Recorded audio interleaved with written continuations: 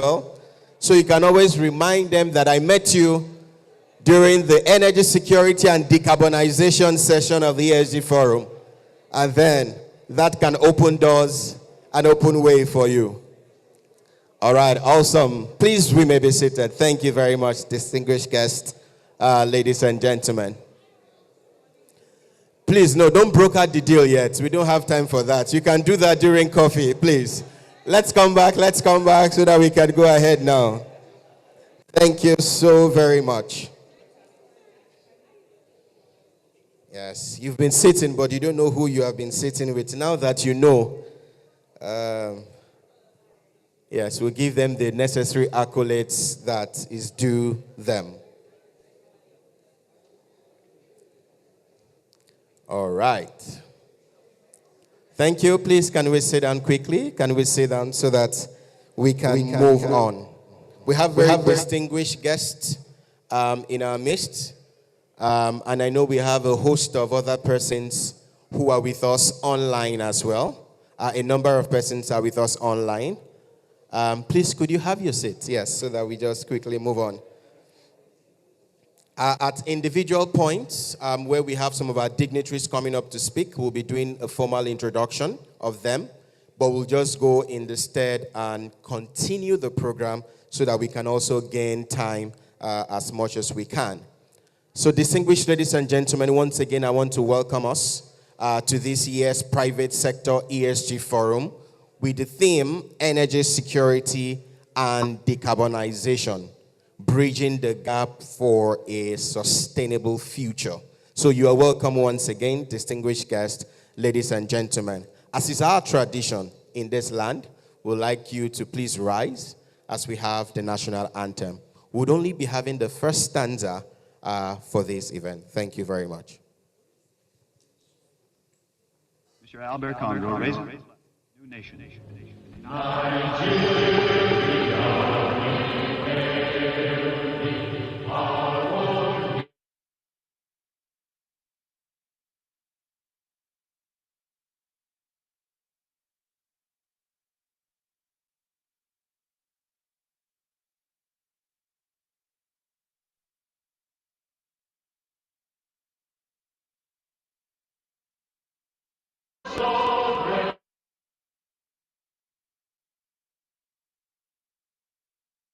Please, we may be seated. I'm happy this was projected this year, because last year when it was recently changed, I was put on the spotlight to sing 2 verses that had just come out, but I'm happy that now we fully memorized it and we will not be shamed any longer. All right, distinguished guests, ladies and gentlemen.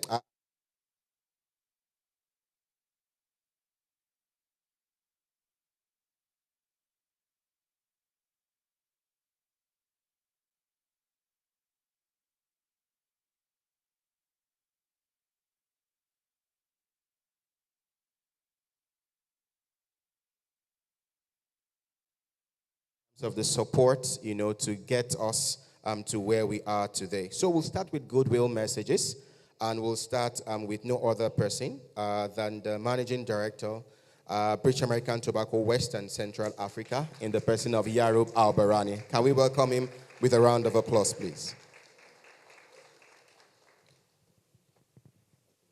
Thank you, Dare. Welcome, everyone. His Excellency, the Governor of Lagos State, ably represented by the Honourable Commissioner for Energy and Mineral Resources. Welcome and thank you for coming. The Director General, Manufacturers Association of Nigeria, members of the press, distinguished ladies and gentlemen. It's a privilege to stand before you today in this esteemed event, the Private Sector ESG Forum, our 3rd year running, to champion conversation and action on a subject that carries profound significance for our continent. The theme of the gathering, Energy Security and Decarbonization, bridging the gap for a sustainable future. It's more than just a discussion topic. It spotlights one of the most defining challenges of our time.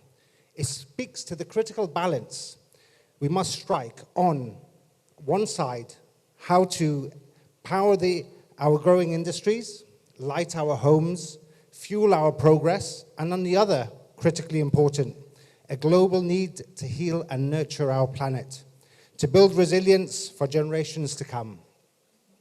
The challenge is particularly acute in Africa.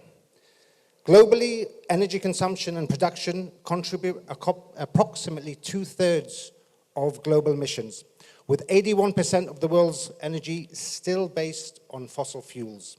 Within the Africa own mix, fossil fuels account for about 90%, with biofuels and waste making up a significant portion of the rest.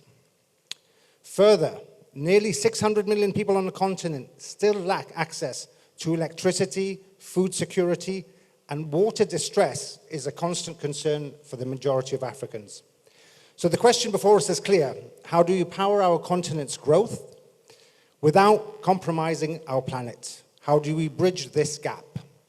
This is where the private sector must step forward, not with rhetoric, but with action. And it's here that I would like to propose the first of two bridges.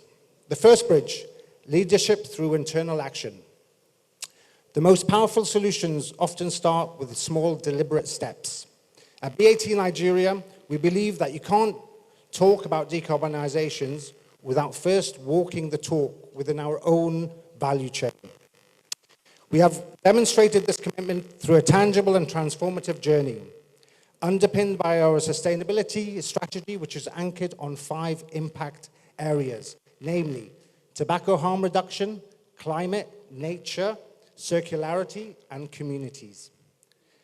As of this year, we have transitioned 100% of our operations from diesel to compressed natural gas, which is currently considered one of the better or the cleanest burning fuels. Our Ibadan factory, a regional hub for our operations in Western Central Africa, now features a 1.4 megawatt solar system that generates approximately 1.3 kilowatts annually, actively reducing our carbon footprint by roughly 527 tons per annum. This reflects our commitment to one of our key sustainability targets under combating climate change to achieve a 50% absolute reduction in scope 1 and 2 emissions by 2030 versus our 2020 baseline. As part of enabling this, we have set a clear roadmap to achieve 100% renewable electricity across our Nigerian operations by 2030. On the waste management side, since 2021, our factory has maintained a zero waste to landfill record. And as of this year, we have reduced our water withdrawals by 42% versus our baseline of 2017, surpassing our targets of 35% by 2025 already. We are also leveraging digital transformation to drive our sustainability agenda. For instance, we have deployed a utility monitoring system and a smart boiler initiative to optimize energy use and minimize carbon emissions in real time. This is part of how we are building a resilient, sustainable energy value chain by leading through action.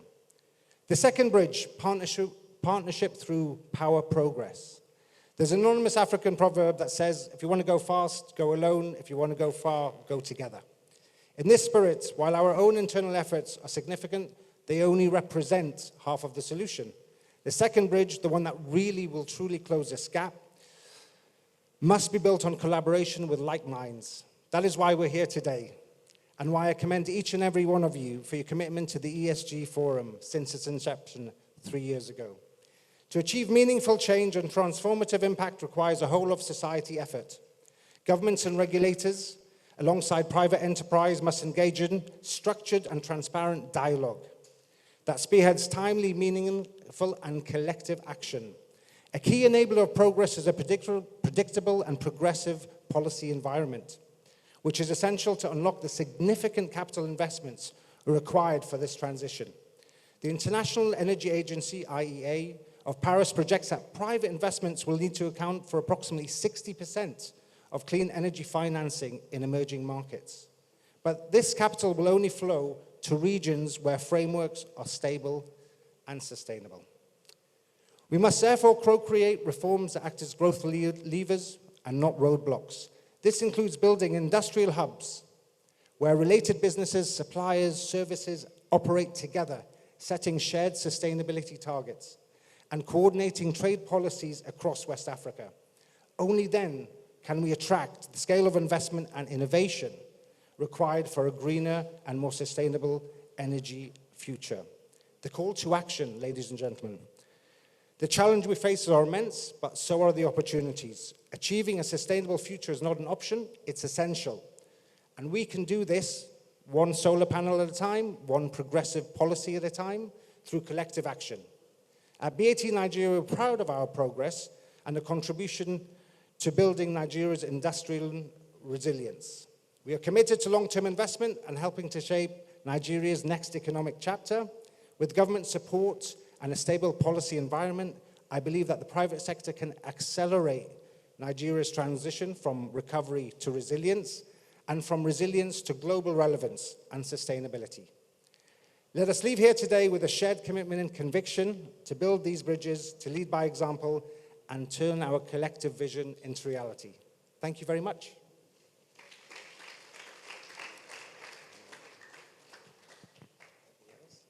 Thank you very much, Yaro. Please, can we give him once again a round of applause?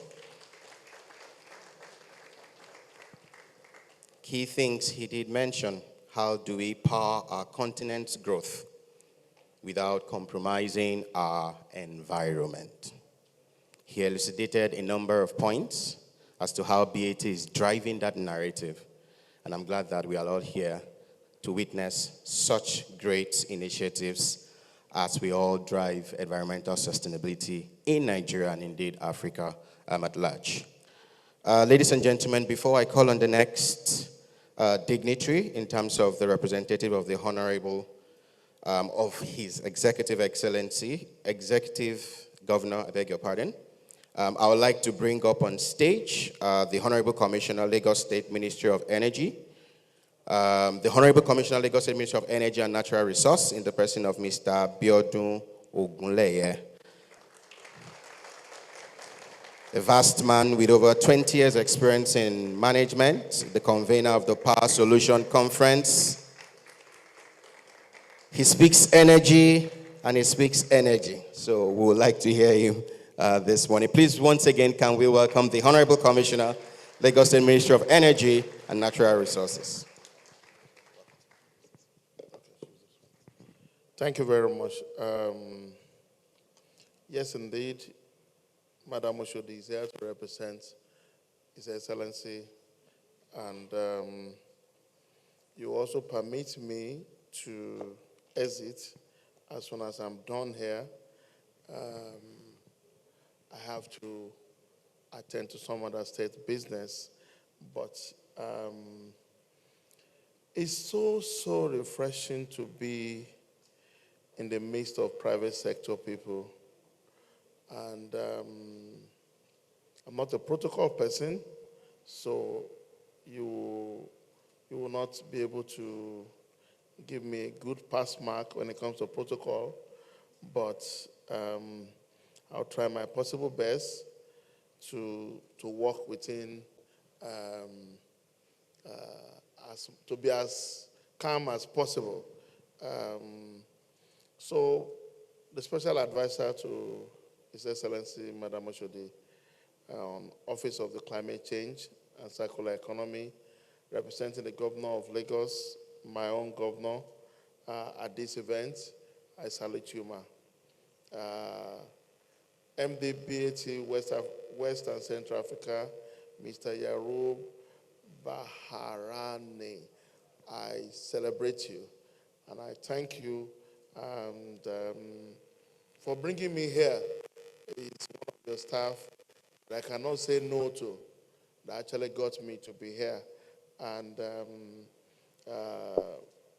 DG Manufacturer Association of Nigeria,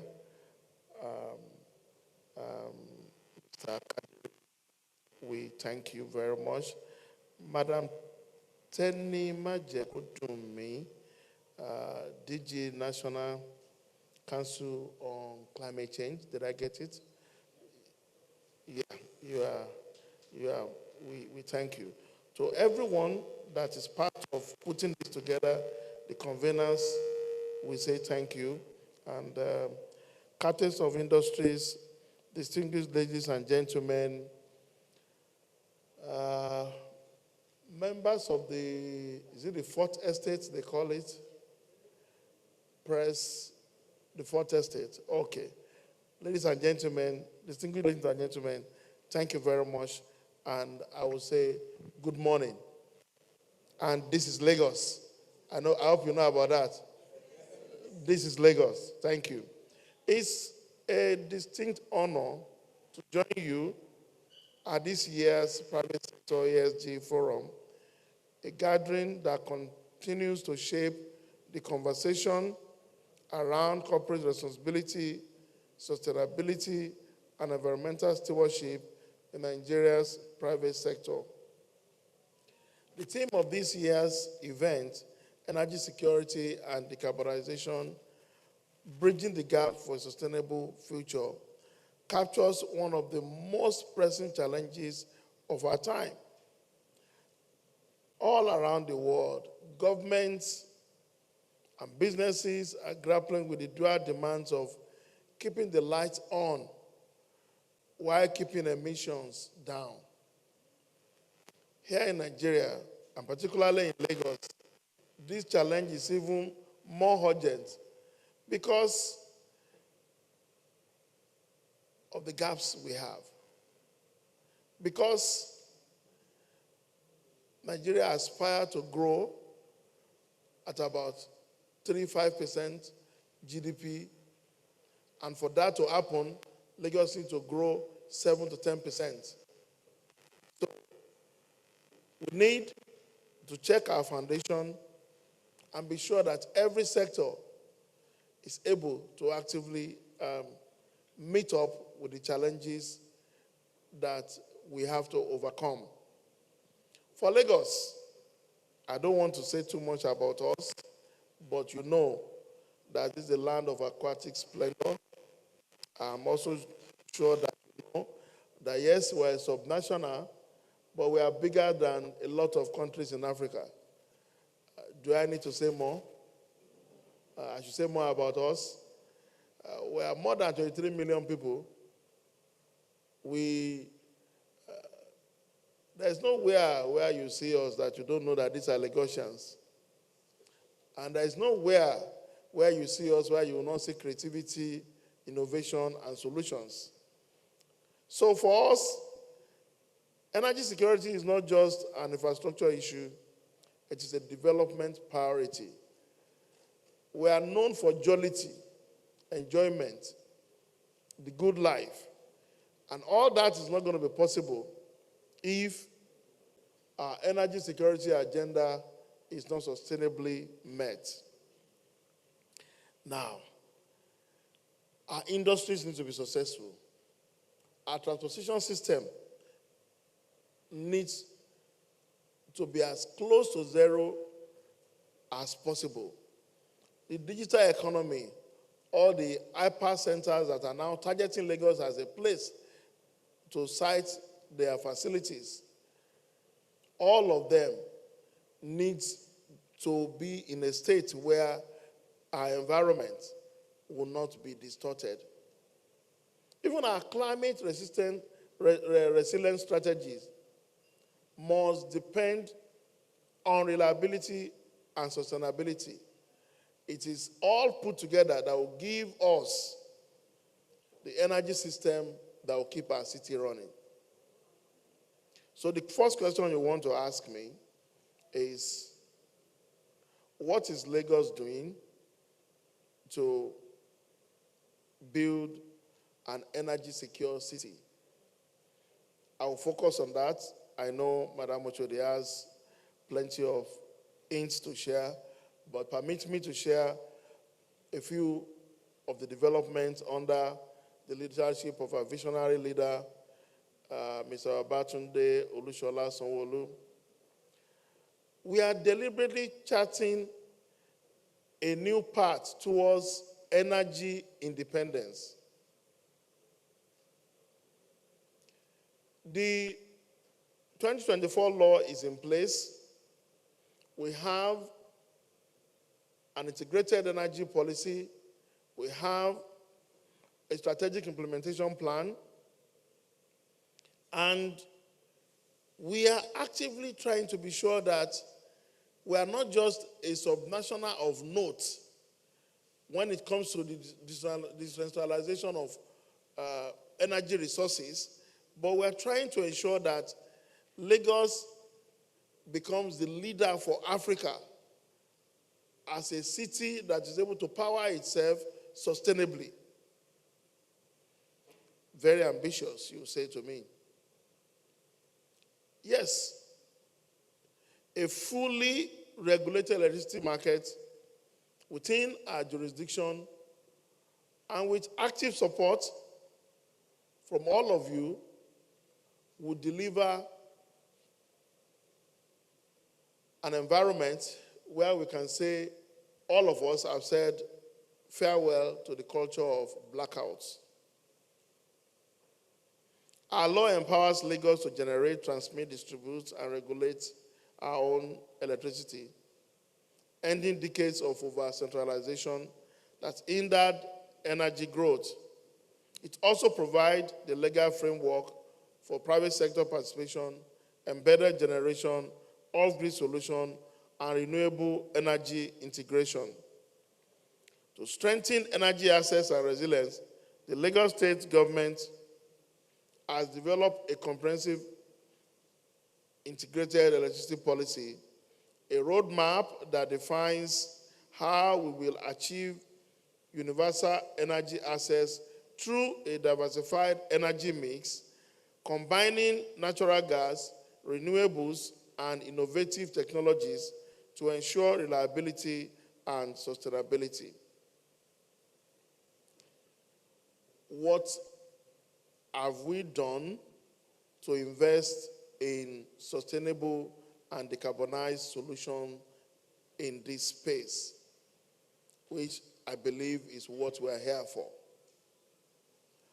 On the decarbonization front, Lagos has continued to demonstrate leadership through the following. I'm going to focus strictly on energy. I know by the time she comes up, she will bring up a lot more projects that we are doing. The first thing we are doing actively is solar. And our own view of solar is that we need to move from transitional fuel and as fast as we can to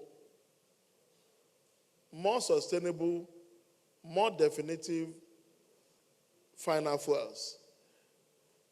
And we have seen inverter technology lowering the cost of development of these assets, and we are saying we'll continue to scale solar electrification across our public institutions. So our health centers, our general hospitals, we have 32 of them. 8 of them are already solarized. We are working with the Rural Electrification Agency to get the 2 of them solarized before the end of second quarter next year.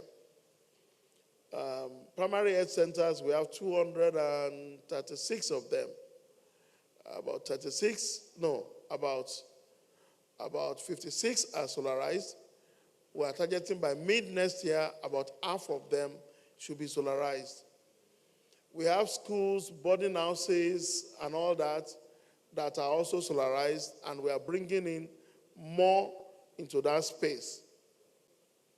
So we are not just reducing our dependence on diesel, but we are bringing clean energy directly to our people.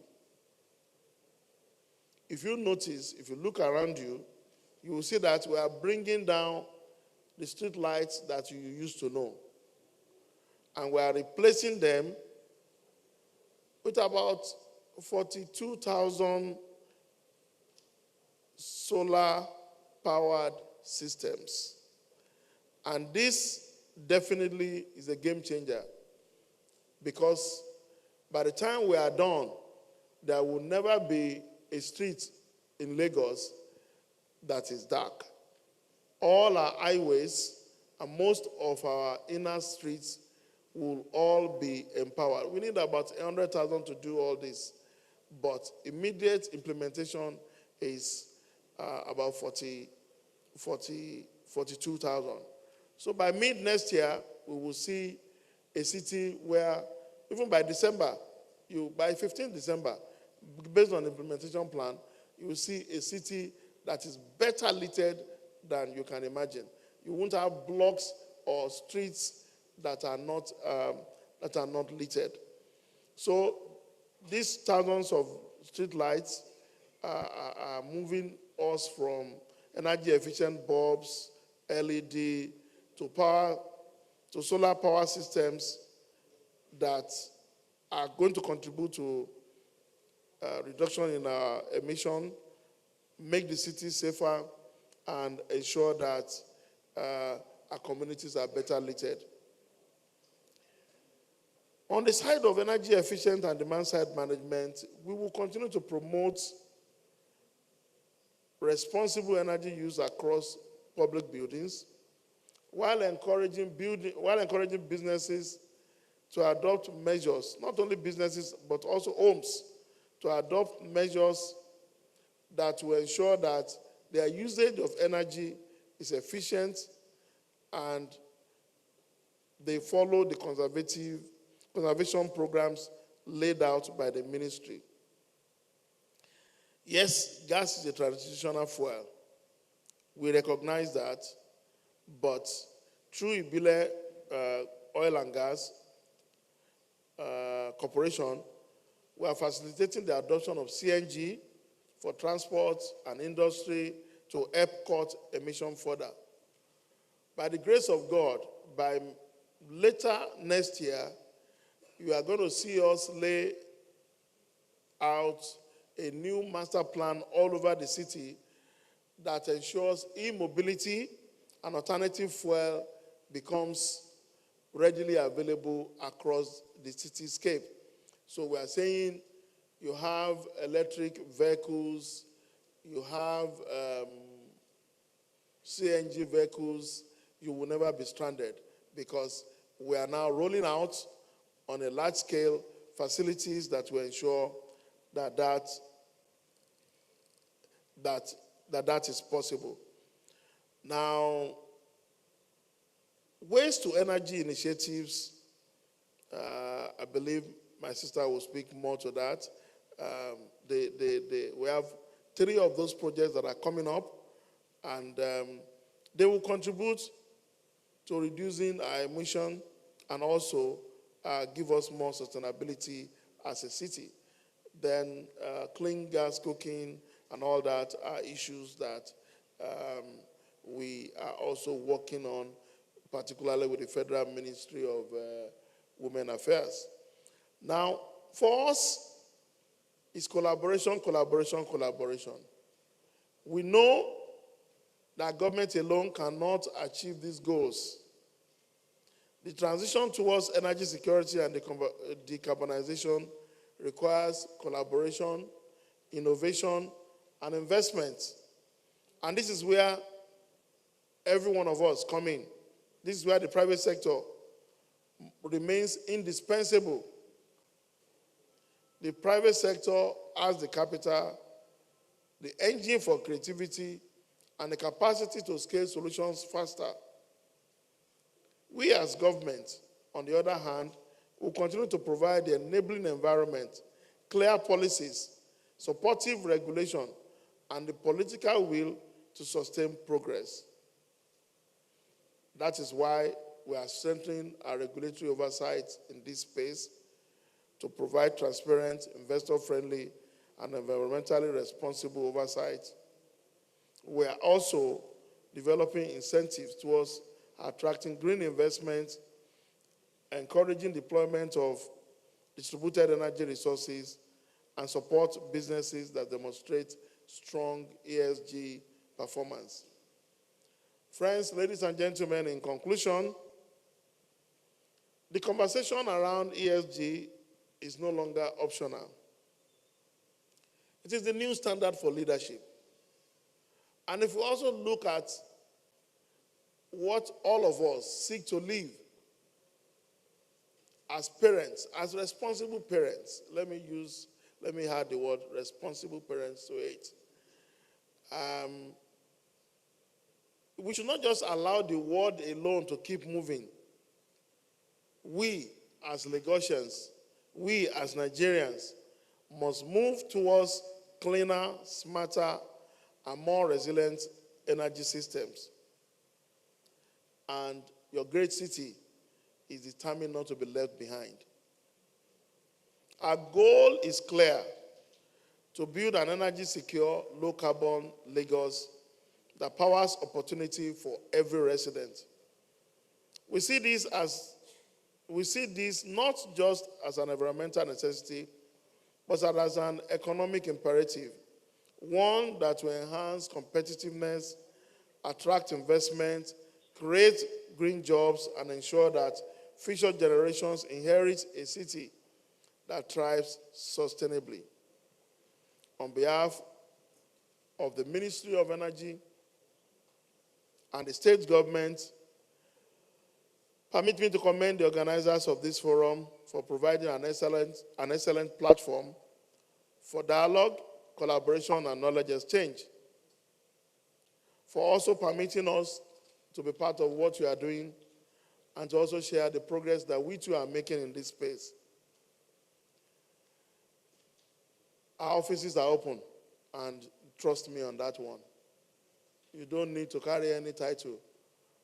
Just come in.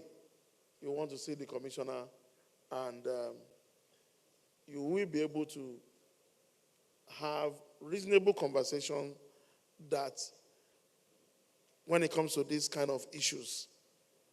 Let us continue to build the gap between energy security and decarbonization, not by choosing one over the other, but by building systems where both can thrive hand in hand. Ladies and gentlemen, I thank you very much for having us. Thank you.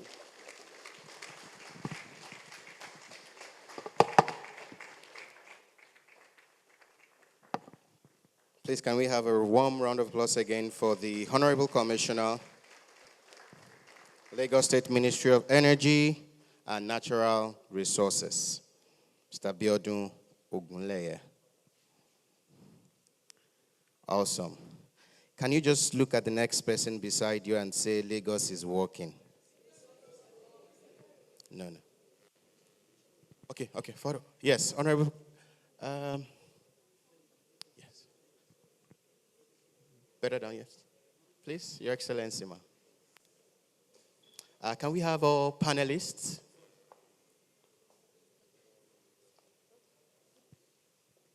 Panelist and moderator, Mr. Folabi, yes, please. Yes.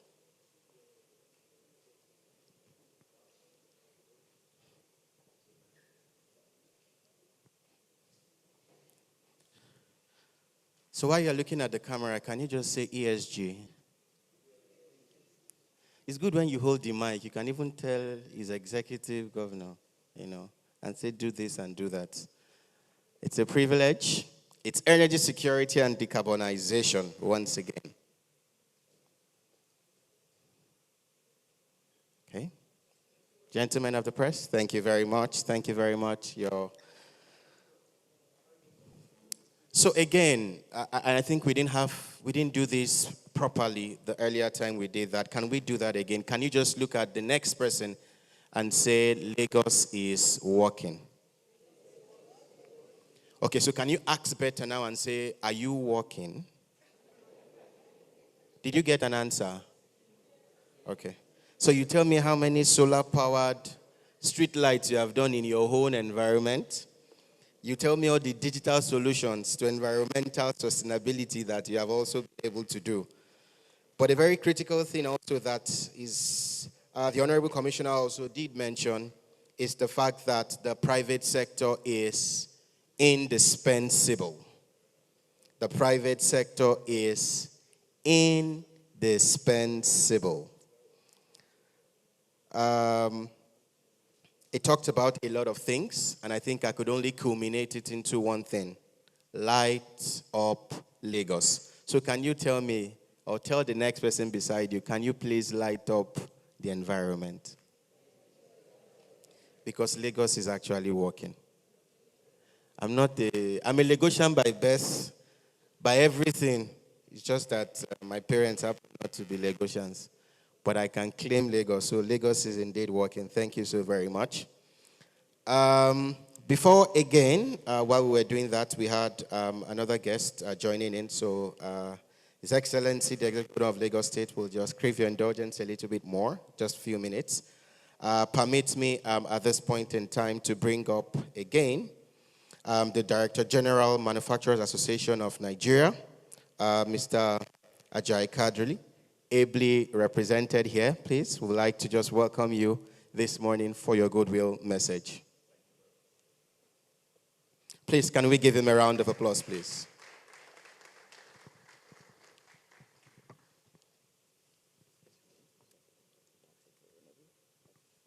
Ably represented by Mr. Patrick Erenabi.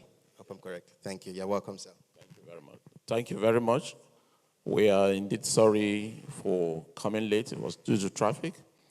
And my DG, please, his apologies. He had already scheduled coming here, but something came off very urgently.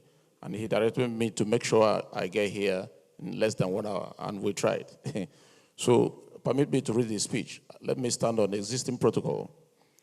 Goodwill message by the Director General of MAN, Segun Ajayi Kadri, MNI, at the 2025 Private ESG Forum, themed Energy Security and Decarbonization, Bridging the Gap for a Sustainable Future, on 29th October 2025. Distinguished Chairman, Mrs. Audrey Era Megison, esteemed guests, fellow stakeholders, I'm honored to join you at the third edition of Pan-African Private Sector ESG Forum, focusing on energy security and decarbonization, bridging the gap for a sustainable future. This critical topic resonates deeply with the Manufacturers Association of Nigeria as we navigate the complexities of industrial growth, energy security, and environmental sustainability.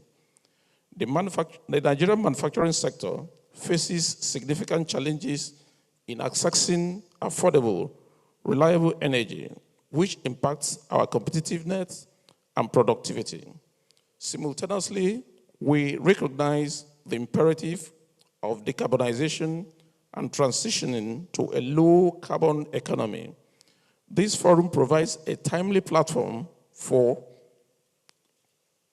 us to explore innovative strategies, policies, and partnerships that can unlock investments, scale clean technologies, and drive inclusive economic growth. MAN commends the organizers for spotlighting these pressing issues, crucial for Africa's sustainable development. We believe collaborative efforts, knowledge sharing, and co-developed solutions are key to bridging the gap between private sector needs and the sustainable energy transition. Our collective goal is to ensure that energy transition efforts deliver economic resilience, create jobs, and promote sustainable industrialization across the continent. As stakeholders, we are expected to share best practices. What do we mean by that? To exchange knowledge and experiences on energy security and decarbonization. 2, to co-develop solutions, collaborate on innovative strategies, policies, and partnerships. 3, drive investments to unlock investment in clean technologies and sustainable energy. Advocate for policy support. In other words, engage with policymakers to create an enabling environment for sustainable industrialization. As manufacturers, we are committed to playing our part in driving sustainable practices, reducing carbon footprints, and contributing to a greener future. In conclusion, I express my appreciation to the organizing committee for their efforts in bringing us together. I am confident that our collective efforts will yield tangible outcomes, drive progress, and shape a sustainable future for Africa's private sector. Thank you, and let's work together towards sustainable future. Segun Ajayi Kadri, MNI, Director General, MAN. Thank you. Thank you very much. Please, a round of applause once again to the Director General, Manufacturers Association of Nigeria, Mr. Ajayi Kadri, ably represented this morning by Mr. Patrick. Distinguished guests, I think it is at this juncture that we would like to welcome His Excellency, the Executive Governor of Lagos State, Mr. Babajide Sanwo-Olu, ably represented here this morning by no other person than a green economist, a social reformer, a leader, a special advisor on climate change and circular economy to the Governor of Lagos State. Please join me as we bring up stage Madam Titilayo Oshodi. Please, can we rise, please, for the Executive Governor of Lagos State.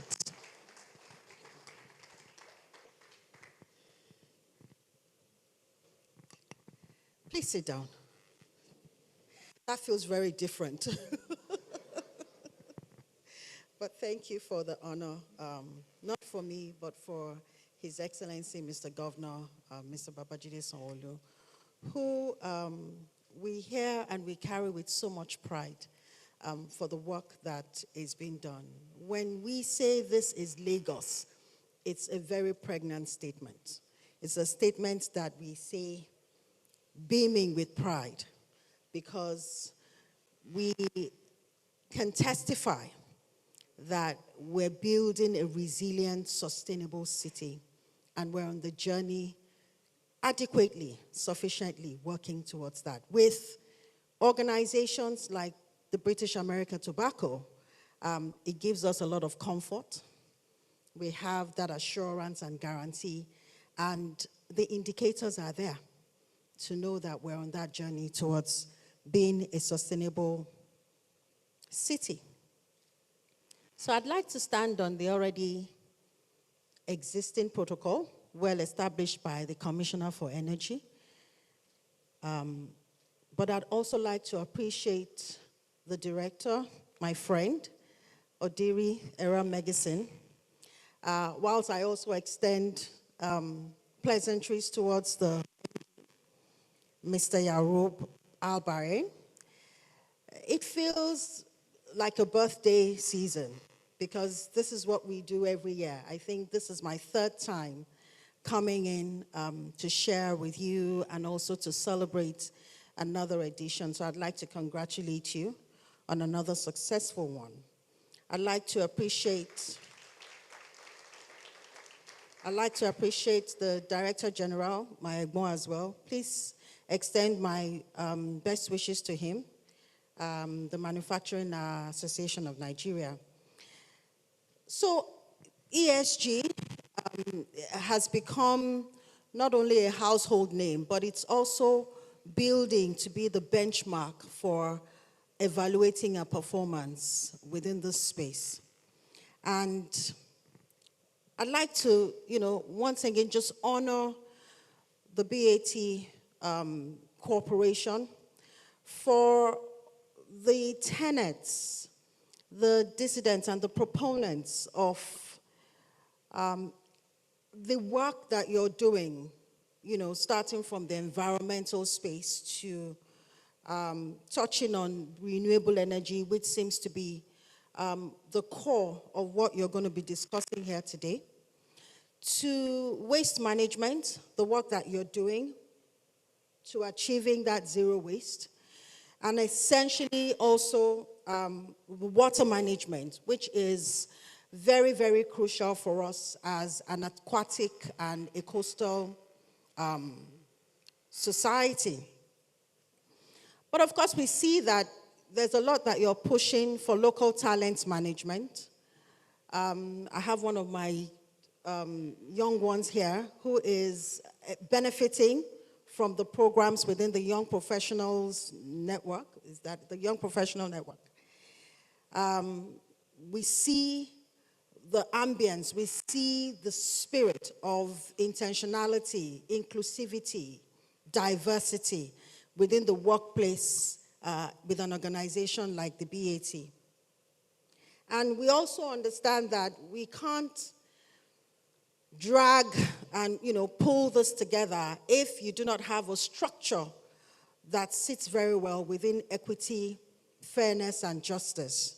A good workplace for private and public partnership, which is a strong indication as well that Lagos State is more than happy and very, very comfortable with working with the British American Tobacco. So I bring greetings from His Excellency. It's a great honor, from the Executive Governor of Lagos State, Mr. Babajide Olusola Sanwo-Olu.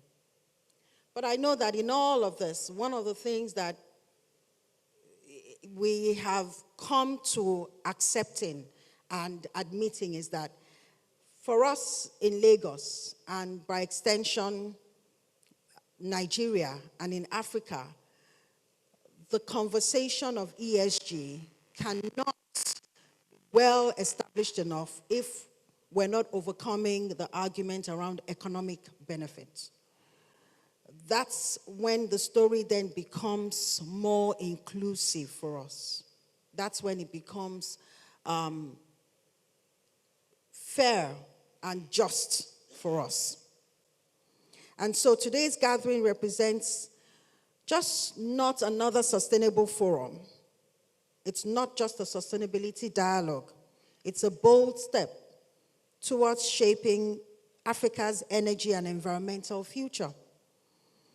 The theme of energy, security, and decarbonization, bridging the gap for a sustainable future, captures a vision that is both urgent and necessary as nations, industries, and cities like ours continue to navigate the complex transition towards a low-carbon economy without compromising growth and energy access.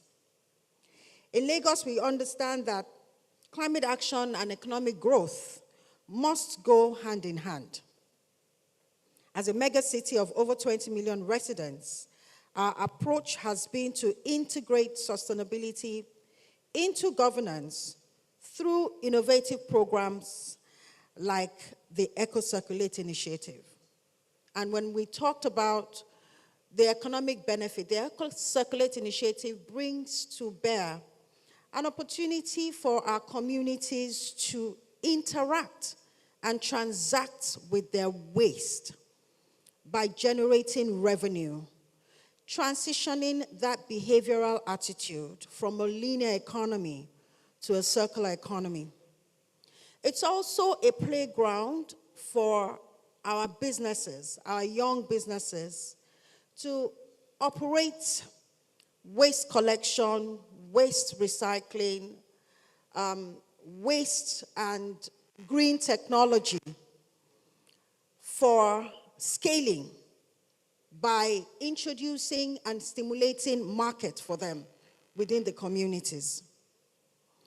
It's a waste bazaar that helps us to be able to promote a waste to wealth model.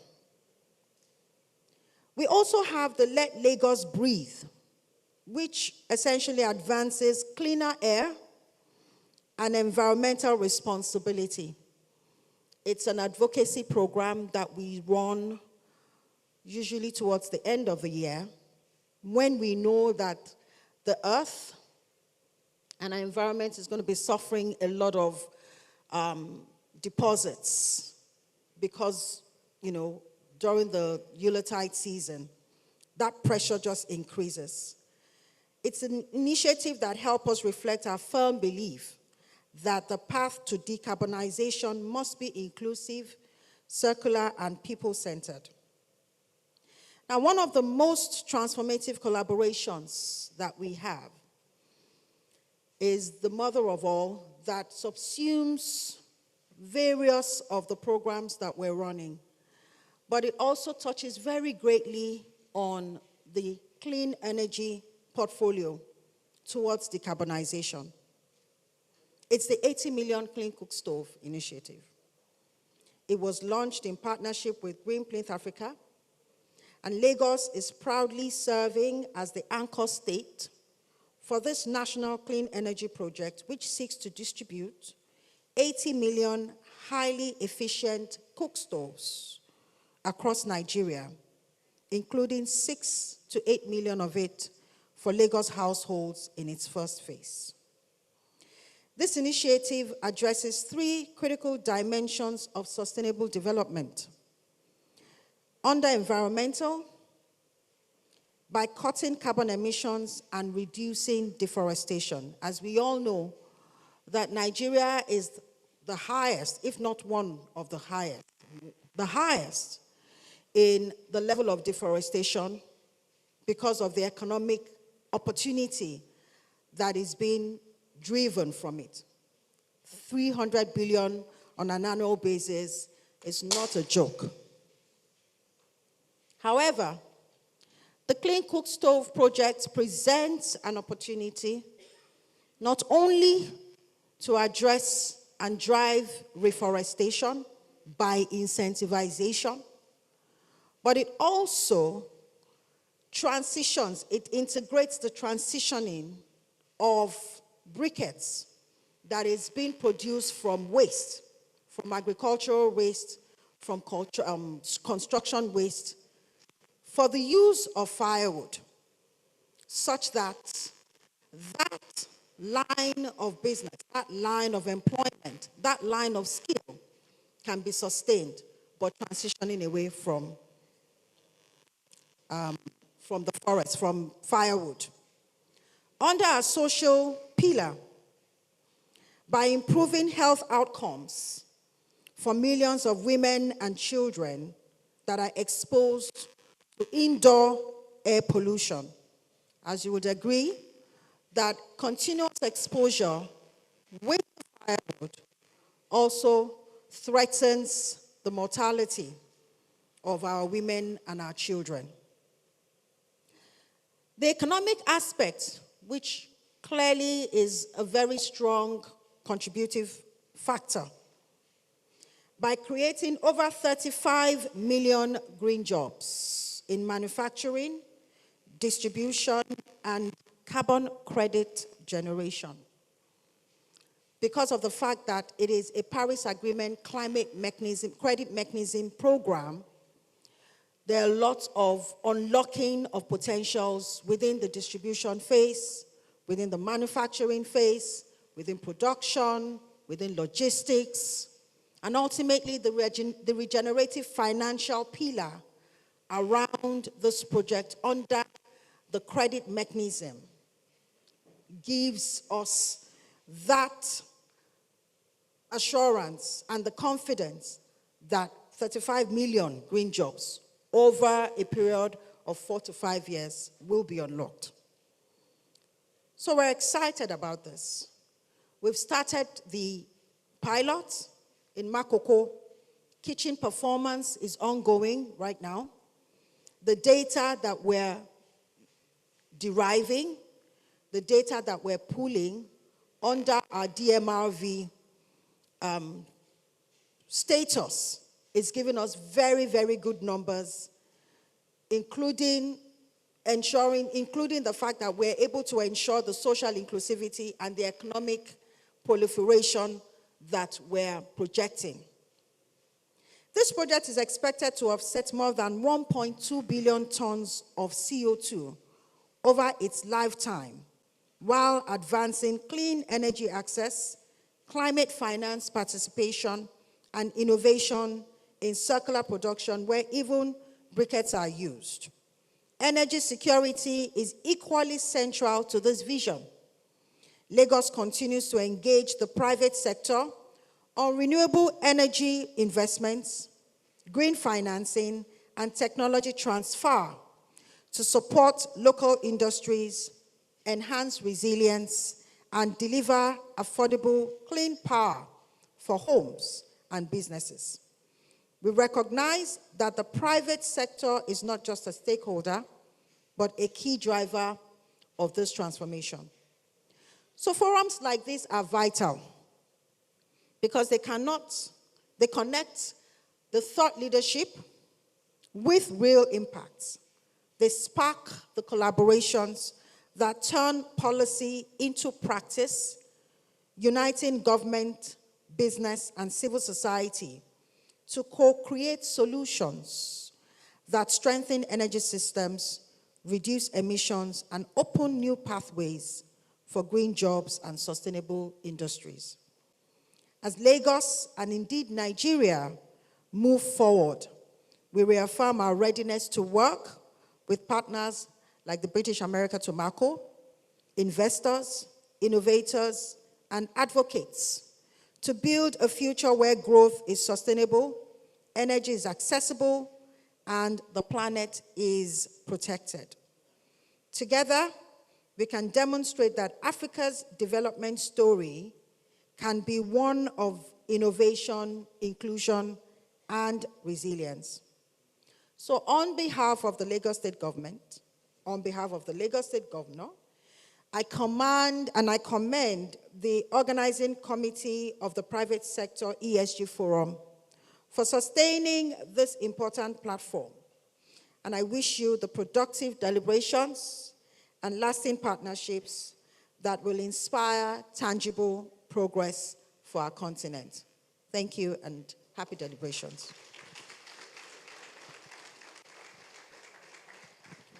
Please, once again, can we extend our applause to the Executive Governor of Lagos State, Mr. Babajide Sanwo-Olu, ably represented by the Special Advisor to the Governor on Climate Change. Thank you so very much, Madam. So in some things that were mentioned, and I know somebody echoed to me to say, Mr. Governor's speech is like a masterclass on its own, and you will bear with me that it is true. But I particularly like one, and I like to rehash it. In a word, she says, let Lagos breathe. So can you just ask the person, let me breathe now? Can you ask the person beside you, let me breathe? If he's asking too much and want to get too much contract, refer them to Lagos State. There is more than enough breath that we can have in Lagos. She stressed about the waste to wealth model, the clean cooking stove, the afforestation.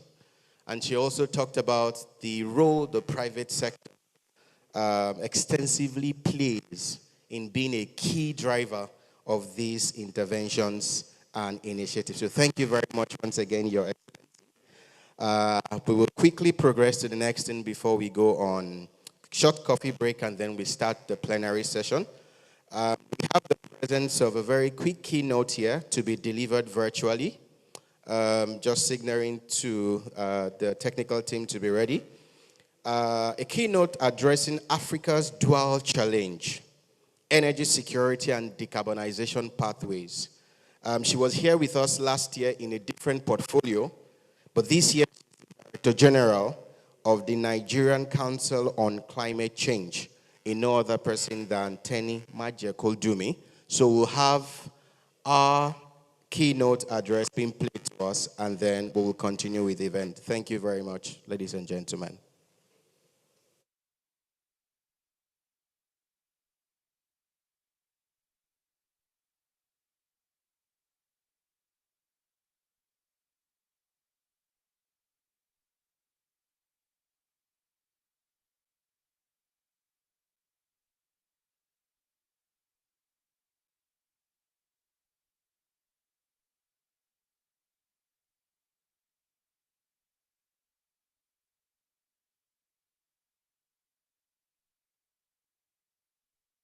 Technical team, can you please help to have this done properly?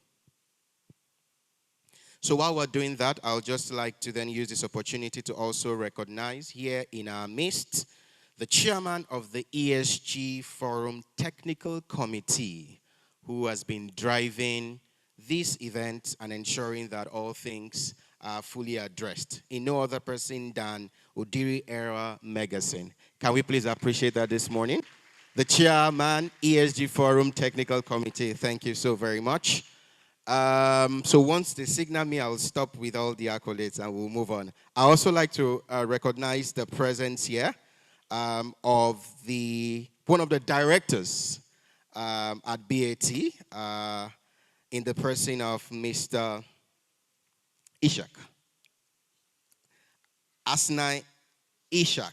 I hope I got that correctly now. I hope I will not get a query for this. But please, yes, thank you so very much. It's nice to have you here this morning as well. Thank you, Hasnai. All right. So also, okay, so I think I'm told that we are good to go. So let me do that again. We'd like to, for the first keynote address this morning, we'd like to recognize the Director General, Nigerian Council on Climate Change, in the person of Tenny Majekodumi.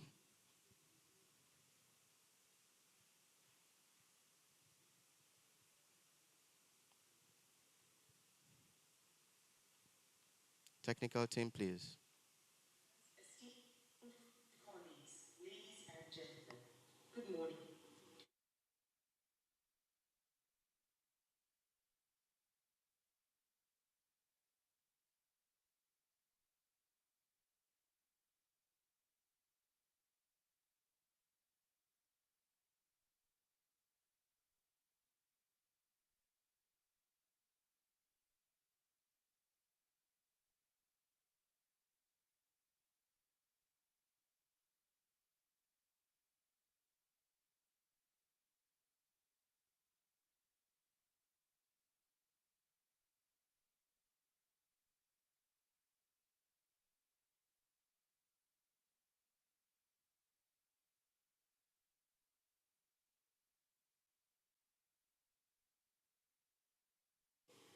Under the leadership of His Excellency President Bola Ahmed Tinubu, Nigeria remains unwavering in its commitment to a carbon-neutral economy by 2060, as outlined in our Energy Transition Plan and our nationally determined contributions, NDC 3.0. The National Council on Climate Change, which I have the honor to lead, serves as a coordinating authority for all climate-related activities across sectors. Our mandate is clear: to ensure that Nigerians' climate response is integrated, evidence-based, and inclusive.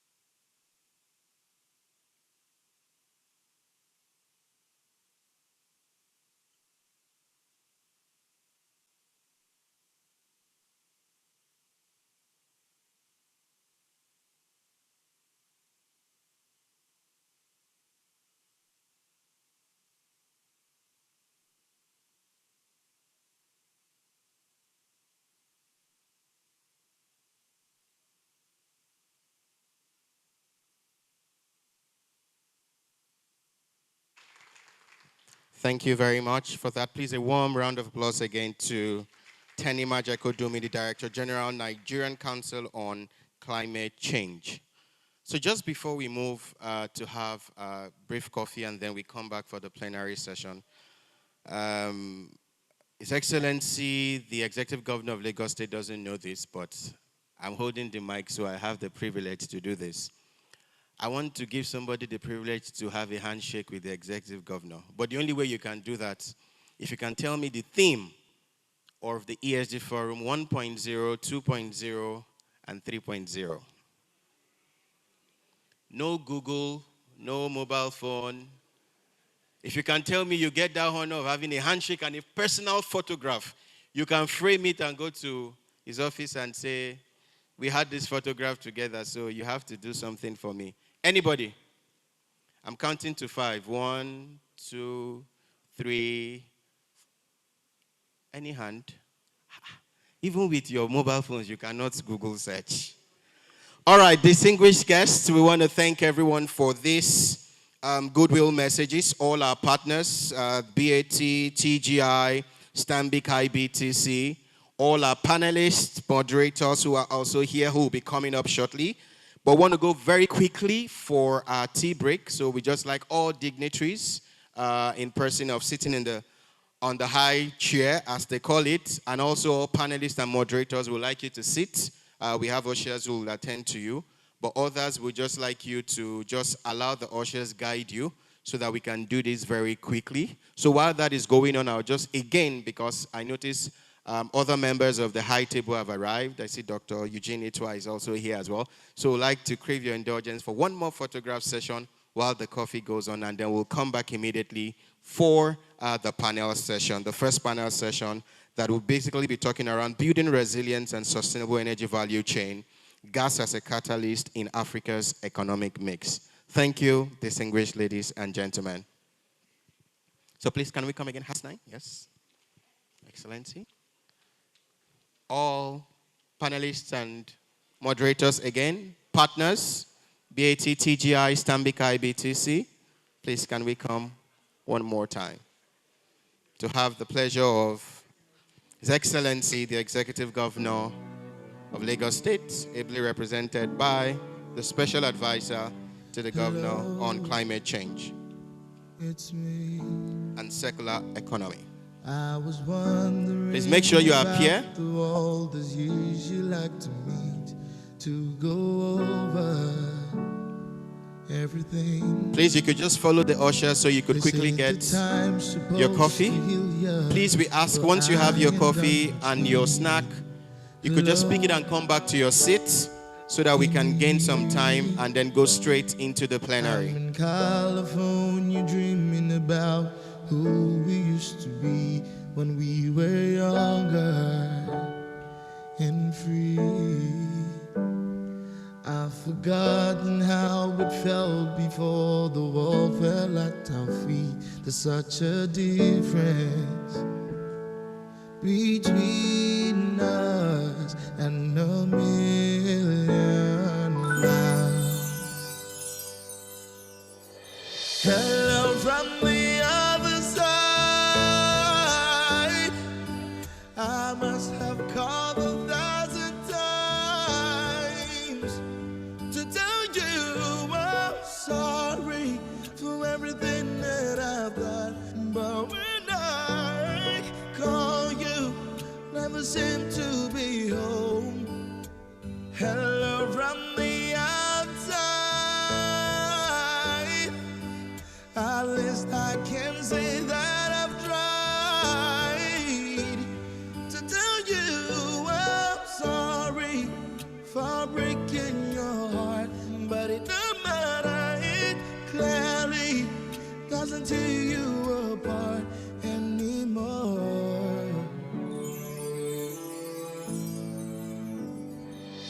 Hello, how are you, girl? It's so typical of me to talk about myself. I'm sorry. I hope that you're well, girl. Did you ever make it out of the town when nothing ever happened? It's no secret that the both of us are running out of time.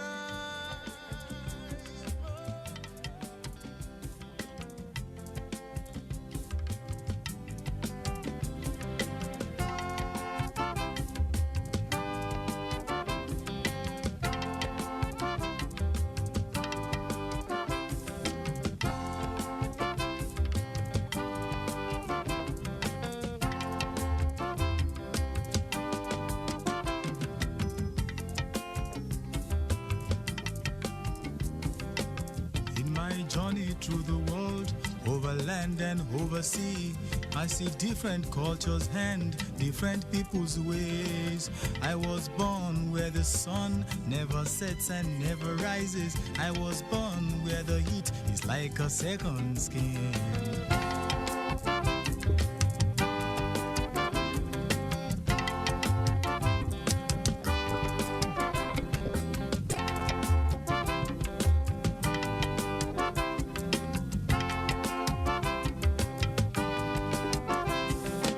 Children crying on the streets, automobiles are making noise, the land is growing dry and weak, spirits dying low. The forefathers are calling me a never tire, never weaken. The pride in me is bursting loose, an African boy.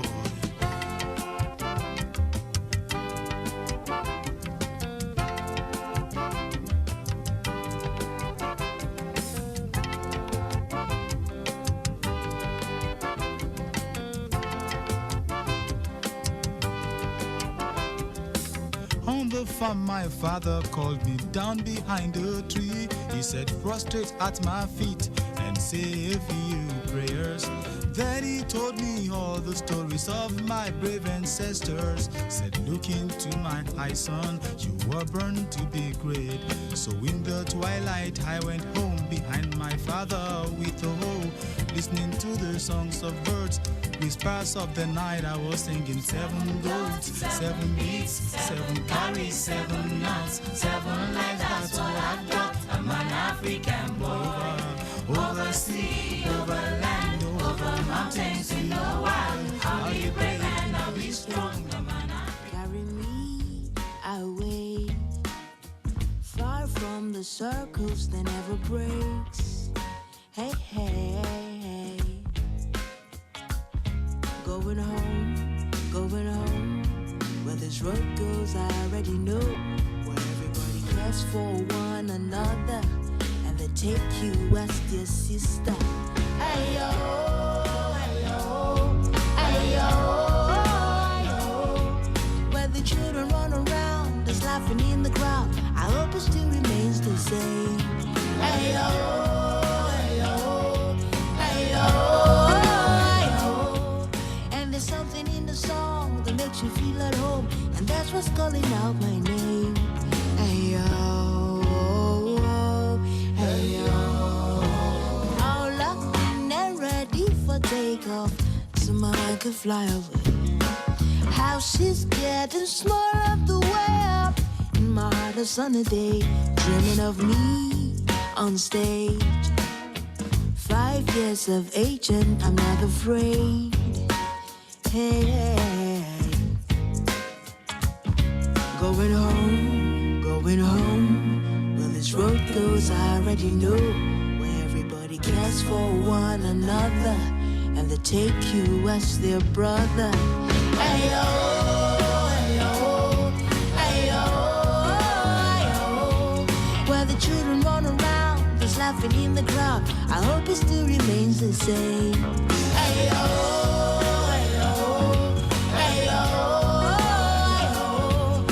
There's something in the song that makes you feel at home, and that's what's coming out my name.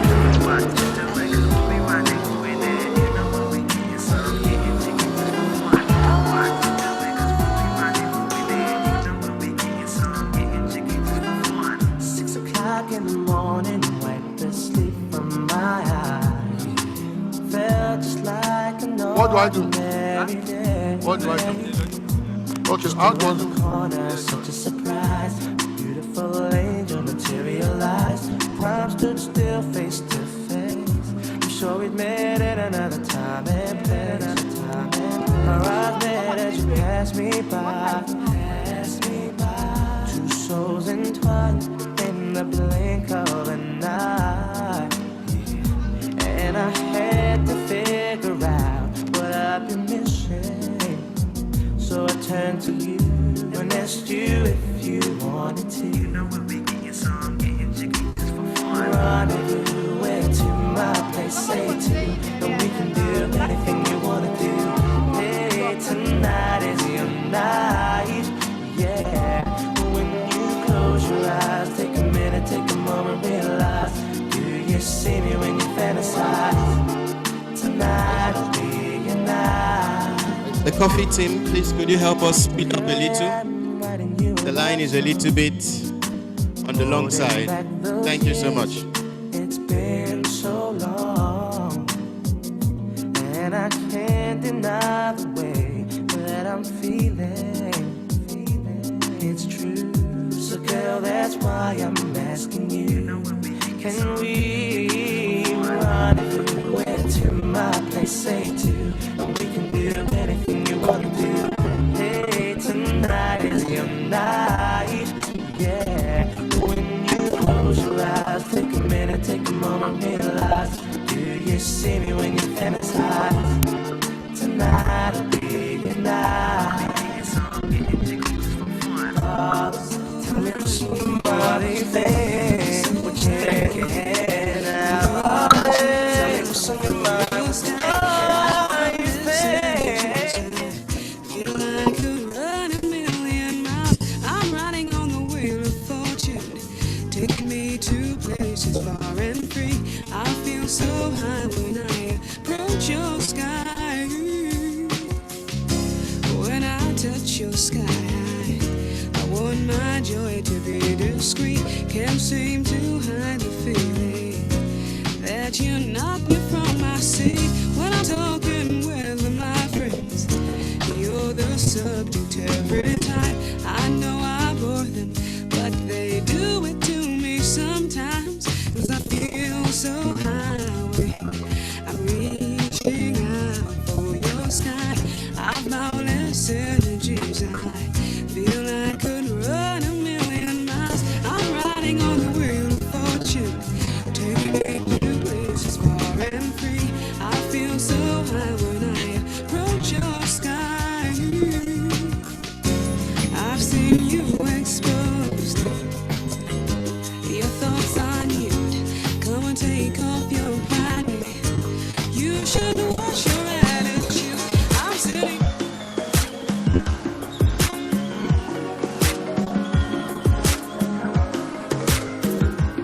I can see the colors of the rainbow, and I can feel the sun on my face. I see the light at the end of the tunnel, and I can feel heaven in this place. And that's the sign of a victory. That's the sign of a victory.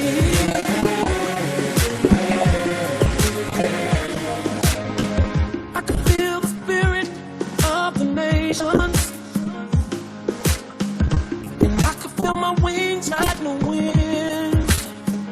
Yeah, I see the finish line just up ahead now, and I can feel the rising deep within. And that's the sign of a victory. That's the sign of a victory.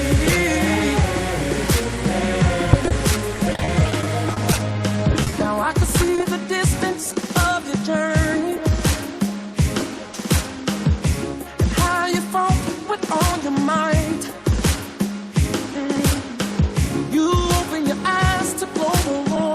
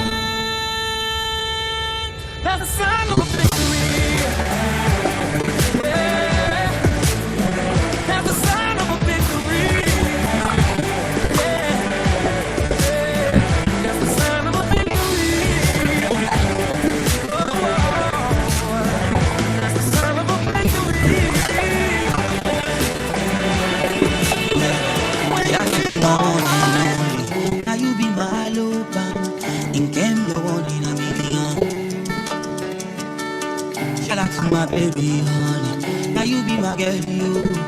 They make your one in a billion. A lè máa lówó lọ́wọ́, ṣùgbọ́n alálàáfíà. A lè máa nílé lórí, ayé wa dùn lóyìn. A lè máa lówó lọ́wọ́, ṣùgbọ́n a ní fọkànbalẹ̀. A lè máa nílé lórí o, òrèǹté ló dé kan pé ní o. Ẹ bá mi kí o, òrèǹté o, òrèǹté o. Ṣálá tó máa òrèǹté o, òrèǹté o. Ẹ bá mi kí o, òrèǹté o.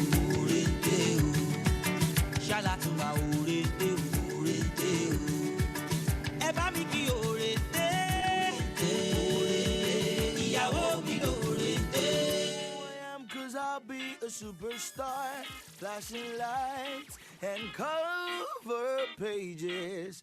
All these faces will know who I am, 'cause I'll be a superstar. Did you see me in the magazines? Tell me, what did you think of me? I'm a celebrity.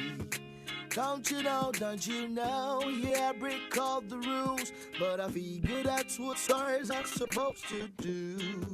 Just 'cause I'm super cool. Don't you know, whatever time of day, be sure to find me in my designer shades. That's how I operate. Don't you know, if I had to do this all again, I wouldn't change anything. The lady in the face adore me, my super story is one with lots of money. When I become rich and famous, oh, this faces will know who I am, 'cause I'll be a superstar. Flashing lights and cover pages. Oh, this faces will know who I am, 'cause I'll be a superstar. No more lining up outside the club, straight to the door, of course they remember me. I live in VIP. Don't you know, we got bit fancy clothes. Paparazzi stalking me, 'cause the whole world knows this dude's about to blow. Don't you know, ain't got no need for game. Just say my name and all of the girls I greet, they want a piece of me. Don't you know, if I had to do this all again, I wouldn't change anything. Ladies love me and the fans adore me. My super story is one with lots of money. When I become rich and famous, all these faces. Please, once we have a coffee and a snack, please just try and come straight to your seat. In another few minutes, we need to start the flex plenary so that we can also move very swiftly.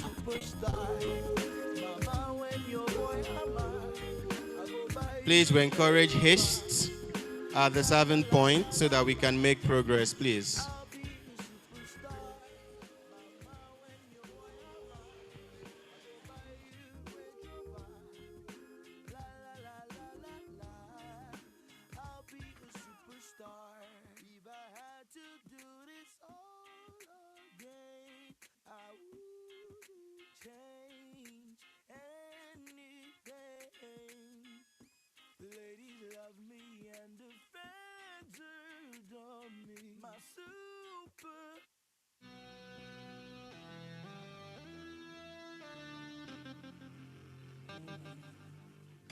I am no longer a child.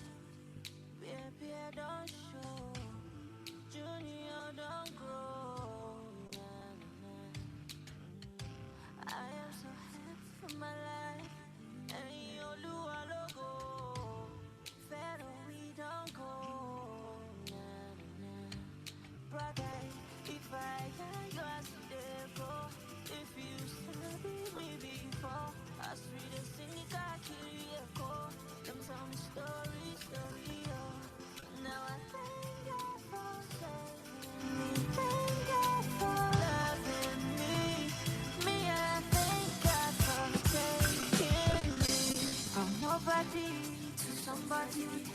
somebody where they spray millions, to somebody where go save billions. Somebody first, say your pataki, from nobody, somebody, shaping a car, they do one for me, shaping a car, they do one for you.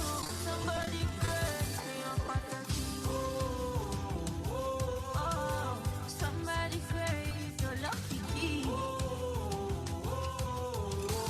Somebody first, say your pataki, nobody, somebody, shaping a car, they do one for me, shaping a car, they do one for you. Somebody first, say your pataki. On the day when the doctor starts announcing, said to my mama, baby bouncing, the blessings just they flow like fountain, and the prospects going hyper's mountain, yeah. Angels they join me singing, my people hear my voice, they join me dancing and jumping, spiritual something. Very soon now my voice will stop the bombing, yeah. Stop the bombing, yeah. And stop the fighting. My people hear my voice, they start uniting. Cause all we need is one love, one love, one love,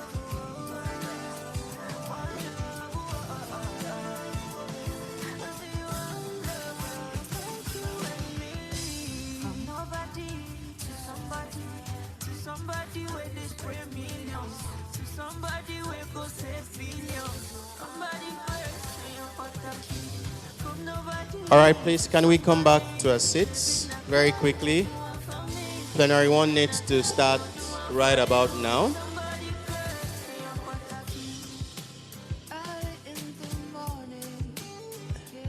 Mr. Abbas Agbaje, you should be getting close to the stage, not back from the stage. Thank you. All right. So if you have your coffee and your snack already and you're on your seats, please, let's just give ourselves the utmost attention while we wait for others to join in. I think the queue is fairly done now. So we'll just like to get everyone fully seated now so that we can progress.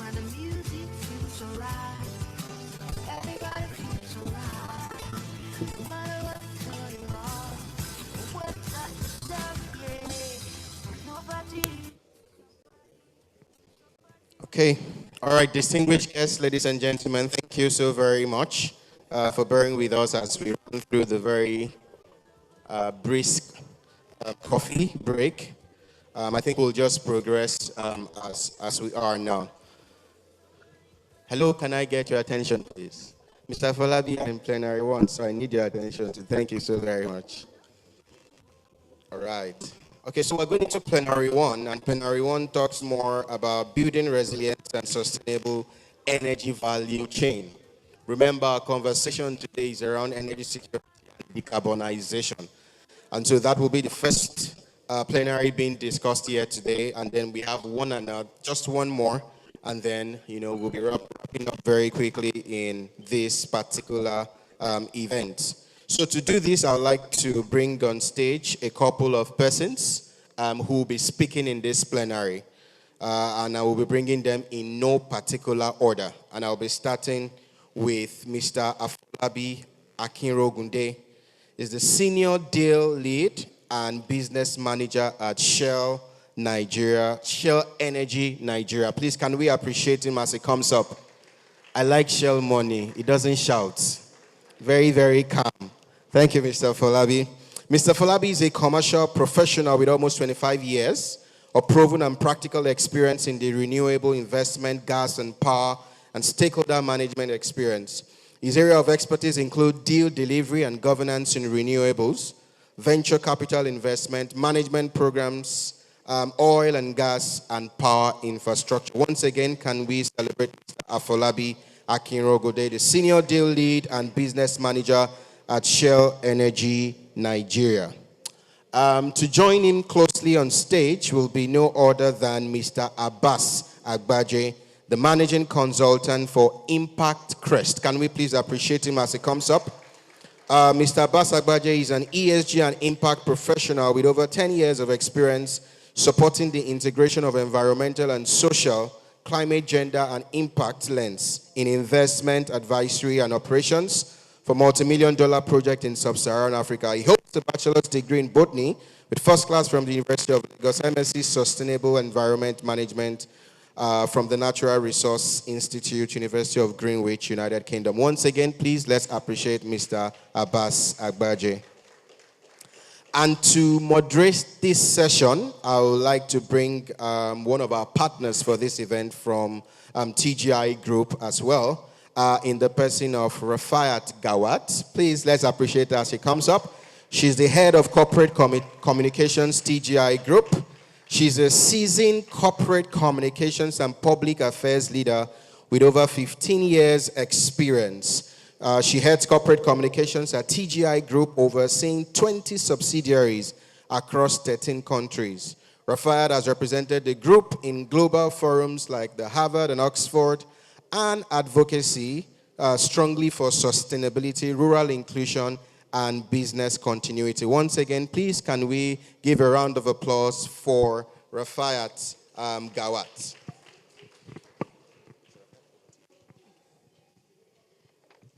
All right. Good morning, everybody. How are you guys feeling this morning? Great. You seem excited to me, and I'm not feeling it. How are you guys feeling this morning? Good. Okay. Welcome to this panel. And a lot has been said, from the goodwill messages, Mr. Governor's delivery, the DG Climate Change Commission, and all of that. And everything has sort of set the stage for the conversation we want to have. We've talked about how, for us to bridge the gap, we need to, look at innovation, we need to look at technology, we need to look at financing, we need to look at advocacy on the policy side of things. We also need to look at what we're doing as regards community engagement. So, I think I'm going to start from, I have only 3 questions. I'm kidding. But we're going to build all our questions around being the producer, the consumer, and the partnerships, and everything in between. So I'll start from the production side of things, right? And my first question will be that, what are the most promising renewable energy technologies for Africa's diverse climates and geographies? So maybe I'll direct the first question to Eeny, Meeny, Miny, Mr. Afolabi. Hello? Good. Yeah. Clear. Wanted to be sure you could hear me. I think my job really is to invest in those technologies, and I think my co-panelist is more around knowing how they work. But I think in terms of what is really changing in the ecosystem, I think the core elements are still around. If you look at battery technology, battery chemistry, there are slight improvements in terms of efficiency. In terms of panels, you see significant improvements also, improving the yield, improving panel. For example, when I came into this space in about 2019, moving from upstream into renewables, the average panel was about 120, 150 watts per panel. You now have 850 watts per panel. So that's almost like a 5, 6x, 5, 6, 7x in terms of what you can get out of those panels. You now have panels that can get you a lot more energy, even in the rain and what have you. So they are seeing those improvements in the ecosystem. Another improvement which you continue to see is also around use cases. Okay. You now begin to see models like battery as a service begin to I think I did a $2 million investment in a company called Mobile Power a few years ago, which was basically pioneering mobile battery as a service and doing it well in about 7 African countries. It's gone on to do very, very well now. Now we're even having that now moving into mobility. Amazing. So you are seeing Spyro, you are seeing MaxNG, you are seeing all those companies begin to have all these Okadas you see around town now that basically are running purely on EV. They are not fueling, and they have all sorts of battery swap locations around town, and that is significant to seeing anything from a 40 to 60% reduction in fuel usage. And of course, if you are operating a fleet, that contributes significantly into your cost and affects their profitability. So you're seeing a lot of those options also happen. Number one on the technical end, and number two in the use cases space. Amazing. Everything is as a service now, and people are complaining, but Yeah. okay. I think that will lead to my next question, which is around the investment strategies, right? So I know that Mr. Folabi has said he's the one funding, so maybe I should have my idea and come and collect money. But if you look at the investment strategies, what do we really need to finance large-scale renewable energy ideas, but especially in Africa? But I also want to sort of speak to if there is an SME play in all of this conversation.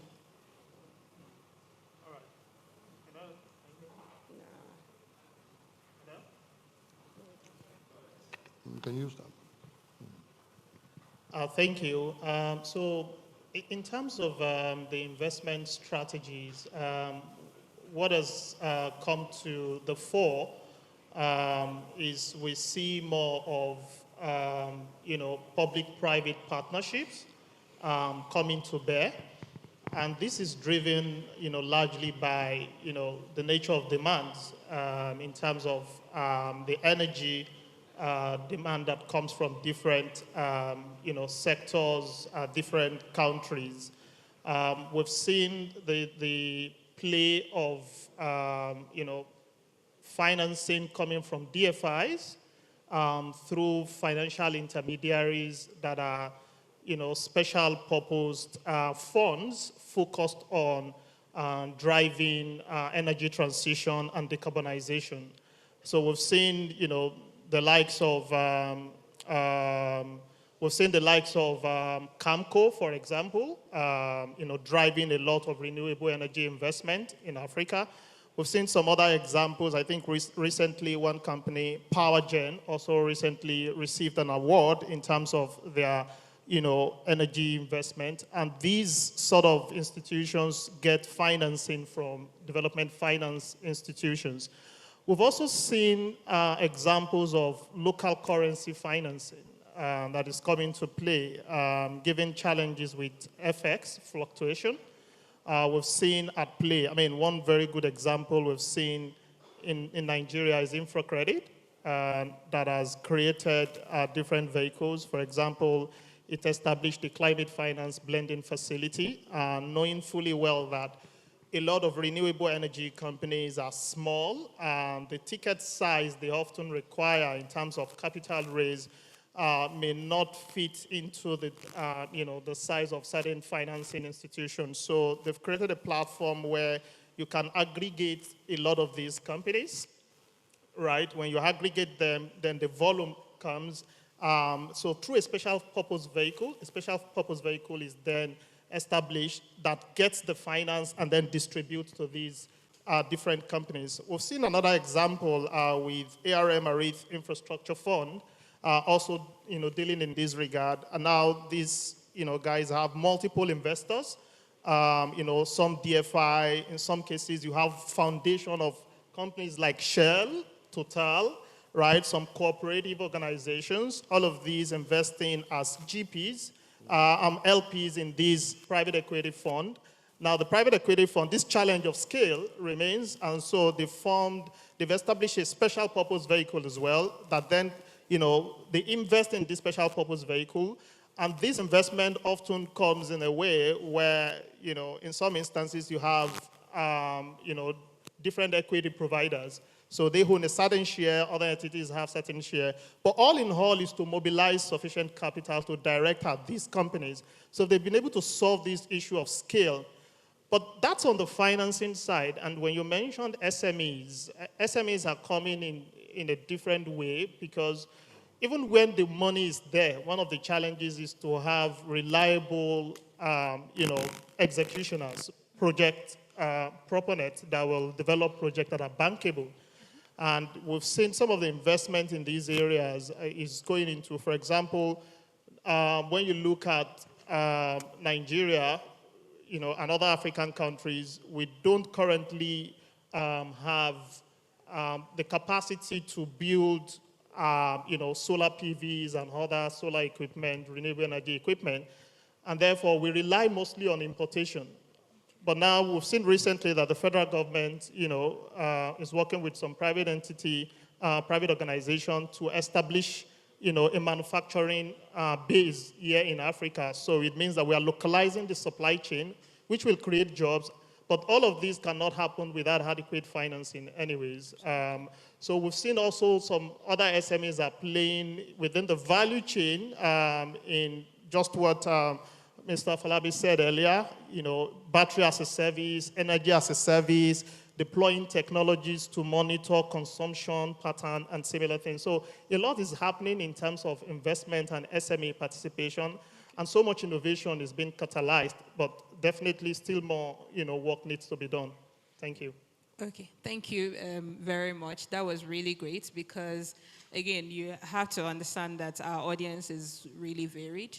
We have the big guys who Mr. Falabi can dash money, but we also have a lot of people who are starting off or doing small things or with big impact. And all of those people are here, and those are the people that we want them to be able to take something away from this conversation. So I would ask my next question, again, maybe in the same order. So, Mr. Falabi, how can, or let's say, when the Honorable Commissioner for Natural Resources and Energy was speaking earlier, he mentioned, a lot of nice things about the impact of renewable energy or energy security and all of those things. And what are the actual impacts, the good, the bad, and the ugly? Lay it on us. The good, the bad, and the ugly. I think it's mostly been good. In terms of renewables, I think, let me start with the bad. I think the first experience anybody who had the exposure to renewables as a user, probably at least 10 years ago, was probably a negative one, because the sector was not very well regulated. All sorts of panels, all sorts of systems came in. And then probably you then had a lot of people that, because of those initial bad experiences, or didn't know how to use or interact with renewables, because you can't use it quite the same way as you use on grid solutions. And then based on those, renewable had a challenge basically reintroducing those people back into it. And of course, every bad customer tells five other people. So everybody knew one uncle or cousin who wasn't very happy about it. But I think over the last 6-7 years, that shift has really happened. I've seen that shift organically happen. And there's a lot more interest. Of course, we've also had at the end of the day, I always tell people, especially for the Oyibo people, that you can always like renewables, the world is changing, the world is this, I want ESG, I want green. For the average African man, I just want to survive today. And so as long as your ESG, your green, whatever, doesn't tie into how he makes money or how he saves money, they won't listen to you. But what we are now seeing over the last 6-7 years is that there's now beginning to be a connect between that green, because renewables are beginning to become a lot more competitive. For example, I told the MD of one of the key discos a few years ago that one of the key reasons why you still have a business today is that all of the devaluation we've had in the Naira over the last few years has kept a lot of people from actually transiting. A lot more people would have left your business had we not had the 3, 4, 5x drop in the value of the Naira. So there's a lot that has happened. Solar prices have gone down 10x in the last decade. Battery prices have gone down. We know what has happened. So in terms of negative, the negative has translated into the positive. Another negative which we'll be having very soon is then going to be all of these 20, 25-year-old panels. All of these batteries, lead acid, lithium-ion batteries, end-of-life management. That's a key thing. It's a problem which we need to begin to look at, but it's also an opportunity because a lot of these systems have significant reusable elements in them. And so it's another area where, as we plan, whether at the government level, policy level, but also as investors, begin to look at what is happening in that space. That was something I think I did in my last role, looking at renewable recycling companies. Where can we play? how can we do this? How can we solve this problem? Because we need to have a 360 circular view of the solution. Thank you. So, bottom line, there is money in renewables, Sha. It's okay. So I think I'll just come to you with the same question, but I want you to speak more to the environmental impact and maybe a bit on the social side as well. All right, thank you. I think he's actually done a good job touching some of the environmental impact and the social impact. So if we would talk about the environmental and social impact of, renewables and the energy transition, I often tell people that it's best to look at it from a value chain perspective, looking at it from the upstream, midstream, downstream. Now, when we talk about all these solar panels, wind turbines, whatever, we want to use, to generate electricity, it boils down to extraction of critical minerals, right? The process of mining, the extraction of critical minerals, whether it's lithium, it's cobalt, it's nickel, it's cadmium, all of these requires, in fact, because you want to transition to clean energy, you're actually burning a lot of fossil fuel in the process, right? So you tend to see that even people who are driving EVs may actually have charged their EVs from power generated from, gas, right? It's transition, so it's allowed. But we must recognize the problem in terms of the challenges. So if you look at a lot of mines, you see there's a lot around, biodiversity loss. There's issue around, water pollution, groundwater pollution, soil degradation. There are issues of child labor or forced labor. In fact, a particular report, by Environment Agency, a set of chief scientists in the UK noted that the EU Green Transition Plan has a lot of, potential impact in driving modern slavery in Africa or other developing countries where you have extraction of resources, right? Look at DR Congo. They have forest. If you have to extract, lithium, cobalt from this area, you have to clear forest. Now, the process of clearing forest is contributing to, GHG emissions at the end of the day. Then there is a research that, from some professionals in the UK that also noted that we are gradually creating a new normal of what they call the decarbonization divide, where you have that countries where resources for decarbonization and energy transition is being extracted don't have as much in improvement in their lives and well-being as those other countries where the final product are being utilized. Now, a report by GIZ also recently showed that Nigeria, as well as other countries such as Senegal, Kenya, Ghana, have high lead exposure due to the use of lead-acid batteries. In fact, an estimate by UNICEF reveals that up to 23 to 68 million of children have been, diagnosed to have lead poisoning in their blood in Nigeria. Right. So these are clear examples of, social impact. Now, as a country, as a continent, we have very limited capacity to recycle battery. Right. We have the issue of battery, energy, for storage is a critical one. We have this proliferation of these electronic waste. Now, as I said, if these waste continue to proliferate and we don't have capacity, now the life cycle of a lead-acid battery is just between 3 to 5 years, typical range, right? With increase in temperature, due to climate change, you have a lot of thermal degradation that quickly affect the batteries and allow them to deteriorate faster. Now you compare with lithium-ion batteries that have a lifespan of between 7 to 15 years, right? We don't even have capacity to do that locally. Right? So these are new things. I think a company in Ogun State is now coming up to start recycling batteries locally. But a whole lot of these batteries are being shipped out of the country, right? So these are contributing to even more emissions. So again, there are the good sides. there are the bad sides, but we have to balance both so that we don't continue to foster what is called the decarbonization divide. We want to bridge the gap. We should not cause more divide, right? Interesting. Okay.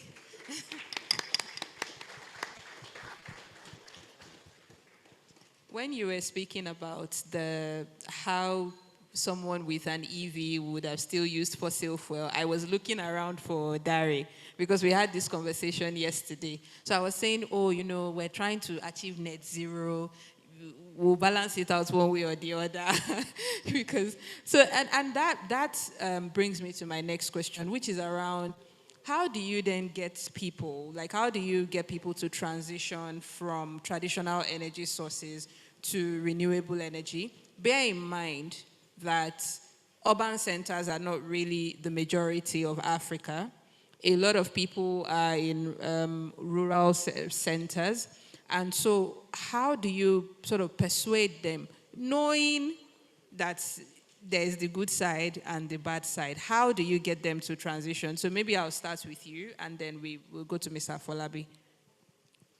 You've changed the order, so... It's deliberate. My thought was brewing, but now you cut it off. You have to shock the enemies. Right.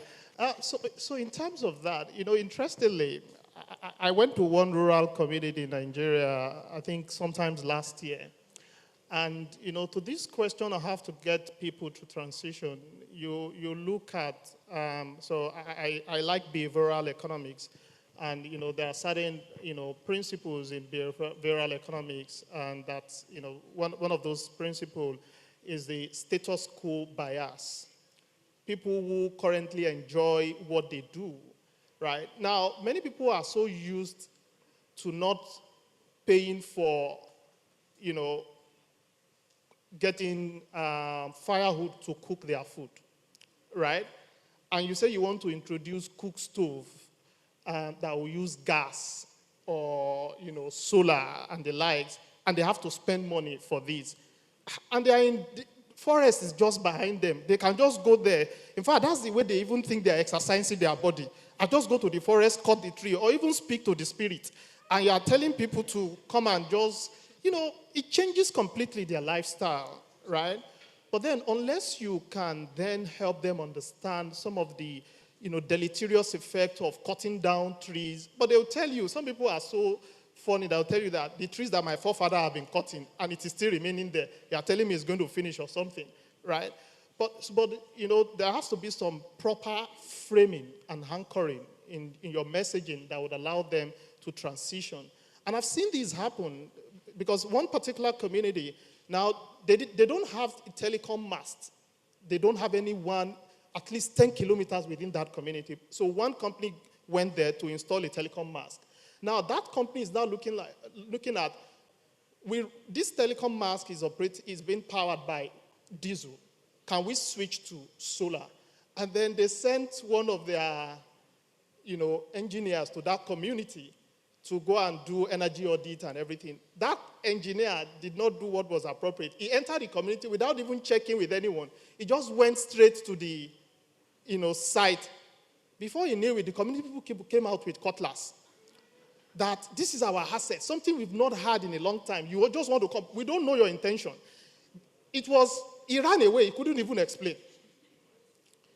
Thank God we got that information before we went to that community. So the first thing we did was to go to the chiefs. Sir, we are here. We are not here to come and tamper with your telecom mast because we are here to come and provide solar energy, to you so that you can power the telecom mast. So it tells that when you engage with the community in the right way, then they can adjust, their worldview, their attitude, and can embrace this thing because they see that it's going to serve them in the long term. In one community, they pay as much as 1,000, before even this fuel increase, they pay as much as 1,000 naira per liter of petrol. You can imagine. So you tell them there's an alternative that will cut down. In fact, that community said, these people are delaying us. We have asked them to come and start this project. So I think when you explain the good and the bad side to them and you engage with them in a culturally appropriate manner, then you can have them make the shift. Thank you. So I'll pose the same question to you. Okay. I've done gas, I've done power, I've done renewables. And my view is that we need to be realistic. We need to blend everything together. The average Ghanaian has 3 to 4 times more energy access than the average Nigerian. The average South African has 10 times than the average Nigerian. Don't go about Europe or Asia. Those ones are spirits. We are starting from zero. Exactly. We are starting from zero in Nigeria. There are local governments that have more power generated than the whole of Nigeria, 200 million people. Cities of 200,000 people. So where we are right now is that we need to have a creative mix. We're almost starting from a tabula rasa, a blank slate.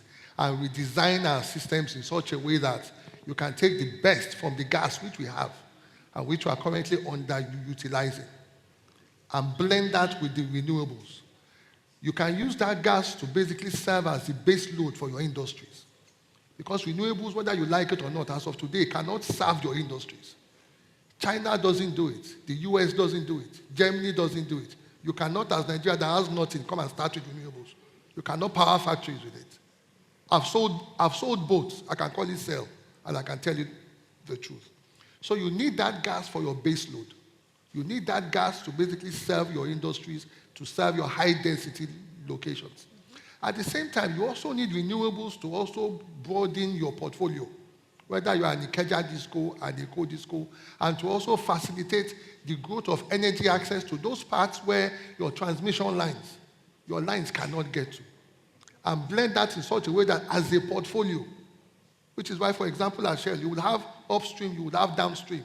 Whenever upstream is having problem, downstream will help you. As a country also, you need to be realistic. There is no dichotomy here. We are so poor, energy poor as a country that if we 10x, we are still not up to where South Africa is. If we 10x today, we are not up to where South Africa is. If I'm talking of 10x in terms of renewables alone, we are not up to where South Africa is. So the band is so huge, and we can use the two so well that we can actually use them intelligently to actually create a world that is better for everybody. And of course, it also don't say that gas is bad or whatever. I'll give you an example. LPG. Kerosene used to be king, even in the urban centers. LPG has become, which was why when LPG prices came up, everybody was really howling. Nobody bothered if LPG prices went up 10 years ago because nobody was using it. Only people like you and I were using LPG. But now, because of the 1 kg, whatever, the 2 kg, whatever, LPG has been democratized. Yeah. And with LPG, you get 98% reduction in particulate matter exposure than using firewood or charcoal. And you cannot tell me that is not an improvement. There are tens of people who are alive today, tens of thousands of people who are alive today that don't know that they are alive purely because Nigeria transited from firewood and charcoal into LPG. Yes. So that is something we should also be very happy about. Absolutely. And that's really good because, again, just yesterday, because of this panel, I was having a conversation, and someone on my team, we were just talking about how we've moved from what Yoruba people will call adogon.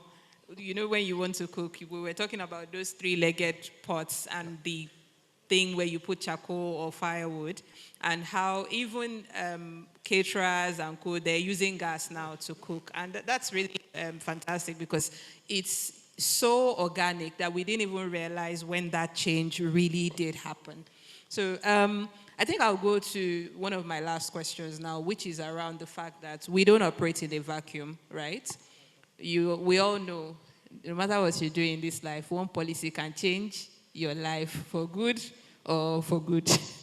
So I think I just want to know, how can policy frameworks support the development of sustainable energy value chains in Nigeria and then in Africa? So let me see. Eeny, meeny, miny, Mr. Folabi. Okay, thank you. I think we have some of the most forward-looking policies in the development world, in the developing world, as far as renewables are concerned. The SME, me, I'm just a money person. The SME can confirm that. But really, I think where the evolution has happened in the last few years has been around how we actually operate and how we actually move. We did the first investment in the first solar panel assembly company, private solar panel assembly company in 2018. And we've always said that Nigeria's solar ecosystem needs to be domesticated as much as possible. Nobody listened to us. They are listening to us now. The current people running the REA are actually using, because you need to think in terms of systems. You need to think in terms of integration.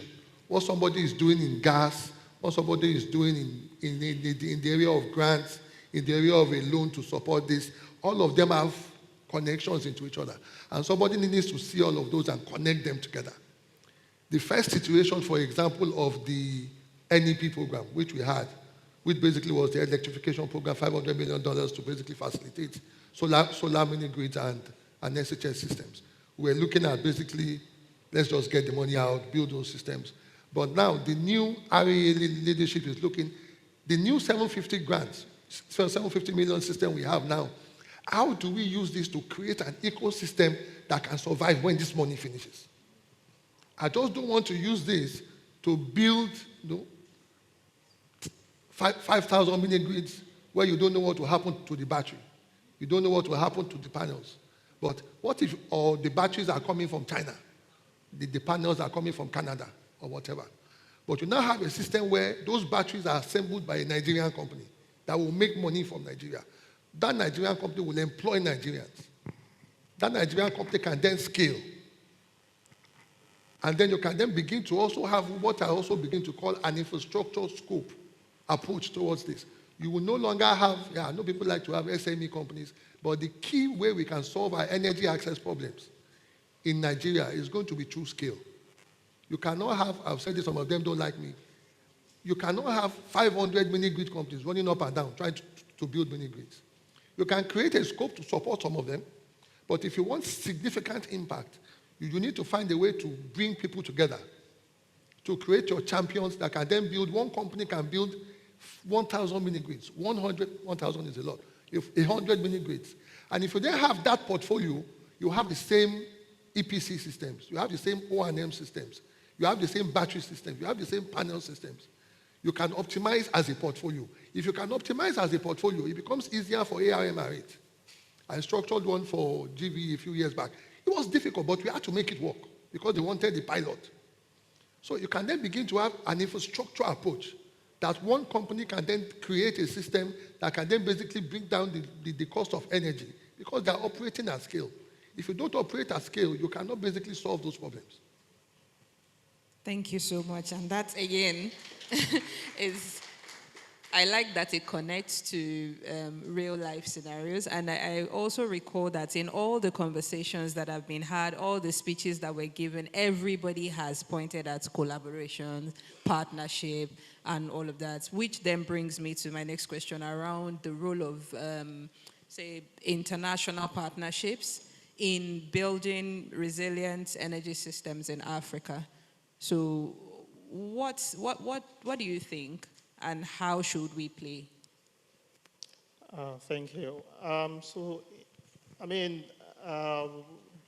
The whole conversation around decarbonization is a global one. And therefore, if we understand the imperative of driving climate justice, social justice, we know that we can't, do this by our own selves. So there are different levels of partnerships. There are, intra-country partnership where you have people within the same country, partnering together. There are, intra-continent partnership within the same continent. So the Africa Free Continental Trade Agreement. Because it's interesting where, we have people from outside of Africa come to, beneficiate our, natural, manufacture capital, natural capital, and they take these things out of Africa, whereas we cannot coordinate amongst ourselves, within Africa, to utilize our own human resources, our own human capital to, transform these natural resources for our own good. So in terms of finance, partnership is critical. One of the key agreements by the developed nations and between the developed nations and the developing nation is that there will be, at least about $10 billion annual contribution to address, climate change in Africa, right, and other developing nations. So financing is critical. Without that partnership, in terms of financing, it's going to be difficult to scale because we can't continue to rely. We know that the public, pulse, the public vote is already stretched, locally. Now you are jostling between. You cannot say you want to face only energy. There is transport, there is housing, right? But even energy connects all of this, right? So it means that, when we talk about partnership in terms of financing, it's something that cut across all other sectors. Then there's also partnership in terms of technology transfer, right? Because more and more, when we look at some of the key risks in terms of, climate risk, we have the physical climate risk, the transition climate risk. Under the transition risk is technology. Now, very quickly, we have technology obsolescence. One technology keeps replacing another. Must Africa continue to play catch-up? Can't we be the initiator? Why do we always have to adopt and adapt from other places? So these are things. So, the UN Convention on Climate Change, they have this Climate Technology Center that is focused on, ensuring that there is, diffusion of technology from developed economies to developing economies. So partnership in this regard should come, because sometimes in all of the ways that we think we need money, sometimes we need to go beyond just asking for money and building real capabilities. And this is where it also goes into partnership, also goes into our education, right? It was you and I that were talking about PhD earlier. What's the value of our PhDs? A PhD that does not contribute to intellectual capital. A PhD that does not contribute to patents. I was reading an article this morning where somebody said, we now have a glorified way of extolling ourselves by putting PhD in view. Right? What does that really amount to? Look at the amount of PhD we churn out every year. How does that translate to, our intellectual capital as a nation? So when we talk about partnership, our partnership can be directed in this regard. Now, we can have all kinds of good policies as we choose to have, but unless these policies are coherent, right? And so it's not just about having good policy, it's in the execution of those policies. Because on the one hand, you're saying you want to decarbonize, but what's your curriculum saying? Are we building skills for the future to allow us to be independent in this area?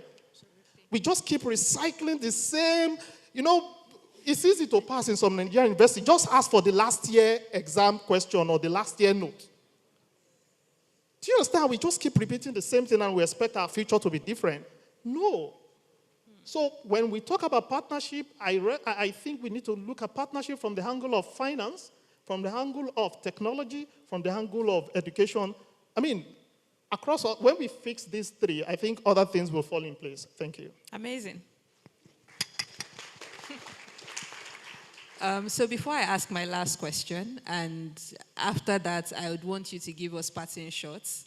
So if there's anything you don't want people to do, you want people to take away from this, like if you don't remember all the English we spoke in the last 30-something minutes, don't forget this one. So I want you to think about it and just give it to us after this last question.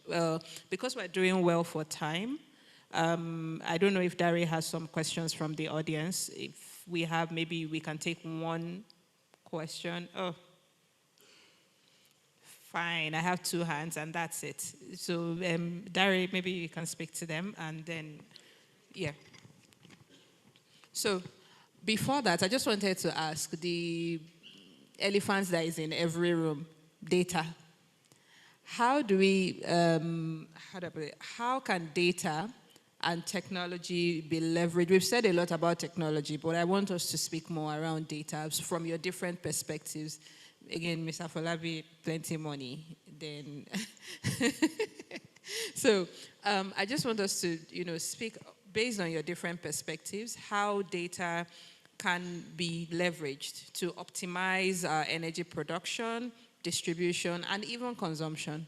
So maybe I'll start with Abbas, and then we'll go to you. So did you just change the order? Yeah, I do what I like. The advantage of having the mic. She has the right to change her mind. Okay, when it comes to data, I think it continues to be a key challenge because we don't, it was interesting. I was reading something. There's a difference between digitization and digitalization, right? There's a difference between digitization and digitalization. So it has to be by intentional design. And we have to create, you're not just doing one thing, you're looking at an ecosystem sort of approach where things are connected. I think within the, energy system, there's a lot of improvement because now we're seeing, deployment of SCADA system now, right? We're generating a lot more data. But if we apply an ecosystem approach, we would not believe, for example, what's the data of the total number of spent batteries that we have in the country today? Do we have the data? The total number of, all of the electronic waste emanating from installation of solar PVs, do we have the data? Now, this data is not something that we'll just expect that, it's the government that must have the data. It's the private sector, it's the developer that should have the data. I think at the end of the day, we must realize that, data is everyone's responsibility. The only challenge remains that, is there a platform that allows us to all contribute to, aggregating all the key data that needs to happen? So for example, as far back as 2015, I realized that by the time the UK was calculating the ecological footprint of activities within the country, DEFRA has a carbon, ecological footprint calculator. Where as an individual, you can go, do your own ecological footprint and submit the data, right? So there is a lot that we can generate from data. And look at this waste. Some companies, that are into recycling, they now have HAP. The HAP is very useful, in tracking amount of waste generated. So similar system can be deployed. It can be, an open access, tool that can be designed where people can submit data, and there is going to be a very stringent protocol for screening and validating and verifying, this data, right? And in this way, because we can talk about problems, we need to start thinking about solutions and how we, each of us, can actually contribute to the solution. And this is how we're going to change things. But if we keep thinking, it's the government, it's one private sector, nobody's responsibility, everybody's responsibility is nobody's responsibility at the end of the day. Thank you. So, Mr. Folabi? Well, if you want, data is wide. I think in terms of to segue from where he's talking about, for what he just talked about, I think you cannot solve that problem without some level of government, because it's government that's at the ports, it's government that is at the REA, for example, that is funding all these mini grids, and that has the ability to also calculate how many batteries, can estimate based on the information from the OEMs in terms of what has happened, that can put in place, for example, I know they have it, that can put in place, for example, end-of-life management systems and reporting systems for all of these units and systems. So government has a key role in it. However, let's still leave that. In terms of private sector elements of it, there's also an opportunity, if you can put that together, to also begin to quantify, again, looking at data, to begin to quantify where the opportunities are, where the pain points are. It is where those pain points are that automatically translate into opportunities. If you want to know, for example, can I make money by recycling batteries, you need to know, again, how many batteries there are. You need to know what type of batteries there are, how many are fake, how many are original, because some are so fake that they're almost useless. So what is the makeup? Where can I find them? How do they work? That alone, data brokerage, so to speak, is also something that can also work for this ecosystem. It is also something where, for example, if they're also, it's something I did when I was at my previous job at Olon, where we had a specific grant portfolio, which we gave to actually curing some of the data problems we had in the ecosystem. So whether this was by virtue of looking at even policy data, policy information, making it available to people, industry information, what is possible, what is the size of XYZ market, what is the size of this market, what are the ways, what are the kind of companies that have done well. All of this is data and information. So there's also an opportunity to also, if, for example, a creative way, if you want to collect grants. I have a friend who know how to do that and do it well. It's also to see how can I help plug some of the data or information gaps. And these gaps are also very useful for your development partners because they need to also know the size of the problem, how it works, and also for intelligence for their own countries. Because it also helps them in also planning for their own countries in terms of what are the impacts. So I think that's another element of data. Then again, in terms of data, again, it's also around how you also build your systems if you're an operator in the ecosystem. How do you put in your sensors? How do you have your platforms? How do you put in AMIs, automatic metering infrastructure, to ensure that you don't have marketers or people going up and down to basically check metering and then begin to have all sorts of funny arrangements with people you don't know. Instead of having 100 metering guys, you now have only 2, coordinating. How do you have SCADA systems that enable you know how to manage your systems well? How do you also begin to also have systems that also help you manage energy usage? That then also facilitates you. For example, there's a concept of a virtual power system where basically you have sensors and things that can move power from where it is being overused to where it is not being used, and that also reduces energy. That also optimizes energy. So data is a very wide subject, and there are very, very different ways in which it plays into this ecosystem, and in which you can also begin to use it as a tool if you are a businessman to improve your business. Use it as a tool if you're a policymaker to understand how the ecosystem is going, and use it also if you are somebody that just wants to support the larger green energy ESG focus for the ecosystem. Thank you so much. So we can go to the questions now. Please keep it short. We want to do this in 2 minutes max so that we can get our parting shots. Thank you. Okay, so can you just raise your hands very, very quickly? Okay. So how do we do this? Okay. So to balance gender, if a lady raises up now, they get that automatic slot. Because I'm only seeing hands of. Okay, so you can come. Run, please. You have to run.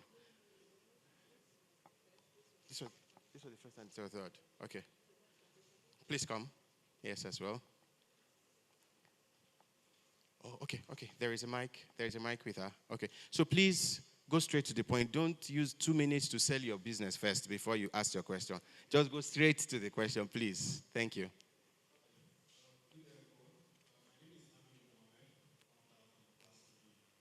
So yesterday was the ESG Forum. Today is the private sector ESG Forum. There is one question, or should I say one topic, that is quietly being, should I say, ignored or not addressed. It's around finance. Most times no one's talk about it. But there's actually a finance lurking around in the green sector that we have not yet explored. And that's the carbon market. The global carbon market is worth about approximately $1 trillion now. For Africa that contributes the less, just 4%, has access to just 2% of this. Okay. Even these 2%, whenever it comes into the continents, it either gets soaked up in national budgets or national pockets. Can you help summarize now, please? Yes. But the thing is, the carbon market is the platform that holds the carbon credits. And carbon credits are designed to help reduce emissions and reward those taking actions to cut down on these emissions, like climate actors. But where it gets all tricky is that I need you to please wrap up, please. Please. Last year's theme was carbon market. You have to land now. You have to land now, please. Please. Yes. We are the ones doing the actual climate work. Small businesses, locals like me and you. Okay. But how many of us have gotten access to these credits? It is through these credits, like businesses that are already taking sustainable moves to decarbonize. When they get carbon climate rewards, it's a form of revenue for them to do more. But it's not available. We're not asking for grants. The carbon, what's it called? The global market is there. Reduce the complexities in between. Because it's organizations like, say, Shell, refineries, and all of that, that meet up to these carbon credit claims.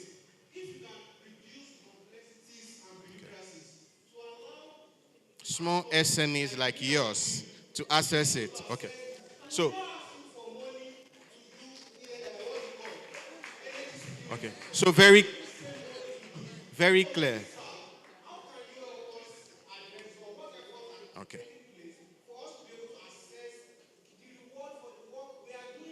Okay. Fully noted. Thank you very much. Can you just give him? We'll take all the questions immediately so that he can respond. Please help me. I wouldn't want to stop you. Help me. Help me. Thank you. Afternoon. This conversation is going around collaboration and data.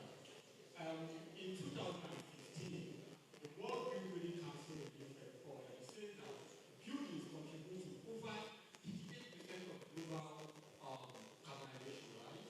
And these are energy used for running operations in the building. You need energy to cool your house, you need energy to warm it. And then, taking it closer, Nigeria is the sixth most populous country in the world, right? And we have about 53% of Nigerians living in the urban area, which means that Nigeria's contribution to this carbonization is not insignificant, right? Okay. And when it comes to building, we have the people at the forefront of managing buildings, which are facility managers. So by the way, my name is Chie. You're a facility man, I can tell. Okay. Yes. Then, when it comes to this conversation, I was here last year, I was here on the last finance summit. Okay. I did not see anywhere where facility managers are giving a platform to contribute. Now, let me go further. When it comes A question or a contribution? Okay.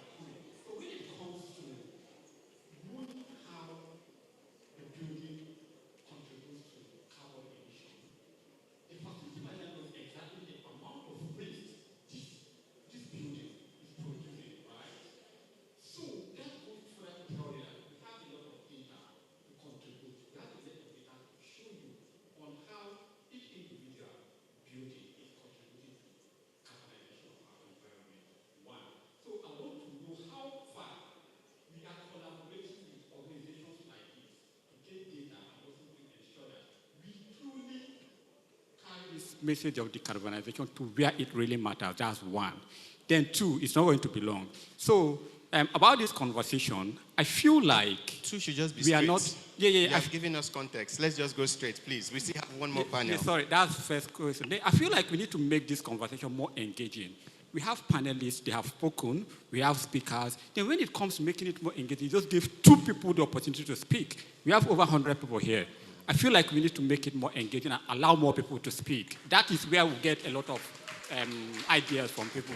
Thank you very much. So let me just before you sit, what time did you arrive here? I was here around 10:20 there. Okay, so you were still practically early. I thought you were going to tell me 11. I'll say you didn't make us start early. That's why we're taking two people alone. No, I keep to time in anything I'm doing. All right, I understand. Thank you. Okay, one more person. Finally, please. Finally. Yes, just come out, please. Yes. Please, I am begging now. I will hold your mic. Don't worry, the usher does not need to come. Okay. Okay. Is it morning? Good morning, everybody. My name is Tunji David, and I'm a farmer. My question will be very straight and simple. Lagos State does not have any concession of land for farming. They don't have any concession of land to build wind turbine, the only alternative you have is Ogun State, where we have our farms, where we have all these green lands, and where you can actually put your plants. If for any reason you have to establish or you start this investment as we talk now, what is the relationship you have with that state government to build? Because I believe if you put your plants in Ogun State, you are generating energy for Lagos. You cannot put your plants in Ogun State and generate that same energy for Ogun State now. So if you don't have a land here in Lagos to put your turbine, if it is Ogun State, what's the cost effective and how do you, hope you understand my point. Are you representing Ogun State today? Okay. I'm an Ogun State indigenous, so don't worry, it's fine. Okay, so thank you for the questions. I think that the question on funding from carbon markets or carbon credits would... Okay, so but I think for the last one, what I would say to you is that even companies that are in other sectors outside of energy have factories elsewhere and they supply another market. All you need to do is work on your supply chain, partner with people who can move your things around, work on your logistics arm, and get it done. I work with TGI. We have a factory in Kebbi that we make big bull rice. We have factory in Shagamu that we make terra seasoning cubes. But guess what? My cubes go to Bauchi. If you go to Maiduguri, you will see my cubes there. So you need to work on supply chain. It's not, Lagos State is quite small. I don't know if you looked at it on the map. My daughter says it looks like a slice of bread. So it's quite small. So how do you want to have land to do all of that and still supply Lagos? So you need to work on your numbers. It is what it is. So you just want to work on your supply chain. I think that will be my response to your last question. So the other questions I can leave to you guys to do justice to. Okay, because of time, the question on the carbon markets and carbon credits. So I think that last year's edition focused on the carbon market. Probably you missed that. I would recommend you go and check the website, get the videos. But what is useful is to know that, and earlier today we had the keynote speech from the DG of the National Council on Climate Change. So I would recommend that you follow a lot of activities of the National Council on Climate Change. Nigeria has done, they released a report, from the National Council on Climate Change titled Carbon Pricing Assessment in Nigeria. So they've looked at the kind of options, right? There's a carbon tax, there's a carbon credit. The one that is easily done, that is, a low-hanging fruit is a carbon tax. The carbon credit system, it requires a lot of complex protocol and things to put in place, one of which we discussed is data, right? So it requires some things to be done, and unless those things are done, you can't establish a system that is trusted globally, because there is methodology, there's protocol that needs to happen. So let's just have it that, keep following the activities of the National Council on Climate Change. In fact, I know that some states have actually started to build their greenhouse gas registry. So this is already a step in motion to say we are establishing system for data collection, because that system for carbon credit is data-driven.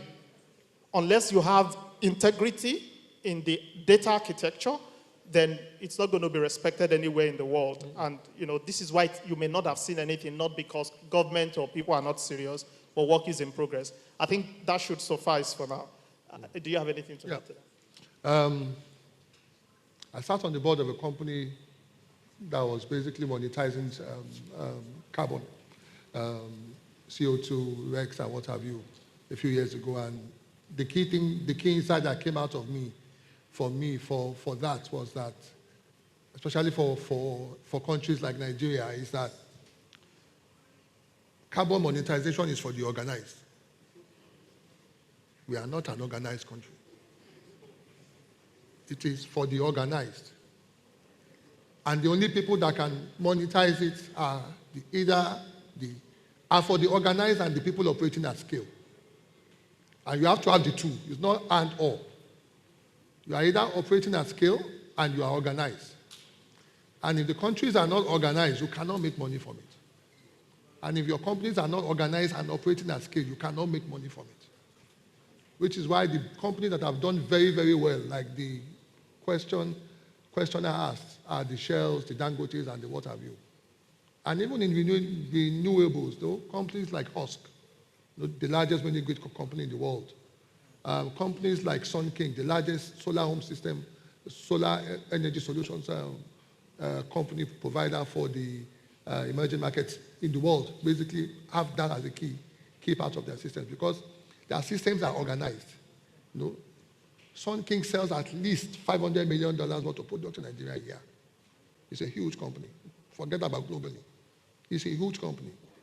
They have platforms where you can report what each SHS system is generating.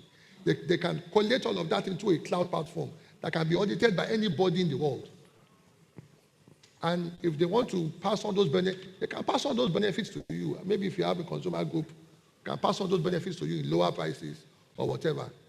But it's also a part of their revenue stream to ensure that they can continue to operate this, because I can assure you, renewables energy business is a low margin business. Anybody that wants to become a billionaire quick is doing fintech. You don't need wires, you don't need anything. So it's for the committed. It's a 20-year investment business. It's utility if you do it at scale. So it is for the organized. And everybody that's come to me, I want to do a CO2 whatever, you need to operate at scale. And you need to be organized. And if you want to do it as a country, for example, with the REA system, how do you then insist, for example, that everybody that builds all these mini grids are going to fund? How do I create unity? Again, you have to integrate everything together. How do I have uniformity such that I see how you are all doing your systems and somebody can capture the value?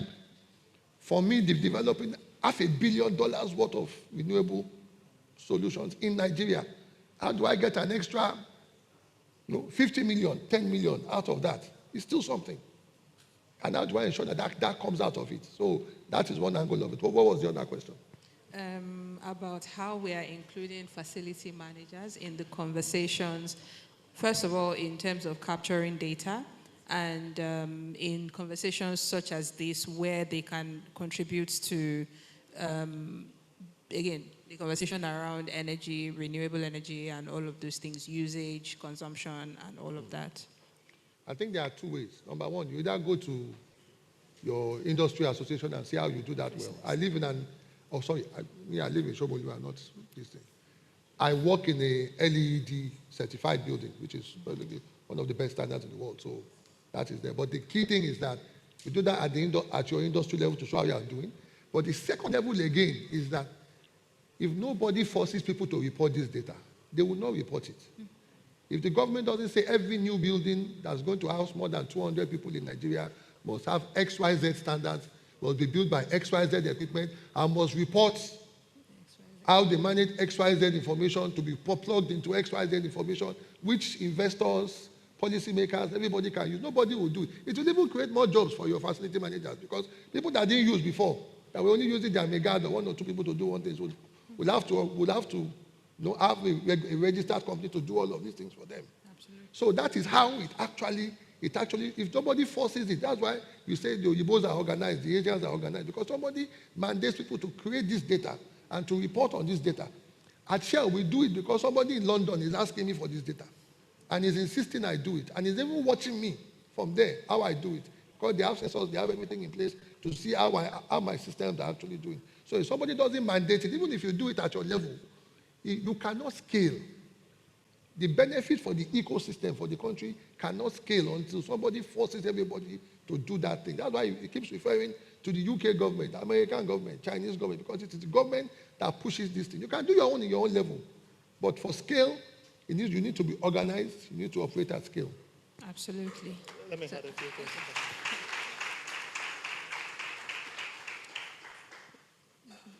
Just to take it on from where he stopped is also the fact that, he's emphasized government, which is very important, is also to mention that private sector, particularly financial institutions, can play a key role. Follow the money, right? My brother that has mentioned facility managers, perhaps we should interact more with the Green Building Council of Nigeria, right? They are the body that will be the right people for you to discuss, issues around calculating and reporting emissions from buildings, right? I think the chairman is Dr. Somi, is a friend. So if you reach out to them, they can engage you further in this regard. For banks, for example, mortgage banks that provide, loans and the likes, if this is part of their reporting requirement, for clients that they've offered, financing to, banks can be very useful means for collecting a lot of data, right? As I noted, a particular government, a state government has already started building its GHG. So if we can replicate this across all the 36 states of the country, right? And I think this conversation, and maybe part of what we can do as rapporteur for this event, is to take some of this feedback, and get it to the DG of National Council on Climate Change, such that there's better coordination of subnationals in terms of, I know they are doing this because Nigeria recently submitted its third nationally determined contributions. But it has to be more systematic, and it has to be stakeholder-driven. Let it be transparent. We will ask questions like this because we don't know where to go to get information that we need. So if it is, publicly available, people can track, this state has reported this in this sector, that state has reported in this sector, and that will bring a lot of transparency and integrity to our data collection process. Thank you so much. We were doing well for time before you people asked questions. So if we keep you here for longer, it's your fault. But so thank you to both of you. It's been a very amazing conversation. So I'm going to give you 10 seconds. Blame them, not me. It's not my fault. So 30 seconds to just tell us something they should not forget going out of here. So I'll start with Mr. Folabi. I'll give you two. Number one is that gas and renewables can work together. We need both. That's number one. It's not either or. Many things in life are not either or. That's number one. I'll give you a second one. You need to integrate. You need to work with other people. You need to look beyond what you alone are doing. And that is the only way you can find solutions that create much more value across board. Thank you. Okay. So for me, I think I will leave you with this word. I like the term a lot because it represents one of the reasons why we are gathering today, bridging the gap for a sustainable future. The term decarbonization divide, right? In our bid to decarbonize, are we creating two sets of people, two categories of people, the haves and the haves not? Are we festering existing inequalities, right? I've spoken with Uber drivers in Abuja. They've converted their vehicles from petrol to CNG, but they can't find the CNG, right? So thank God that they have hybrid. So they are just carrying the CNG up and down. And yet we will record that we've converted certain amount of vehicles to CNG. Now let's always focus on outcomes, not on output. Thank you. Thank you so much. I'm sure that you guys, your applause is not reflecting how you feel. Show us, please. Thank you. So thank you. And it's been a good time. Thank you so much. Thank you very much. Please, can we appreciate the first plenary again? I would like that you come down because I want the dignitaries in front to also join. Yes. Please, can we celebrate them as they come down? Thanks to Rafiat from TGI moderating this. Thanks to Abbas Agbaje. Thank you to Afolabia King Rogunde. Thank you, all three. Odiri, please, I would like to join us now. Mr. Patrick, Engineer Badmos, please. Thank you. So while we are doing that, I think there were very big nuggets that we got from the conversations. Advocacy, of course, is key in bridging that gap. We don't do interventions, solutions in silos. We should, get everyone involved, get them to understand and to know so that we can better get adaptation as it were. A number of things, just to rehash. They can work in silos, they can work independent of the other. You should use them both, be it gas, be it renewables. You should use them both. Data is extremely key. Data is key. More importantly, it is important to scale to be able to address a number of these things. While they spoke earlier, I had a number of things written, and one of them is Africa being exploited? Okay, so can you ask the next person, is Africa being exploited? Or let's drive it home. Is Nigeria being exploited? So you should get a yes or a no. Are we being exploited, yes or no? Please now, let's talk. Are we being exploited? So lunch will only go to this side. This side, they don't require lunch. So are we being exploited? Okay, if you say we are in between, are we being in between exploited? Permit my choice of grammar. In between, are we? Okay. But we'll get there as we progress in these conversations. So very quickly, we have plenary 2, but just before we have them up, we'd like to just showcase our partners who will just talk to us very briefly, and then we will jump into the second plenary. So to start with this partners showcase, I would like to call on one of our strong partners, Stanbic IBTC, who will be, starting this and would be done by Mojola Adeboye. So can we please celebrate her as she comes up to quickly run us through a short case study on Stanbic IBTC's efforts around bridging this gap for a sustainable future. That is a discussion here this morning. Please, can we celebrate her once again as she comes up? Mojola Adeboye from Stanbic IBTC. Thank you. Hello, everyone. How are you today? As he mentioned, my name is Mojola Adeboye, and I'm a sustainability analyst for the Stanbic IBTC group. So if you look around you, we have a slide, a quick presentation. I'm really proud to be here today to introduce, first of all, our sustainability videos. At Stanbic IBTC, we treat sustainability not only as a culture, but as an engine, a low-emissions electric engine, of course, to take us where we want to be, which is at the forefront of sustainable solutions across Africa. Over the last few years, we have planted 106,138 trees across Nigeria. These trees contribute to regenerating a fragile ecosystem. In 2024 alone, we planted 62,180 trees to restore 201 hectares of degraded land in the Afi Mountain Wildlife Sanctuary of Nigeria. Through this, over 756 jobs were created, with over 400 of these jobs given to women. In the last few years, we have onboarded 64 of our locations on a solar hybrid renewable energy system, 63 of our branches and our head office campus, which is the Stanbic IBTC Towers. These energy changes have saved us 950 million and 1.6 million kg in carbon reduction. Speaking of the Stanbic IBTC Towers, did you know that it's a green building? A green building is a structure that is designed, built, and operated to minimize its environmental impact while enhancing the health and comfort of the people who use it. In simpler terms, it's a building that works with nature instead of against it. And we have 2 of these. We have the Stanbic IBTC Towers, which earned a 4-star rating from the Green Building Council of South Africa, while we have our Sanusi Fafunwa branch, which is IFC Edge certified. We don't take these achievements lightly, and we're very excited for more to come.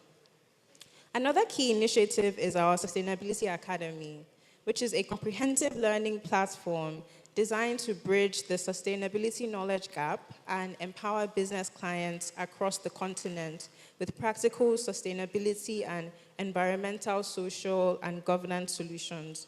And this platform can be accessed via Standard Bank's websites, and I can promise you'll find it impactful. So basically, if you're an entrepreneur and you would like to learn more about how to run a sustainable business, please visit this platform. With all this said, I'm happy to introduce to you 3 Stanbic IBTC videos, which will be played one after the other. The first video is on our Stanbic IBTC sustainability journey. We have a video on our Stanbic IBTC towers, and lastly, a visual story on our Afi Mountain tree planting projects. Please watch and enjoy. Thank you so much.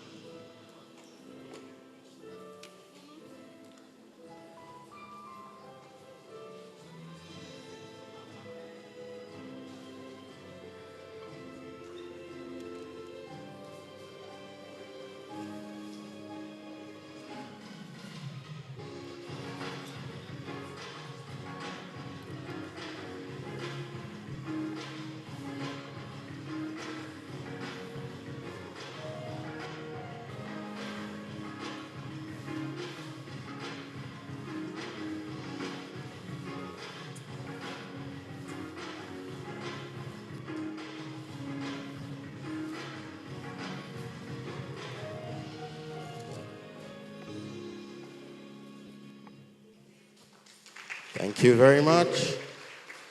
Okay, I know there are more videos, but we'll just get to play them in between so that we can also just gain some time. So we'll quickly run to the next partner to also quickly just run through their case study around again, bridging the gap for a sustainable future. And join me as we also welcome on stage Dr. Adeola Adesui, who will be speaking on behalf of one of our partners, BAT. Please, can we appreciate him as he comes up? Dr. Adeola Adesui.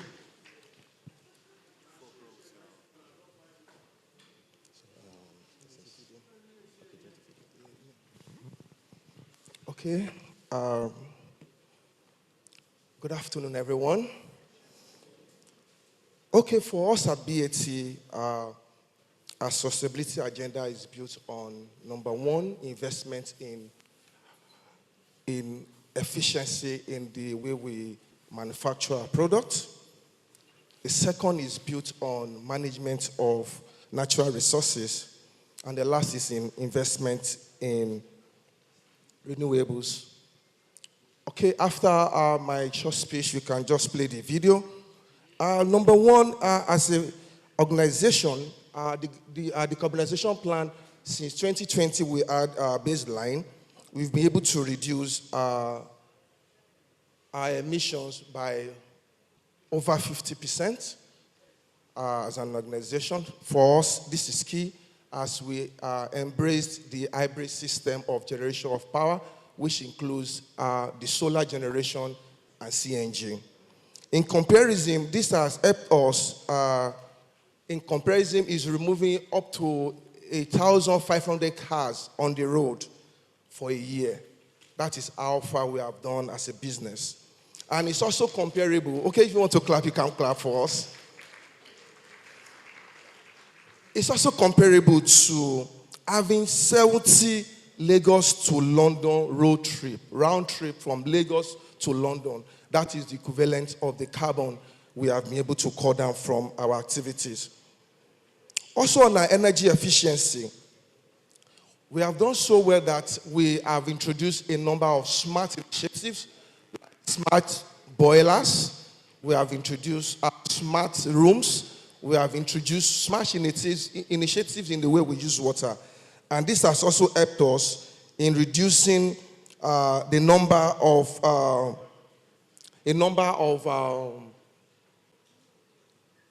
sorry, please. It has helped us in reducing the number of, the energy is equivalent to over 500 energy to power 500 homes in Nigeria.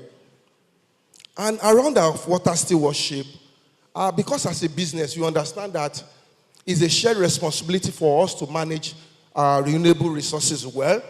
As an organization, since our baseline is 2017, we have reduced our water withdrawal from fresh water by 35%.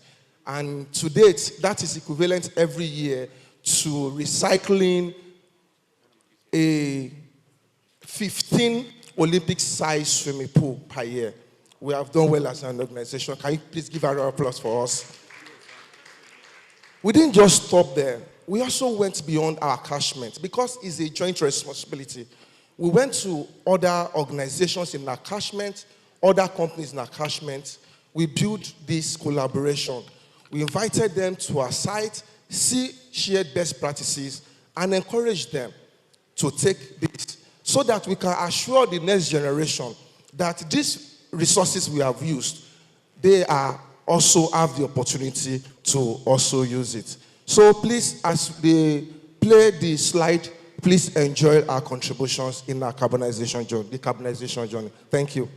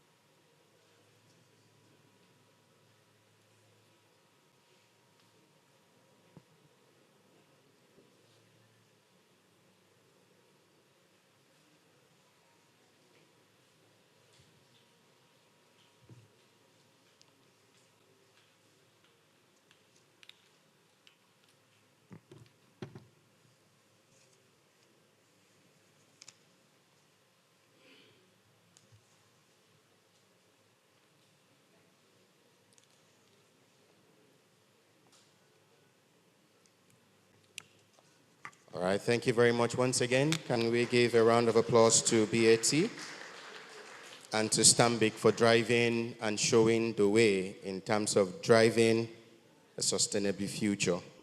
So very quickly, we will run through plenary 2. I think a lot of our time has been taken already. And I think one of the questions was around financing, so you will hear a lot about this. Financing Africa's energy transition, unlocking capital for gas and renewable in the balanced energy future. And no particular order, I would like to bring on stage very distinguished guests and panelists this morning who will be doing justice to this. And first on my list, I would like to call on Lolade Awogbade. She's the Assistant Vice President and Sustainability Specialist at the Development Bank of Nigeria. So you can know there's money here. Lolade Awobade is a seasoned sustainability professional with over 16 years of multinational experience, spanning management, consulting, sustainability, and corporate citizenship. She has held strategic roles at Accenture, Chams PLC, and Union Bank PLC, and currently leads sustainability at the Development Bank of Nigeria. With deep expertise in sustainability, green, and net zero strategy, she actively serves on several ESG committees locally and internationally.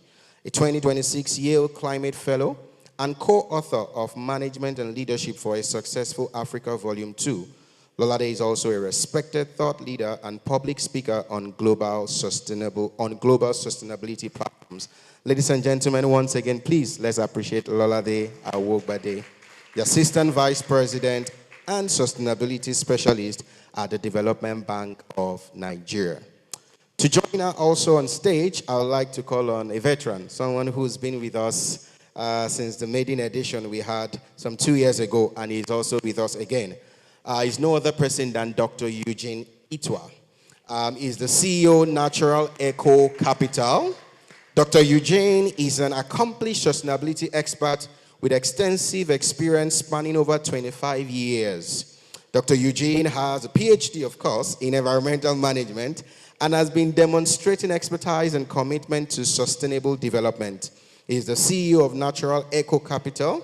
His work has had a significant impact across various sectors of the economy, often in support or collaboration with developmental partners such as the African Development Bank, the World Bank, the IFC, and the United Nations. Once again, please, can we celebrate Dr. Eugene Itwa, the CEO, Natural Food Capital. To also join this very distinguished panel, I would like to call on no other person than someone we call TLO, right? We call her the mother of Stanbic IBTC. Tosileya Odayebi, as is known, she's the head sustainability, risk and capital management, Stanbic IBTC Holdings PLC. TLO is the head holdco risk capital management and sustainability at Stanbic IBTC Holdings PLC. She's also a non-executive director on the board of Stanbic IBTC Trustee Limited. She joined the Stanbic IBTC group in December 2002. Over the last 20 years, she has held various leadership roles in internal control unit, compliance unit, investment management divisions, and finance department. Ladies and gentlemen, please can we celebrate once again Tosinleye Odayemi, the head sustainability risk and capital management, Stanbic IBTC Holding. And finally, to drive and moderate this session, we would like to also bring someone again in the money space. It's no other person than Mr. Paul Osho. He's the sustainability manager at United Capital PLC. He's a distinguished sustainability professional with over 8 years of experience in the financial sector, specialized in ESG, CSR, project management, and risk management. He designs and implements sustainable strategies that build ethical, climate resilient, and socially responsible businesses. His expertise covers environmental and social impact assessment, sustainable finance, and compliance with global framework such as the GRI, TCFD, and ISSB.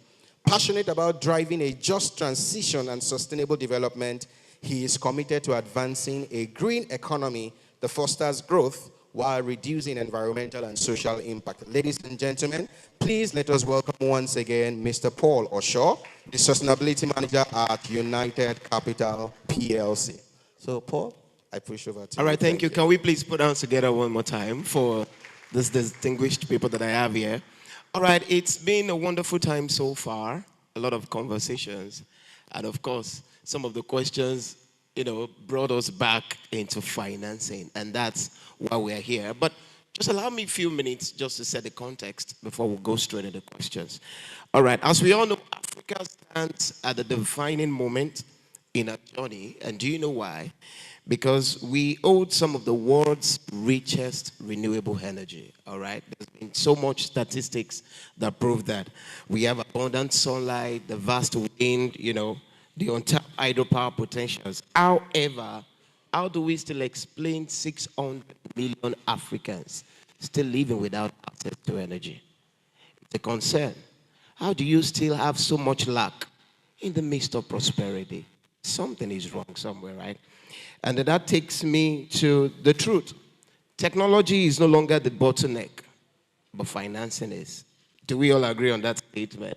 Now we have refined, they call it half-cut solar panels that give you 850 watts than the previous 100 watts. We have lithium-ion batteries. We have a lot of improvements in technology. But the real question still remains, how do we assess the funding? Our session today will explore practical solutions, all right? From innovative financing to policy to private partnership, the role of private partnership in ensuring sustainability energy. So let's begin now by setting the stage, and I would like to go to the elephant in the building. All right, Dr. Eugene has a vast knowledge in sustainability and environmental policy. So I'm going to ask him first to help us understand, sir, why do we still have this lack in the midst of the abundance? What are the key barriers, all right, that is preventing this large-scale sustainable energy adoption in Africa, and then we can bring it down to Nigeria? Over to you, sir. Yeah, thank you very much. I also want to appreciate my being invited here to say a little bit of what I know. And just to say that we talk about decarbonization today, and what hits the mind is emission reduction. I think that's how a number of individuals see it. I would like to say that we want to, from my own angle, I want to see it from the point of view of an opportunity rather than a challenge, rather than driving emission down. It includes inclusive growth and indeed sustainable growth. In the midst of abundance, unfortunately, where are we? Africa is so rich. You can search on the internet and see what we've got.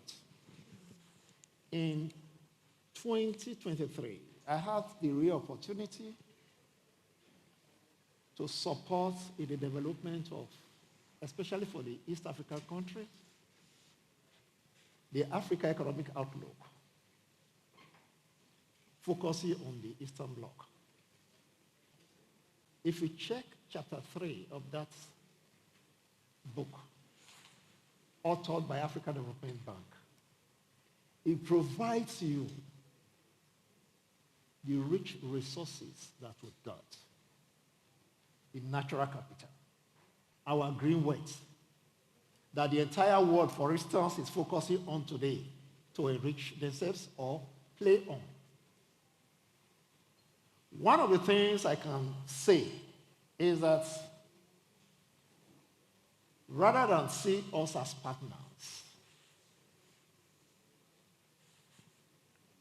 those outside the continent see us as a market for themselves. Earlier, I think one of the questions the moderator had asked is if we are being taken advantage of. But who provides that opportunity for us to be taken advantage of? We. Because we have failed to recognize the rich resources that we've got. Earlier, recall that Madam Titi Oshodi had talking about, I think she was one that talked about the vast resources that we've got in terms of forest. Today, I'm not too sure that it's any place we have the natural forest beyond what Stanbic Bank just talked about. I think Stanbic mentioned Afi Mountain. That is the only place in the country where you will see the original forest. And so you and I have unwittingly, let's put it that way, abuse the resources we have. And so we are where we are. And then some of you will talk about the regulatory landscape. Earlier, the panel one had talked about some of those issues. Policy somersaults. Sometimes these policies are not integrated. They work at cross purpose. And so we're having challenges implementing them. And good enough from what the earlier panel had said. We've got rich policies. In fact, policies are not our problems, are not our challenges. Regulations are not our problems, but implementations are. You talked about carbon markets earlier. I recall when I went to do a pitch to Development Bank of Nigeria before now. One of the things I was asked is, where is the policy driving this? And that was before the Climate Change Act 2021. And so we have that is creating a level playing field. I led the team that developed that bill for the 8th Assembly, and it wasn't signed by the president then. At the 9th Assembly, I still recall the distinguished Honorable Bajabi Miller put my name and another Okereke's name to support the National Assembly in bringing about that climate change bill, which we now have now as an act. And so that is driving investment.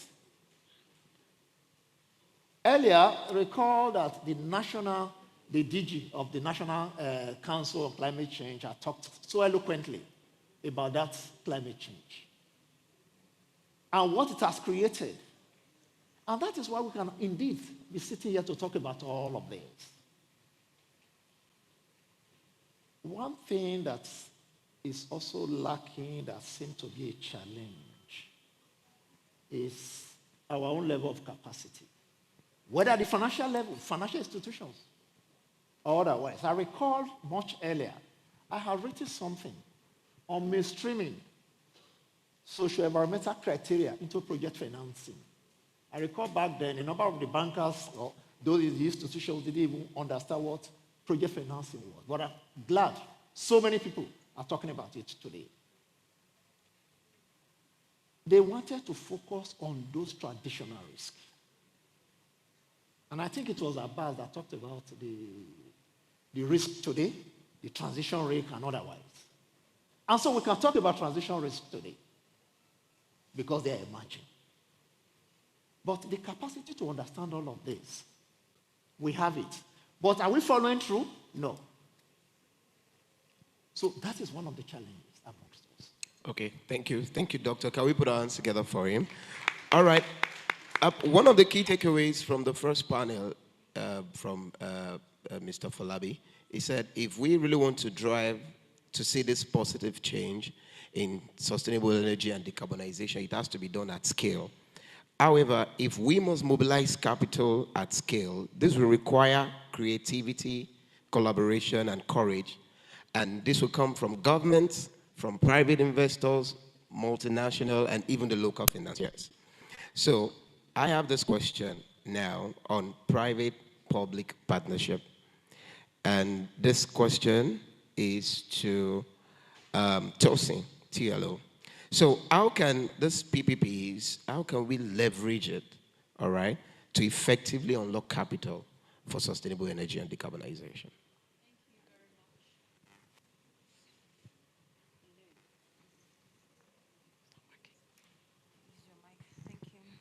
Okay, thank you very much for that question.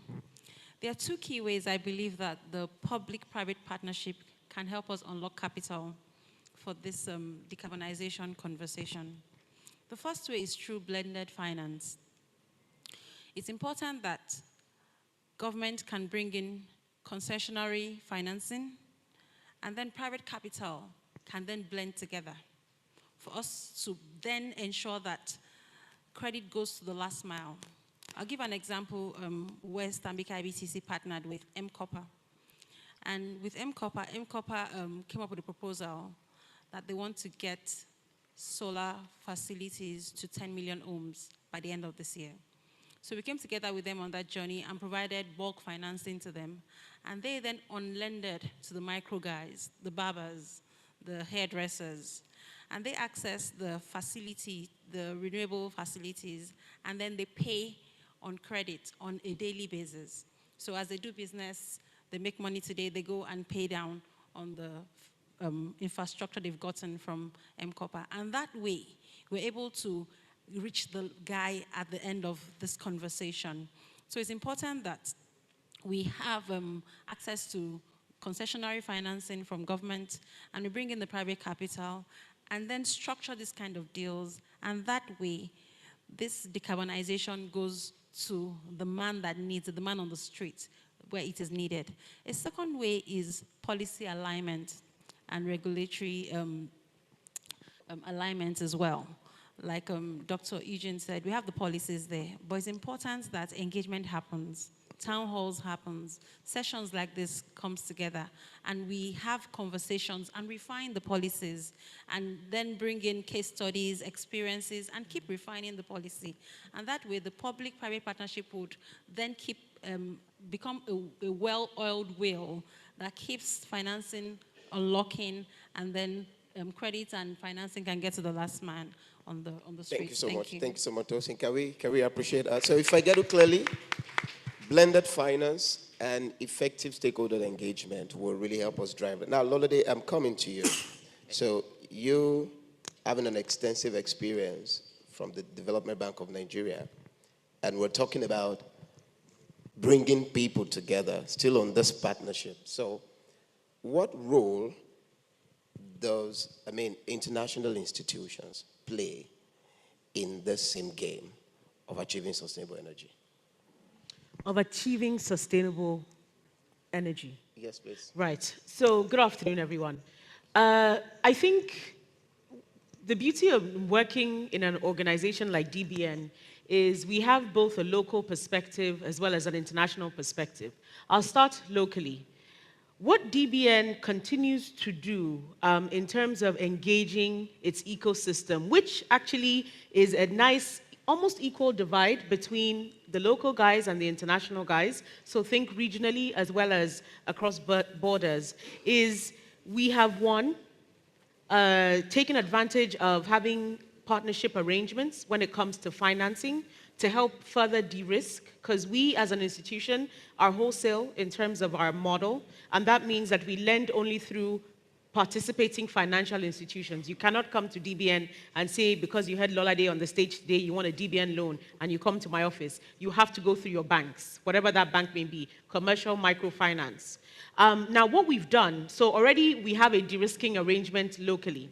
But over the years, we have also crowded in extra funding. And maybe later on, I'll talk about the different thematic areas we have continuously focused on to further de-risk the cost of financing, right? So that's one. The second area, very similar to what Tosi has also mentioned, is in terms of partnerships. So today we're part of a larger coalition on the African continent that focuses on financing sustainable businesses, right? But helping them create the framework. So if you think about it, the spine of what will guide the processes that the financing flows take on the African continent. And this is shepherded by the African Development Bank. But what AFDB said was we cannot continue to finance in a way that's understood by the foreigners. We must create our own financing mechanisms. And so this coalition, if you think about it, this partnership deals with things like creating taxonomies. What is a taxonomy? It's a framework that talks through all the different areas and means by which you can finance. It's called AFAC. And it's taking the gospel, using our own local content to determine how to finance, what works best for us, and how best we can crowd in the funding that's available on the international scale and ensure that, again, it reaches that last mile. So these are some of the areas. I'll pause here. I don't want to go on too long. We can talk a little bit more later. But this is how we have de-risked that conversation when it comes to the money flows. Thank you. Thank you so much. Thank you. Can we appreciate that? All right, now, Tilo, I'm coming back to you. as a bank, I won't really say local bank, because I mean, you have your group in South Africa, but you've been Stanbic IBTC here in Nigeria. So I wanted to share your experience with us. How has it been funding renewable energy projects, the good and the bad? And then I want you to top it up by telling us how can local banks be encouraged to invest more in this? Because there is a divide here, just like what Abbas said. The financial institutions are ready to fund, but it has to be bankable, all right? And we have the receivers on the other side who feel the finance is not accessible because of the plenty paperwork and the requirements. So that's why I wanted to share your experience. How has it been so far? Tell us the good stories. And what has been your challenge as a local bank here in Nigeria? And what do you think we can do, partnerships like this, engagement like this, what we can do to encourage more local banks to invest in renewable energy finance? Thank you for that question. So at Stanbic IBTC, we decided to be creative about this conversation, and we developed what we call the Stanbic IBTC Infrastructure Fund. The Stanbic IBTC Infrastructure Fund then gets investors, institutional investors, to bring in their money, and we then identify bankable projects. So we go out of our way to engage bankable projects. We do the documentation. So we help with the documentation part of it. We raise the funds, and then we get investors to bring in their money, and we finance the projects. We have, in various instances, identified bankable projects in the renewable energy sector, rural electrification. We signed one at 2 COPs ago, not this last COP, 2 COPs. And it was a rural electrification project. It is important for us that we are partners in identifying the bankable projects, and that way we bring in those projects together and help with the documentation to make financing happen for those organizations that need it.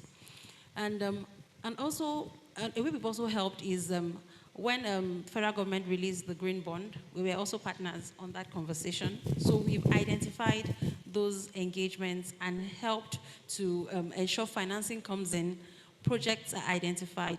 But one thing that has been a critical challenge is transparency in the use of the proceeds. So it's important. So sorry, can you reiterate that? Transparency in the use of the proceeds. All right. So when funds are raised for these green projects, it's important. So on the infrastructure fund, because we are responsible for bringing the bankable projects and also raising the financing, it's easy for us to do the monitoring, do the reporting to our investors. That's easy for us. It's really private sector. It's all within our sphere of control. But when we then bring in other partners, and we have to ensure that there's transparency in the use of proceeds, that's where the engagement happens. So we continue to drive capacity building. So when we partner with the government and other subnationals, we drive capacity building because transparency in use of proceeds is a critical challenge that we have identified. So we partner with them, do workshops with them, go on monitoring exercise with them, and ensure that this reporting happens to the investors that brought out their funds for the green bond. So that's how we've been able to overcome that challenge. All right, thank you so much. So I will skip to policy and governance enablers right now, and I'm going back to Dr. Eugene. So you've said a lot about your contribution towards driving policy in Nigeria. But then the question is, which of those policies are most critical in creating an enabling environment for long-term low-carbon investments in Nigeria? Do we have it existing? If not, what are the plans to put up such policy in place to ensure we trigger this environment to embrace this transition? Thank you. I think we've got such. I'll quickly mention 2. The first one is the nationally determined contribution. It's a blueprint that all countries that are signed on to the Paris Agreement have. We had the first one it has 5-year revision cycle. Every 5 years, you reverse it. We just did the third one. And the third one, I still recall that the song in the mouth of the National Council on Climate Change was, we need to make this an investable tool. And when you have an investable tool, all stakeholders can plug into it. Earlier, people had criticized the first and second version. This third one that they call Nationally Determined Contribution 3.0 or NDC 3.0, it's like that. You can search for it and pull it down. It was submitted to UNFCCC. And now, why am I saying this? I also had a real opportunity to participate in the revision and indeed updates of this NDC 3.0. I took the lead with another of my colleagues, Magnus, in ensuring that circular economy becomes or is made a touchstone, more or like. Because with that, private sector can invest. You can see real projects. And so I think we've got something like that now. But I want to quickly say that when we were developing it, one of the things that reared its head was, oh, the private sector, they are really not investing. But I tell you, I also had the real opportunity of doing the first ever stock take for the nationally determined contribution. My organization, the Natural Eco Capital, did the first ever stock take on climate action implementation since 2015. Whether NDC and other climate action. We looked at that. And we saw that the private sector was doing a whole lot.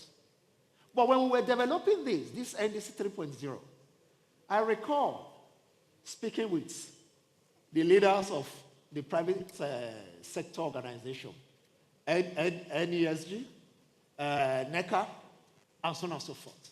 One thing that came up was that the government, which is one of the challenges that the private sector is facing, is that the government is not recognizing what the private sector is doing.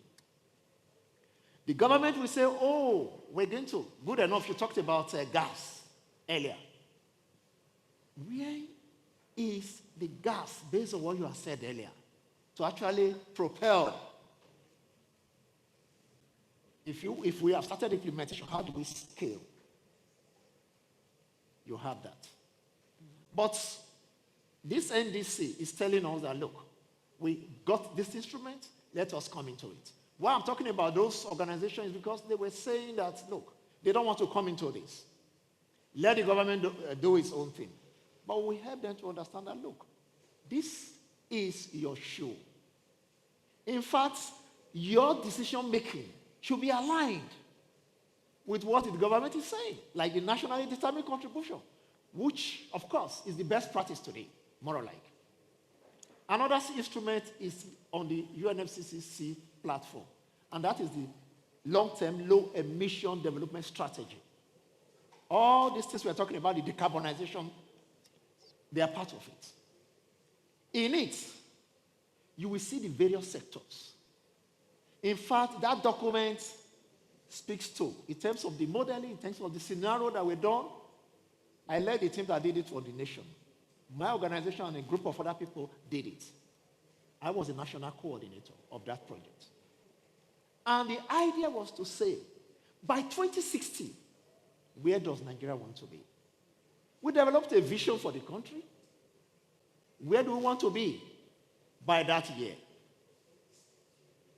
And if you want to get there, how do you want to do it? And that was where the strategy came in. The vision and then the strategy. And so we have those two instruments that organizations must align with. Okay. They provide the overarching framework for people to implement. Okay. Organizations to. Thank you, Doctor. Just a quick one. Now, when you were explaining, you strike a chord, and I would like to bring it to bear. So, private sector, you're right, they are asking, how do we get recognized for partnering, for supporting? And so it will be safe to ask, could there be some form of, yeah, I know there's a proposal on carbon tax, but could there also be some form of a tax rebate or some form of encouragement for private sector that for every CO2 tons, okay, you're able to sink or sequestrate, you get so percent. All right. Is there any policy or any plan to include that? Because at some point, the private sector will need to be incentivized. So, Doctor, what is our plan as a country? Yes, you've been instrumental to all of this policy development, but is there any part of those policies that speak to that incentive system to encourage more people in this transition? Thank you very much. And I think I align totally with what you have said. The private sector needs incentives. Incentives come in different forms. I give you one. Why was the private sector saying this? We did a multi-stakeholder engagement. Bringing, it was Dr. Tayo, NESG CEO, that gave the keynote address. When we were developing this, NDC, looking at it as investable, using the lens of, and some of those things that we did speak to this. We talked about feed-in tariff system. We talked about, look, if the government, like I just mentioned, if the government says we must go green, and the government is investing, which was one of the challenges that the private sector had, and the government is investing, bring 10 tankers, trailers, or whatever it is. And then the government is bringing that. And the government is bringing fossil leading tankers. Is the government encouraging the private sector? No. What they were saying is that the government speaks with one corner of the mouth here that they will do this. In actual action, they do this or that one. That they don't want that. If the government, first and foremost, the incentive they want to see is that the government will not just talk, but through their action, yes, they are able to implement. That is an incentive. In other words, you are moving others to imitate what is being done. Now, another thing that I want to talk about is what you might call, I know that the government, for instance, is also talking about, we're talking about decarbonization, but I think the government is also telling us that, look, let everyone, and that is what that NDC is saying, let everyone act. When you act, there are incentives that I will not go into the details of what the incentives are. But what I need also is to pull down those documents. They are specifically mentioned in the document I've said. I cannot go into the details. But suffice it to say that the government is encouraging us to do more in whatever it is that we're doing. Okay. One thing that I'm supportive of now, I know DBN will tell you, oh, the accredited entity. We do not have a guideline for readiness. Now, I'm supporting the government in the development of that.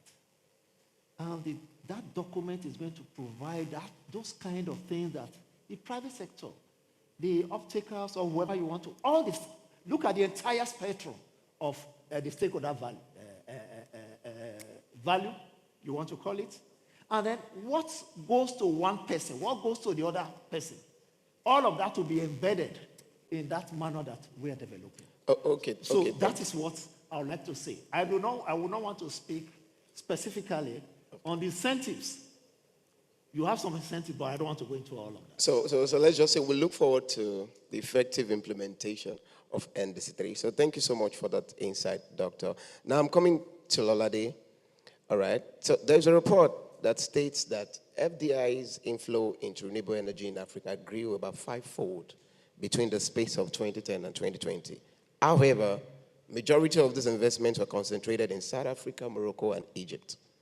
So why are we failing on this, Lolade? Or how can we attract more of these FDIs into Nigeria? What are the best strategies that you think will work well for us to attract these FDIs? Okay, thank you so much.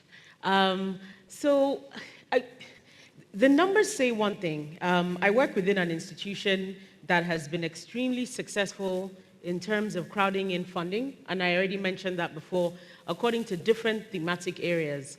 Dr. Itwa just alluded to DBN becoming Nigeria's first and only direct access entity to the Green Climate Fund.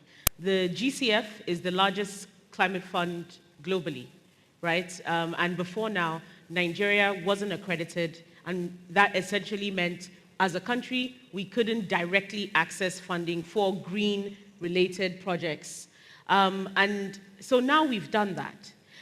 But similar to what we've had on other transactions, and there are numerous transactions coming through the DBN, whether it's from the German agency, KfW, or the French agency, AFD, or even regionally through the organizations like the African Development Bank.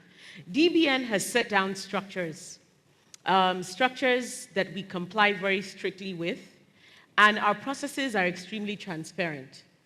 Corporate governance as well is extremely high. On our board, for instance, we have more independent non-execs than we do executive directors. We only have 2 executive directors. Now, all of these things that I've just mentioned have built trust over time. It also has built investor confidence over time. So when we approach, so we go on road shows or we deliver presentations, we are going and showing the facts. And when they come and verify on due diligence tours, they see that what we have said is exactly who we are. That instills confidence and it opens up the flows. A few months ago, we published a report. It was a gender-related report. And because of that report, an investor saw it and decided that in addition to what they had seen in the report, they were going to give us $50 million extra just because they liked what we were doing. And whether you're doing that on a large scale like DBN continues to do, or like the clients that we are actually set up to serve, the MSMEs, you do it at that level.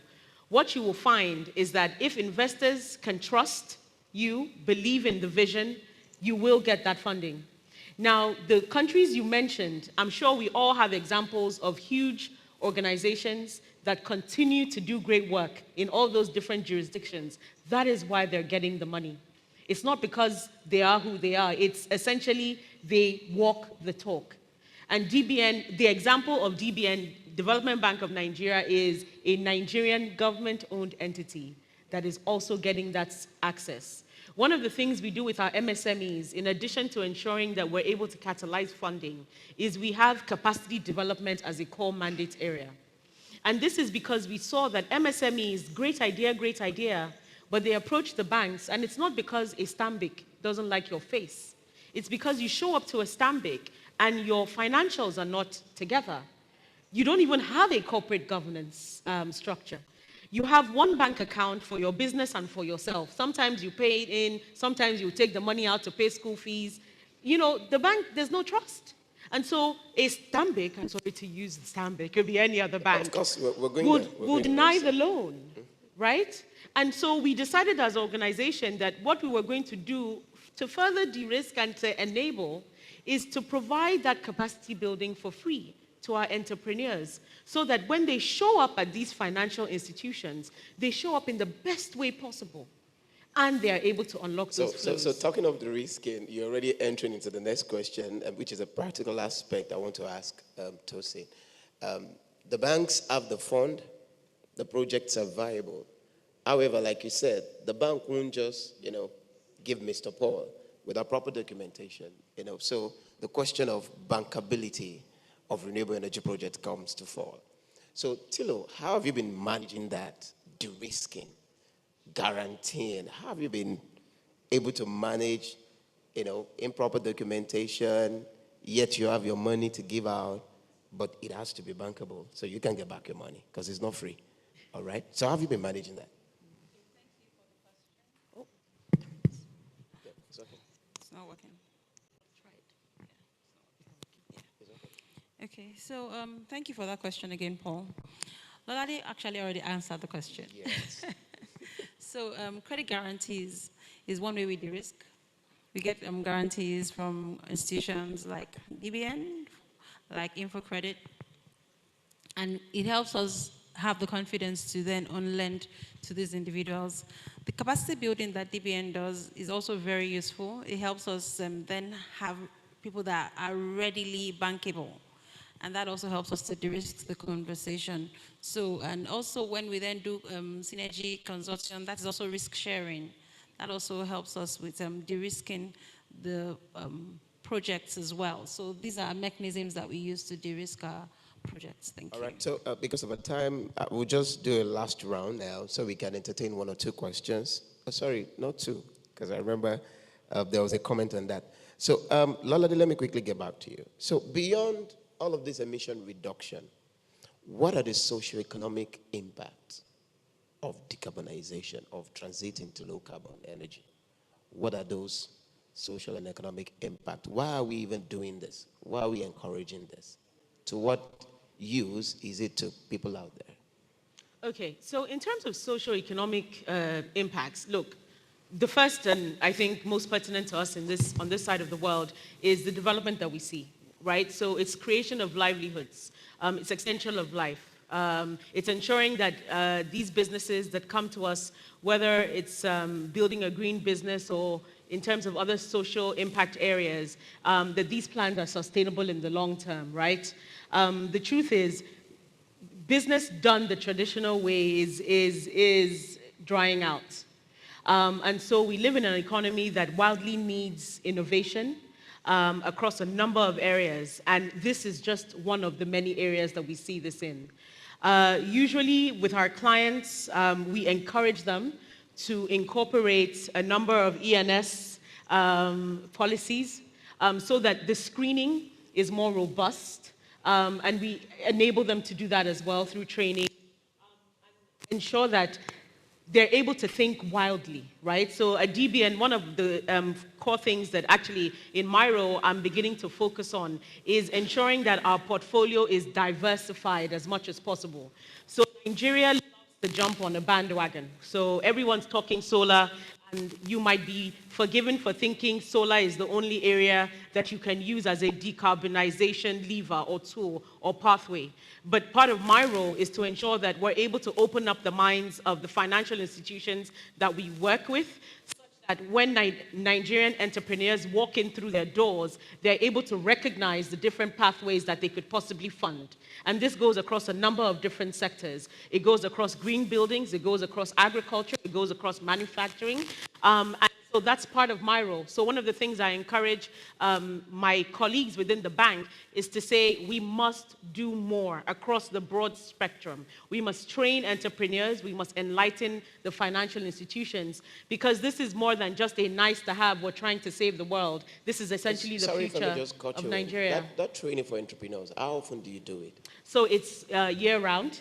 We have a portal, a learning management system that we have. It's free. Because I was going to ask. So we got talking a few moments ago, and one of the fundamental issues we have is whenever we come for engagement like this, yes, we talk, but how do we cascade it down to the grassroots? So I was going to ask Tosin, I don't want to ask you because you don't respond to individuals or SMEs.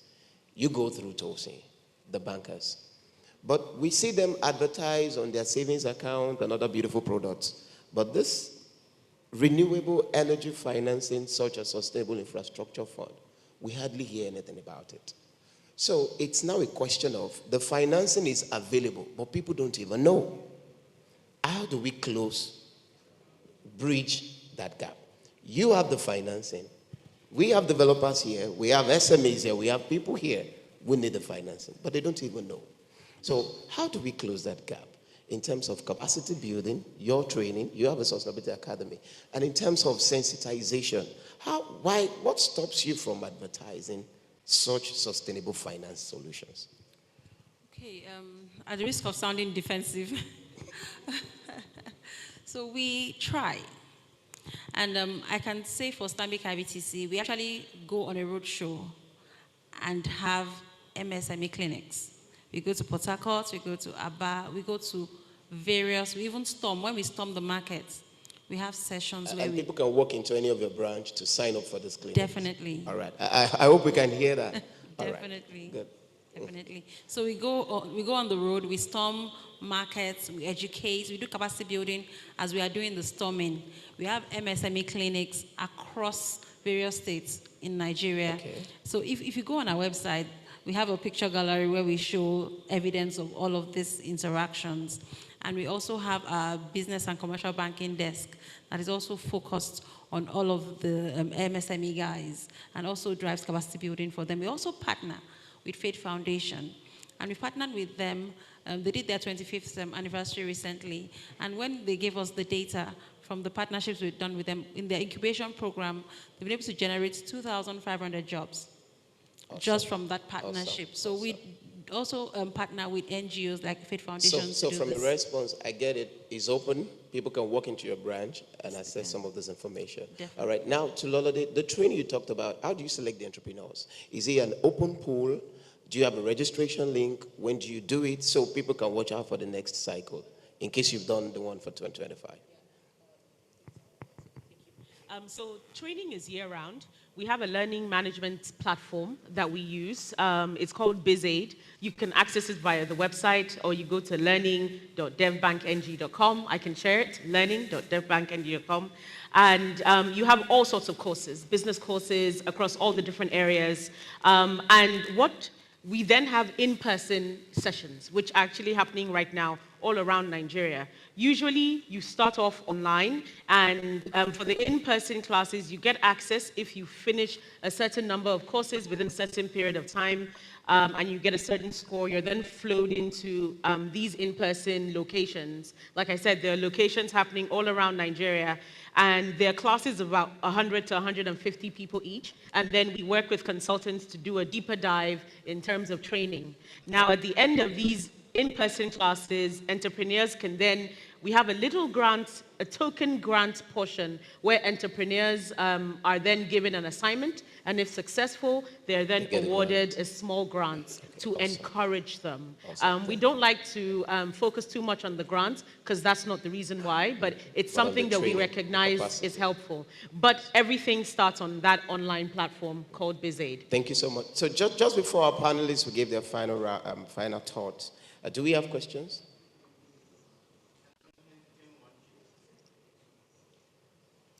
Oh, okay.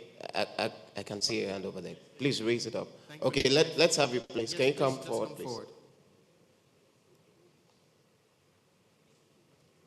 See what a woman can do, a man can do. Okay, so you will help me today. Thank you. Okay, good afternoon, everybody. Good afternoon. My name is Claire, and I work with BATN. So, something key has been on my mind throughout today's presentation, which is the sustainable future we are all talking about. So, are you not worried, or have you thought that we are actually financing a different type of problem, especially since we are on this bandwagon of solar, wind energy, trying to get to the green energy thing. So what do I mean? In the next 20, 30 years, is there a possibility that we have paid for a new type of pollution, especially if disposing or recycling these items we are using for the said green energy starts to constitute a problem, especially when we look at landfills? Thank you. Thank you very much. It's good to have women amongst you. They are very good with time. Thank you very much. If I may, thank you, Claire, for that question. So I would quickly say that NESRA has been proactive with this conversation. And NESRA has released guidelines and identified specific vendors that should handle e-waste disposal. So I know as Stanbic IBTC, we comply with that. We only do the e-waste disposal to those identified vendors. We also educate, even as we are doing the financing for the solar infrastructure projects. We also educate. And we also identify partners that can offtake these products after the end of life, and they recycle it. So even not just in financing, we have partners that also are off-takers from us and from people that we have financed that help us to ensure that we don't have those products end up in the wrong place. Thank you. And just to add to that, in sustainability space now, we don't just consider the risk. You know, out of every risk, there can be opportunities. I know panel one, they did an extensive deep dive into all of those end-of-life cycle thing, which is an opportunity right now. It's also part of the broader spectrum of sustainable energy and the whole transition thing.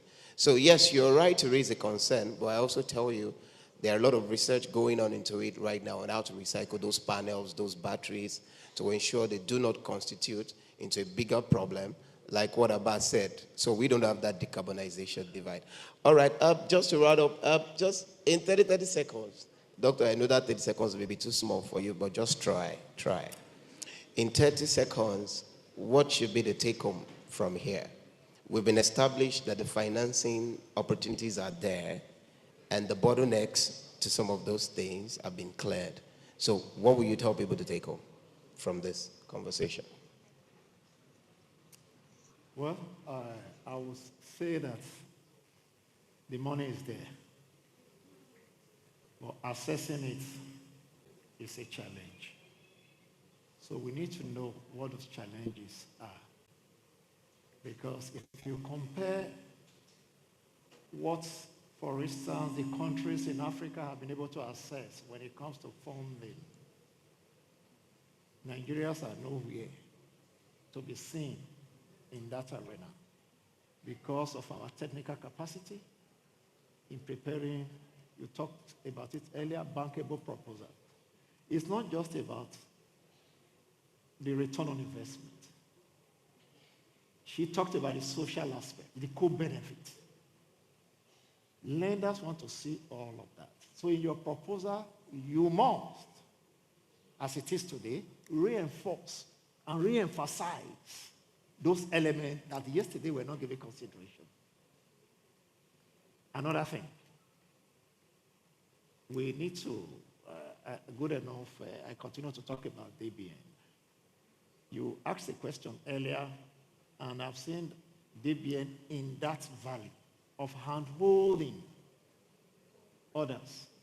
Good enough, we've had a good relationship with them, building the capacity of microfinance, discount houses, and the like on this trajectory. And so, in other words, we all are here today, and we've heard some of these things. Can we also pass the message across? I think it's very possible. Thank you, and then there's the last thing I want to say is to the government is not here, even to the financial institutions. Because last week it came up. We were having regional summits, African DFIs, Development Finance Institutions, and Asia Pacific. And we saw the gap, the challenges that both regions are facing in accessing funding because of the perceived risk. So I remember what I said earlier concerning, they want to deal with us as just a market, not as partners. And so we all need to be in that valley of saying, look, don't take advantage of us. And because of that, one last thing I'd like to say is that we came up with African Green Economy and Sustainability Institute. It came out from my board membership of UNDP South Africa's Green Business, African Green Business and Finance Initiative. We saw a gap that at the level, the top, there is a need. Those that represent us, they need to also understand these issues. And so we have that today. And what we have come up with is African Green Opportunity Index. That Africa is investable. It's not Africa is vulnerable. We want to leave the realm of vulnerability and see ourselves as opportunity to work with. So in other words, that is one thing that all of us will want to be part of, looking at the opportunity that we have rather than focusing on the... All right, thank you, Doctor. Can we put ours together for him? All right, Lalode, quickly. Okay, thank you so much. Last words. Africa is the next frontier. It's not something you will hear maybe all the time, but that is the truth. It's not even Asia anymore. They need what we have. The funding exists. As I'm speaking to MSMEs in the crowd, you have to be able to take advantage of what you already have. Today, DBN has a green credit line with every single bank that we work with. We are encouraging and continue to encourage entrepreneurs to get in there, have the right conversations with your banks, and get access to the funding that you need. Continue to innovate. There's no need to be scared that we will be inundated with another problem. You are the very solutions, and the businesses that you come up with are the very solutions we need to grow and scale. We've seen the Asian countries do this successfully over the past 20 to 25 years. Now is the opportunity for us to get what is rightfully ours. So I leave you the call to action. You have everything you need.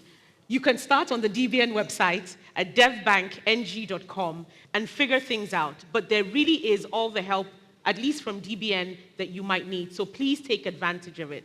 Thank you. All right. So my last words is financing the energy transition for Africa is not just about unlocking capital. It's really about confidence. Confidence that we will build through partnerships, through innovation, and through risk-sharing mechanisms that will then turn our vast potential into bankable opportunities that would lead us to that sustainable future. Thank you. All right, can we please celebrate her? Can we celebrate all the three? And thank you so much. We've heard it all. As much as the financing gap is significant, we also know the opportunity is greater. It's all about knowing how to assess it. And I want to say thank you to the organizers of this program for making our details available. So you can just reach out to this panelist, and then they can get you where you need to be to access these funds. Can we just celebrate them once again? All right, and that'll be all from my end. Thank you, Tosin. Thank you very much. Thank you, Lolade. And Please, Doctor.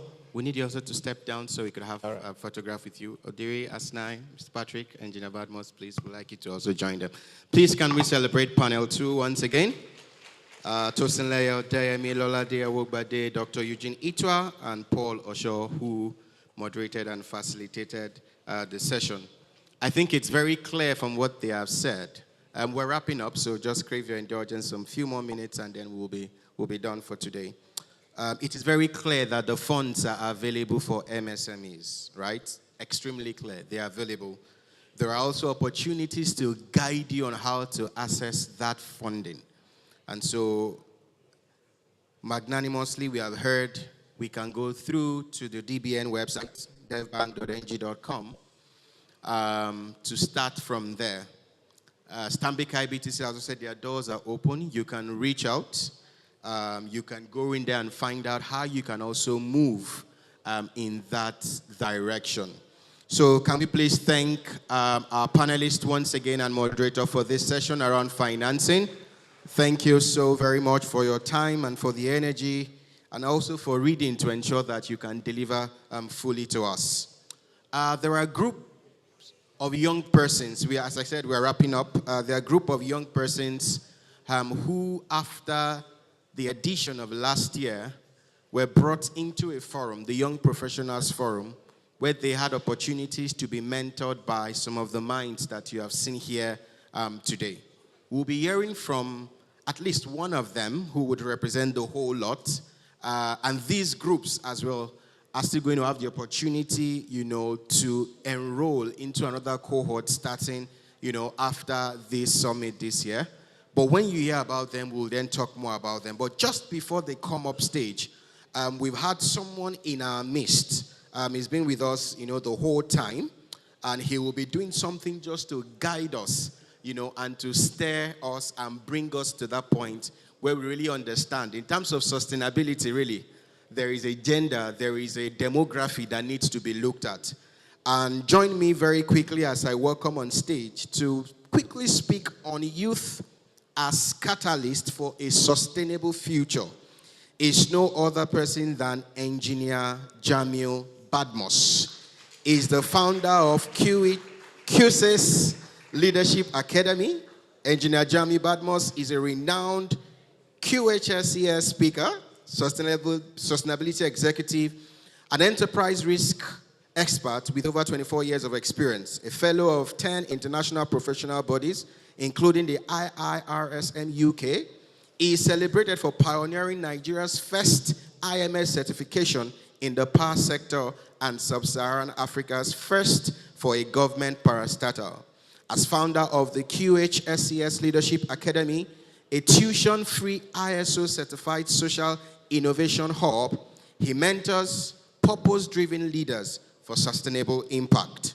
A multi-award winner, he has received honors such as AfriSafe Personality of the Year 2022 and IIRSM Mentor of the Year 2023. He has also attended the executive programs of Harvard, Lagos, at Harvard, Lagos Business School, and UCT, and is pursuing a doctoral research in occupational health, safety, and environmental sustainability. Join me once again as I welcome on stage Engineer Jamil Badmos, the founder of QHSES Leadership Academy.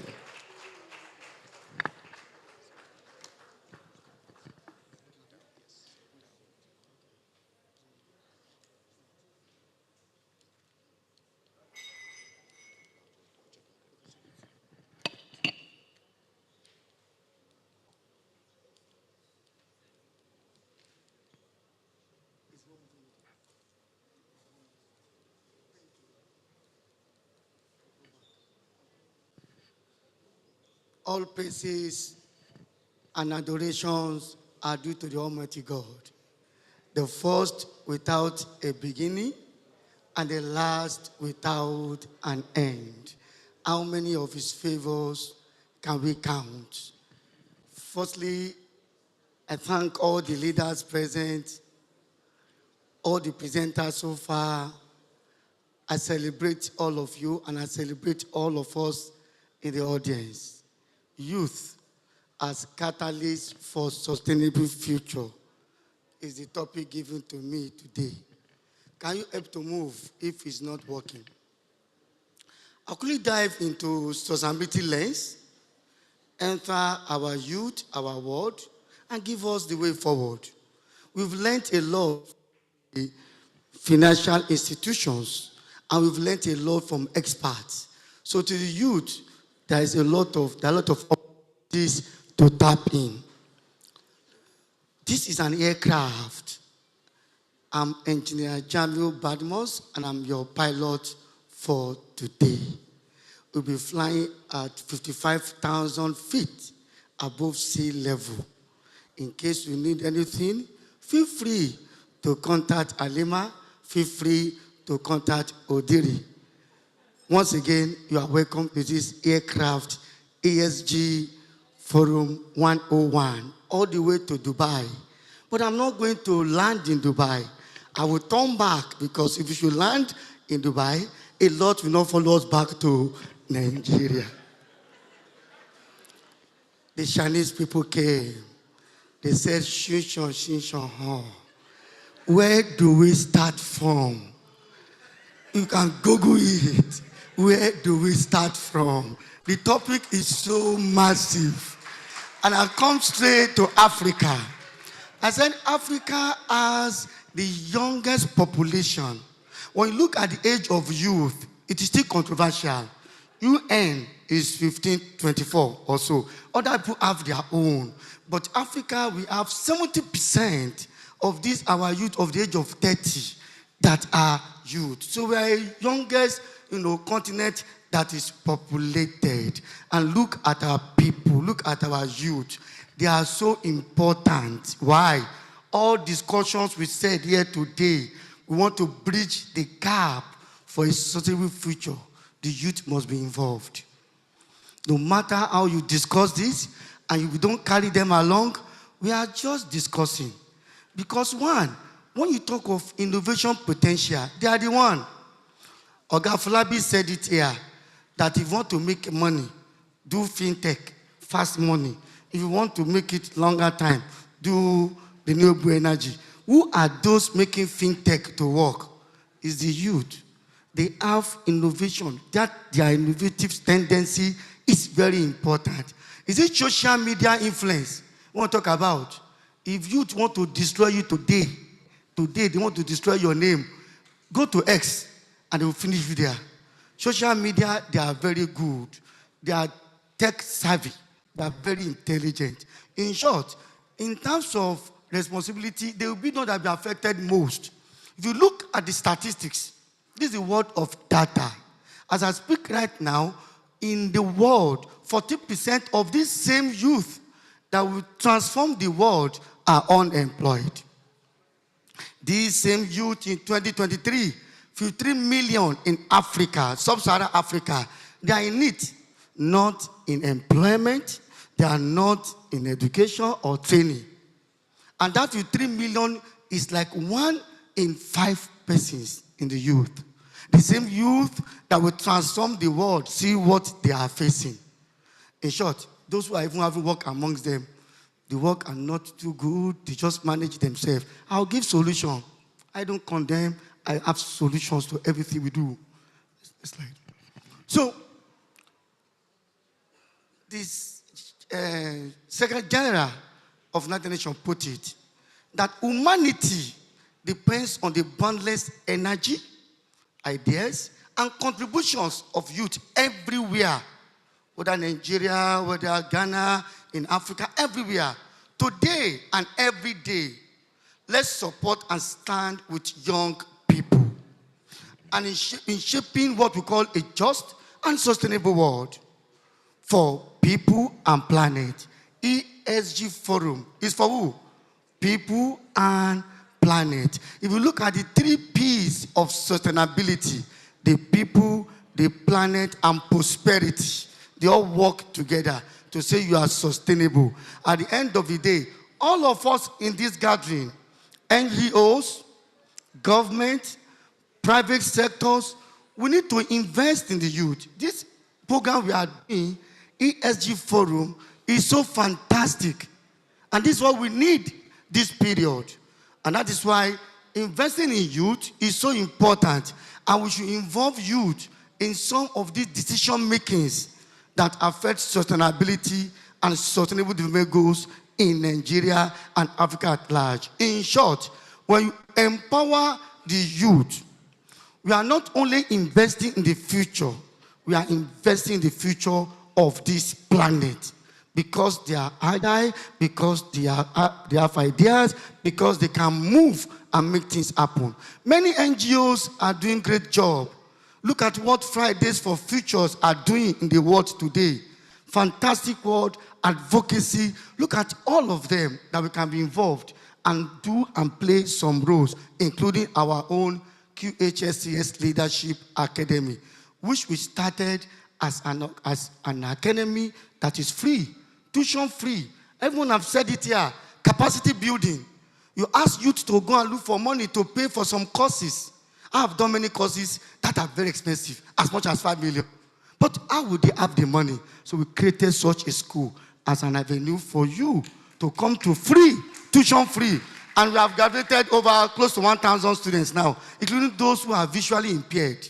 And as we are going to have it, the next cohort are resuming in November. So we will partner with our leaders from ESG Forum and give slot to most of you youths that are there to come in now free of charge. You are not going to do exam. Others have done exam. We will cancel the exam for you. Enter now and let us start the work. Action is what we need. I don't like talking too much. It's action. Now, don't go yet. Come back. Look at a youth like you that are here. Look at that guy. He's the guy doing my video now. Look at him doing my video. This guy, Jesus Tomiwa, look at him there. he said, where they see trash, I see potential. Jesus told me why we carry waste. We pick up waste on the road, waste everywhere, and it will draw you. It will draw you, it will look like you exactly. And use waste to paint you. It will use waste to paint your face and to look like you exactly. Turning trash, and it got potential in it. And it has got a lot of award. These are people we need to support. It's making your waste practically and turning it to creativity. And it's taking my video now.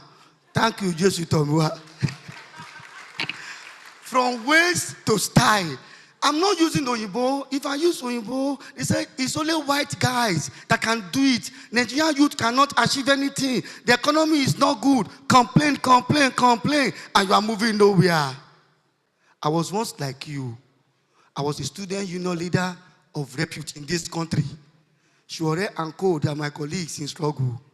I fought, nothing. Now I don't fight again. No more fight. Let me to do my own to support the people and stop that fight.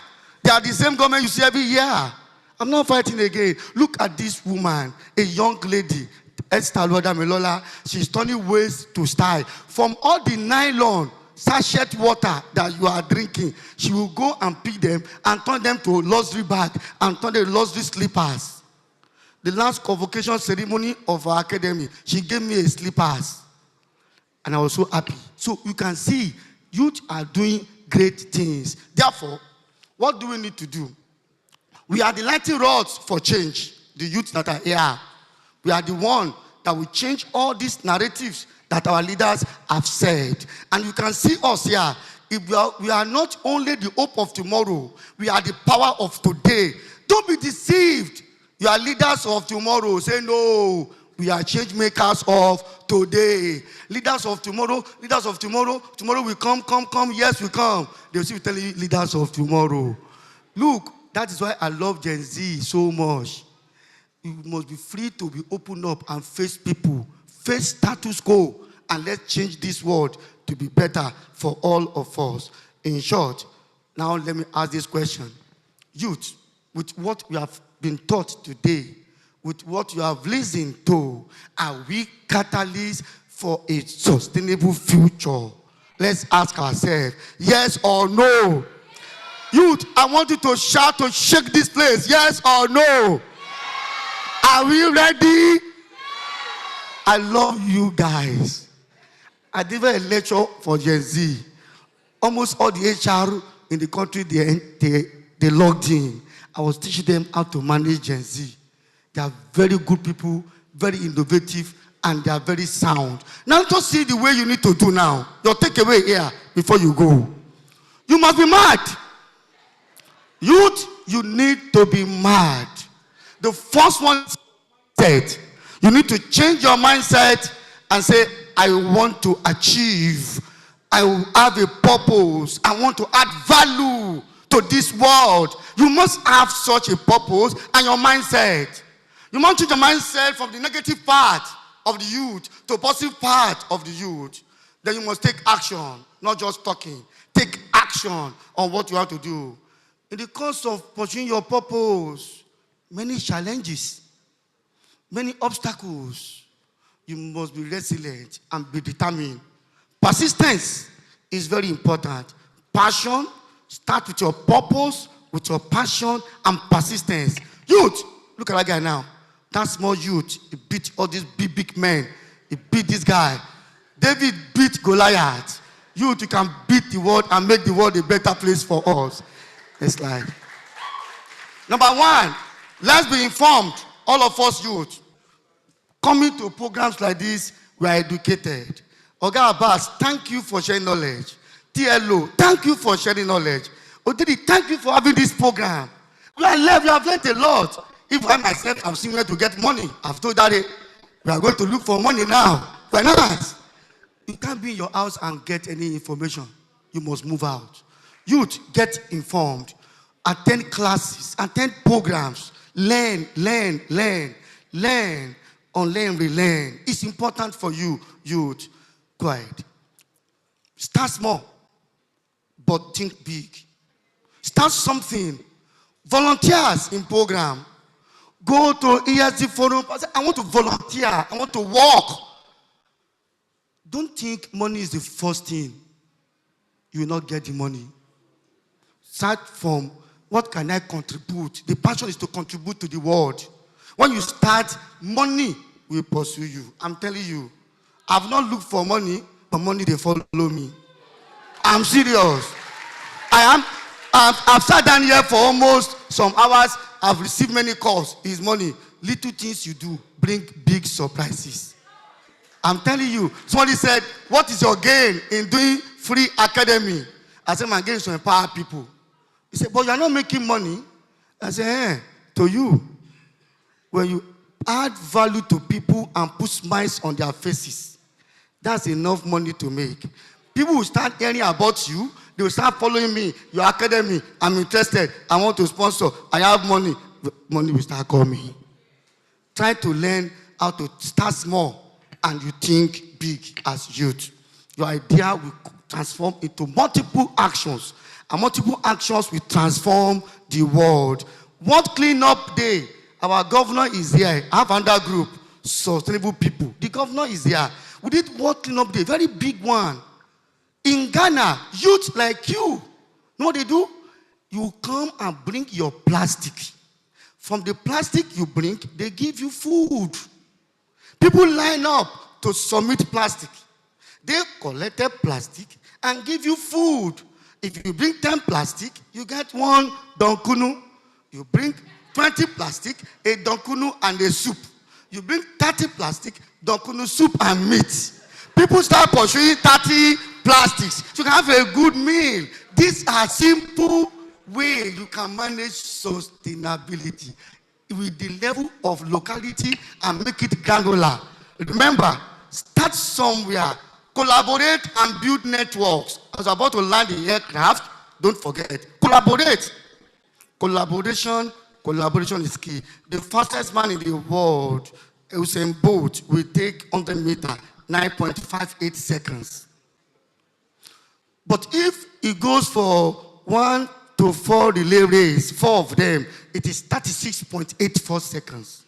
Divide by 4, that gives you 9.21 seconds. When there are 4, the speed, the time is lower than when it is him alone. Join together. Don't leave here without meeting TLO. Don't leave here without meeting Ogiri. Don't meet here without meeting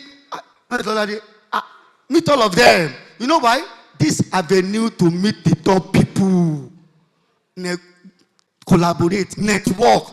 Your net worth is your network. The more people you meet here makes you grow as youth. Don't let them go. Ask them for more questions. Ask them for support. Ask them for advice. Tell them, come and be my mentor. Oga Abbas is here. He should not take all his knowledge away. Block him. Mama Bukawoshika once told us, she said, let me die empty.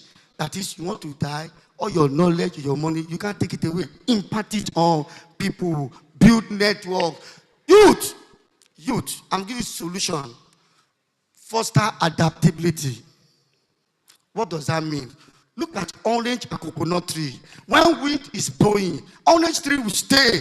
I say, wind, nothing can do for me. We will blow it and blow out all these oranges, whether ripe or unripe, and destroy the orange. But coconut tree, we say wind blow like this, it blows along with the wind. Wind blow like this, it goes with the wind, and none of its fruit will come down. Please, be ready for change. Don't think, I'm ready here, nothing happen. When you see change, adapt to it, and bring out something innovative from stage. That is what Steve Jobs said when he was alive. Innovate for impact. Bring ideas. Remember, there's what we call ROI. Youth, please. ROI, you know, is not what I'm talking about. The one you know is return on investment. We beyond that level. What we talk about now is return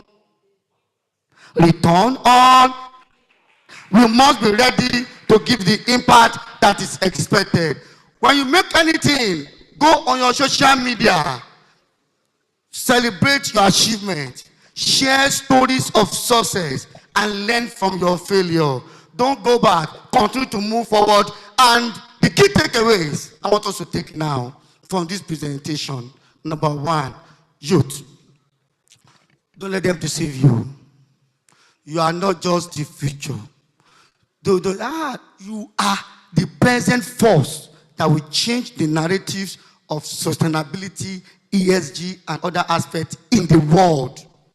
In short, youth, you are not leaders of tomorrow. I've said this before. Don't be deceived. You are the change makers of today. Don't wait till tomorrow. Now. So before you leave here now, you must act now. In short, yes, the future belongs to you. And more importantly, it's your responsibility to shape it. You must be ready. Check the mirror in your house. Who you see there is the person that will change your life and that will change the world. If you see the old woman from your village, then you are under remote control.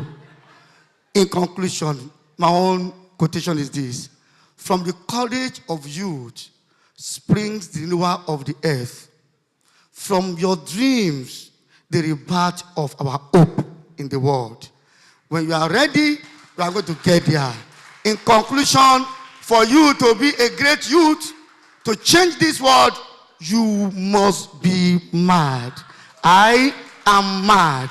Why? Because I'm making a difference. For you to be mad, you must be ready to make a difference. Are you mad? Are you mad? Yes, we are mad. We are making a difference. However, we must make the difference responsibly, not like the other youth. On this basis, we landed the aircraft successfully, and I say thank you very much. But before I go, I need to make an impact. Thank you so much. I need to make an impact. There's a company called IRES, RKK Group. The company gave us academy bags. The bags are solar panel bags that you can have the bag carried like this. It's your own disco to give you light in your house. You can power a lot of things except all your ACs. That bag, Awa Bulama, where are you? Bring that bag for me. I want to challenge you youth today here. I will give one of you this bag as my own token for you to say we are not just talking, we are acting. And I challenge you for the next ESG Forum. Youth, go and start to do something from today now. Come and showcase it to Madam Odiri and the team that last ESG Forum, I came and I learned, and I believe we can change the world. And I have come now to change the world. I'm doing this for the world. And you present it to them, and they say you are the best. We'll give you another award. So this solar bag is here. If I said, let us vote, everybody wants the bag. It's everything is complete here. But I want you to please forgive me, allow me to give this bag to a boy who is adding value to this world. If someone can sit down and turn waste into wealth, not English. He can sit down and turn trash into treasure, not English. He made a statement in his video that I watched myself. He said, when people see trash, I see potential. I want to give this bag to the boy. And that is just to Tomiwa Progress. Come and take this bag. Other youth, emulate him and add value. Madam, Madam, we give you. Come and give you. So, youth, we can do more. We can do better. Holiday to Mozambique. Follow me go to Mozambique. Baby girl, are you on your way? Wow, this is so impactful, right? We want more youths like Jesu Tomiwa, right? We want to see in every challenge opportunities, right? We want to change the world. We want to shake and reshape the narrative. So this is in recognition of the good things that you have done, right? do more, inspire others as well. You know, the sky is the limit. I always tell people, the sky is the limit. You make it to what you want to be. You know, people should stop saying there are no jobs. There are jobs, right? It starts with a mindset. So change your mindset and become creative, become entrepreneurial, and it becomes very infectious. You're able to bring more people on the journey and make the world a better place. So well done. Thank you so much. Thank you so much. Are we ready to be mad? Youth, are we ready to be mad? Are we ready to take charge and be able to control and coordinate and do well? Thank you very much, and God bless you all. Thank you.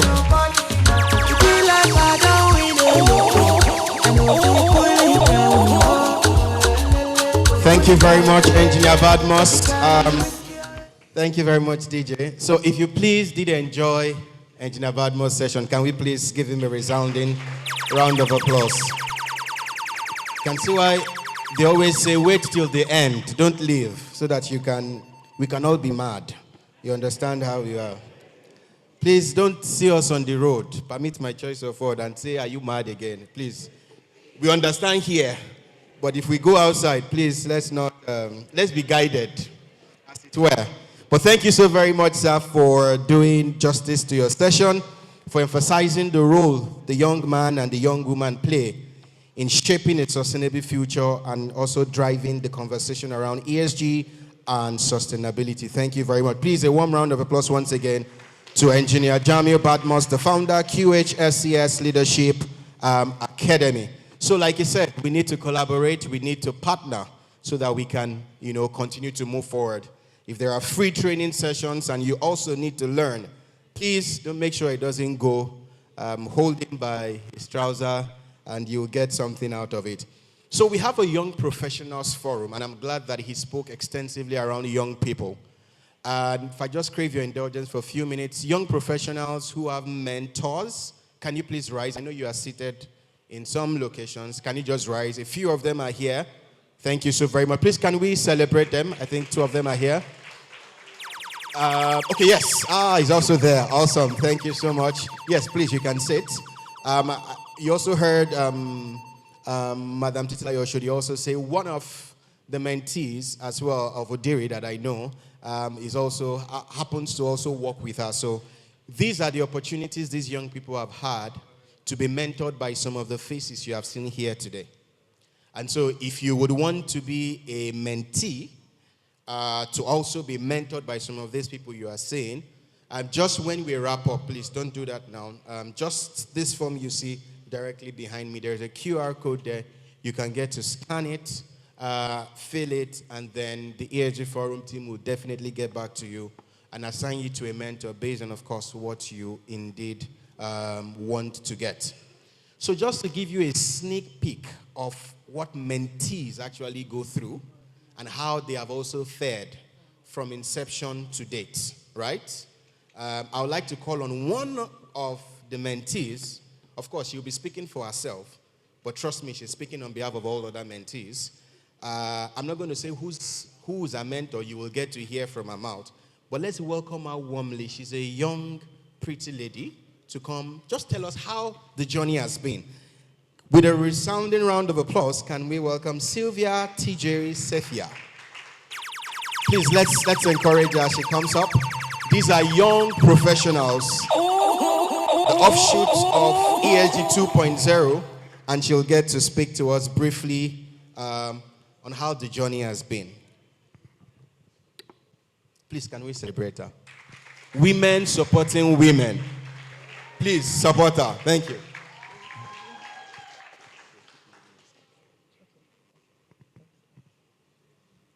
Thank you very much. Thank you, everyone. Thank you for this opportunity to be able to share my journey throughout this mentorship program. I was one of the mentees in the first cohort of the Young Professionals Forum.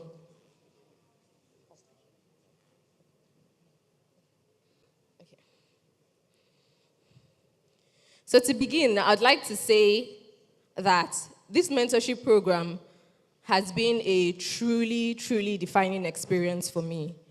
It has really helped me gain clarity, confidence, and direction in, by God's grace, becoming an impactful sustainability professional. So in just a few minutes, I'd like to run through some topics that summarizes my experience as a mentee in the Young Professional Forum.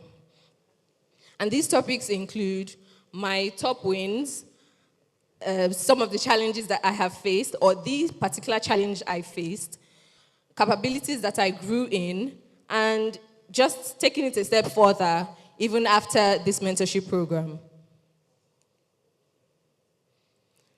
So firstly, my top 3 wins.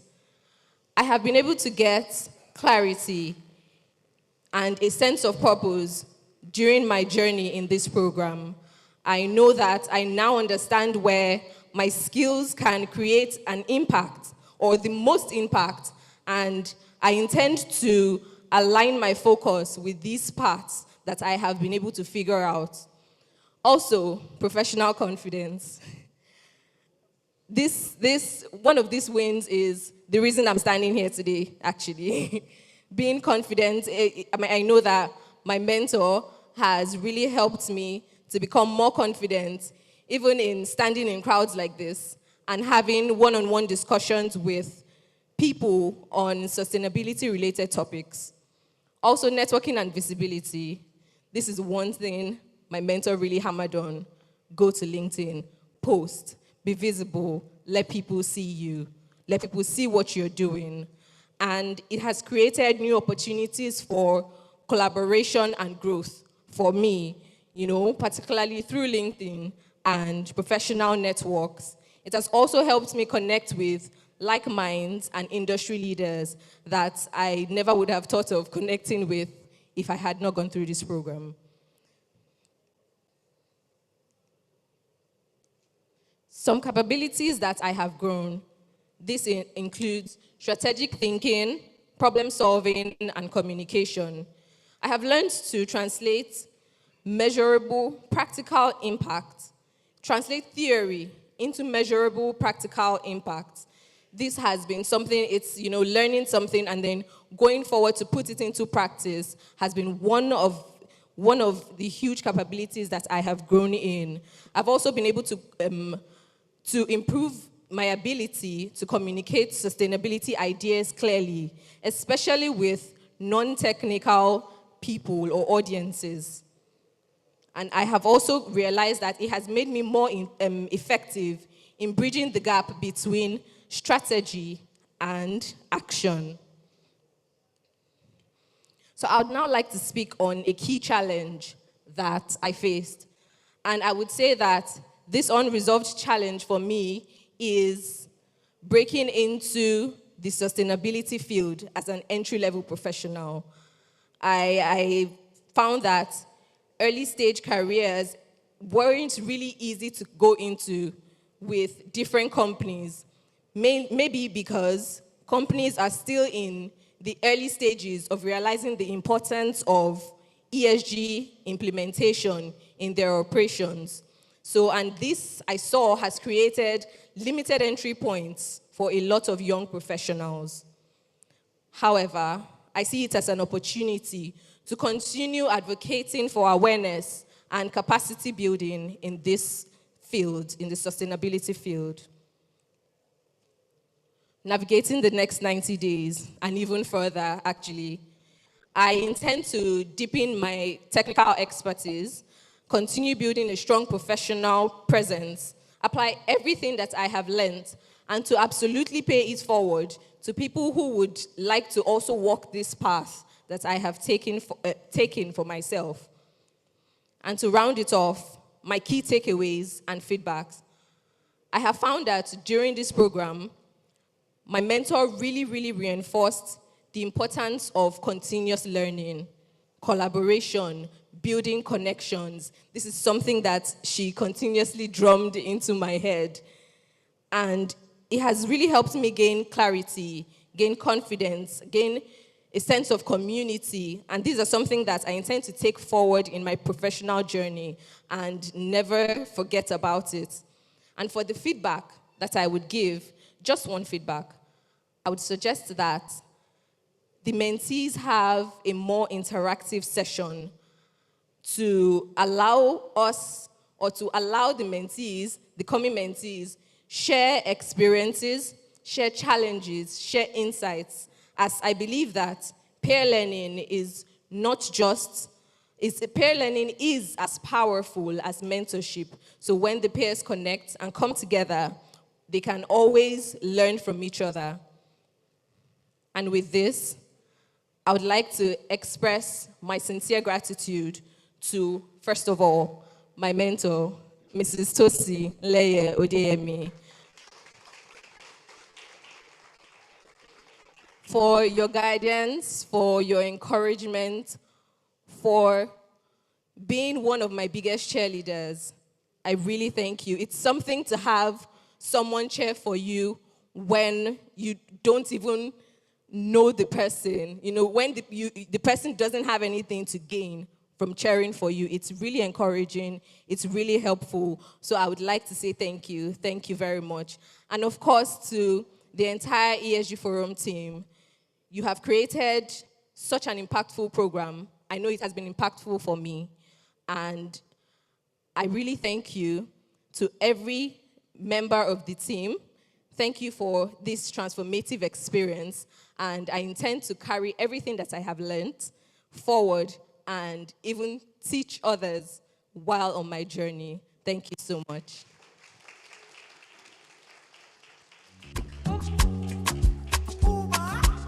Please, can we celebrate Tejiro Silva once again? Sylvia, once again. Silvia, you will just need to stay.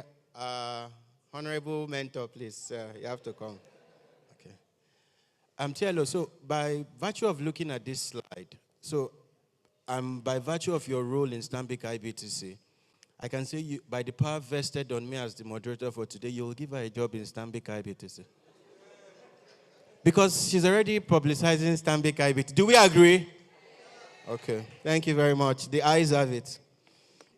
Okay, so yes, we are done, but just one more thing in a few minutes. Thank you so very much once again, Sylvia, Tejiro, Sefia, for speaking on behalf of the Young Professionals Forum. So again, just to rehash or to reiterate, if you would like the opportunity to be mentored by some of the great minds you have seen here today, once we are done in, say, another 2-3 minutes, you could just go to the back here, directly where I'm pointing to. There is a barcode there where you can scan and you can get to feel, so you can be assigned a mentor as well. There are other opportunities you'll get as mentees, being mentored by these people. But I think she only tried to speak a few of those. So just to culminate on what we've learned, the entire session, and before we have the closing, I would like to bring on Alima Shaibu to just kind of guide us around the key takeaways. If there is nothing you gain, a lot of us came a little bit late, I understand, but she will try as much as possible to bring us up to speed on some of the key things, the call to action that we need to take out of this forum. So once again, please, can we welcome on stage Alima Shaibu? Thank you very much, Dari. All right. First of all, let me start by saying a round of applause for yourselves for staying the course up till this time. You guys have been fantastic. Thank you, thank you. So, just to reiterate again, this is not just a box-ticking activity, right? For us, we want to take this further, and that's why, by giving you the key takeaways from today's event, we also would, at the end of the day, come up with a white paper that we intend to share with policymakers, and of course, with our keynote speaker, in person of Tenny Majakudumi, right? So that we can take this conversation out of this room. So quickly, without wasting much time,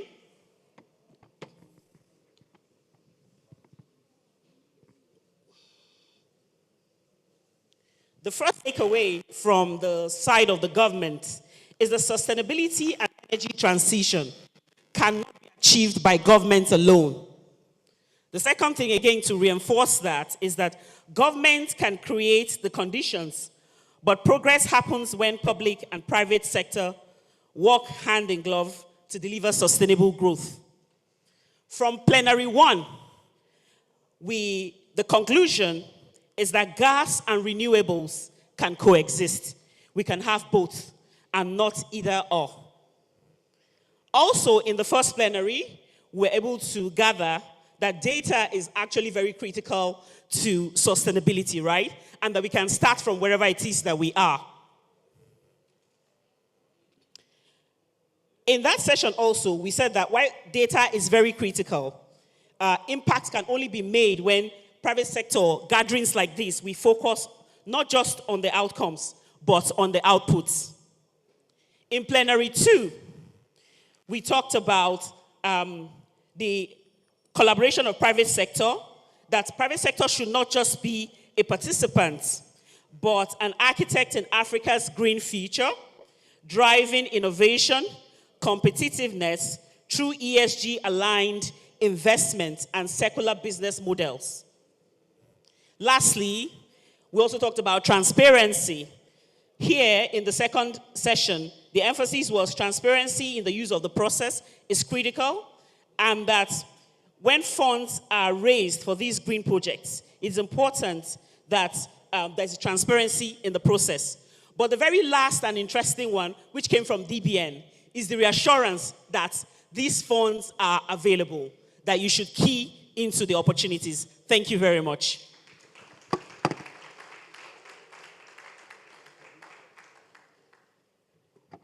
All right, once again, can we please celebrate Alima Shaibu again for helping us bring the whole session to a wrap. So like we said,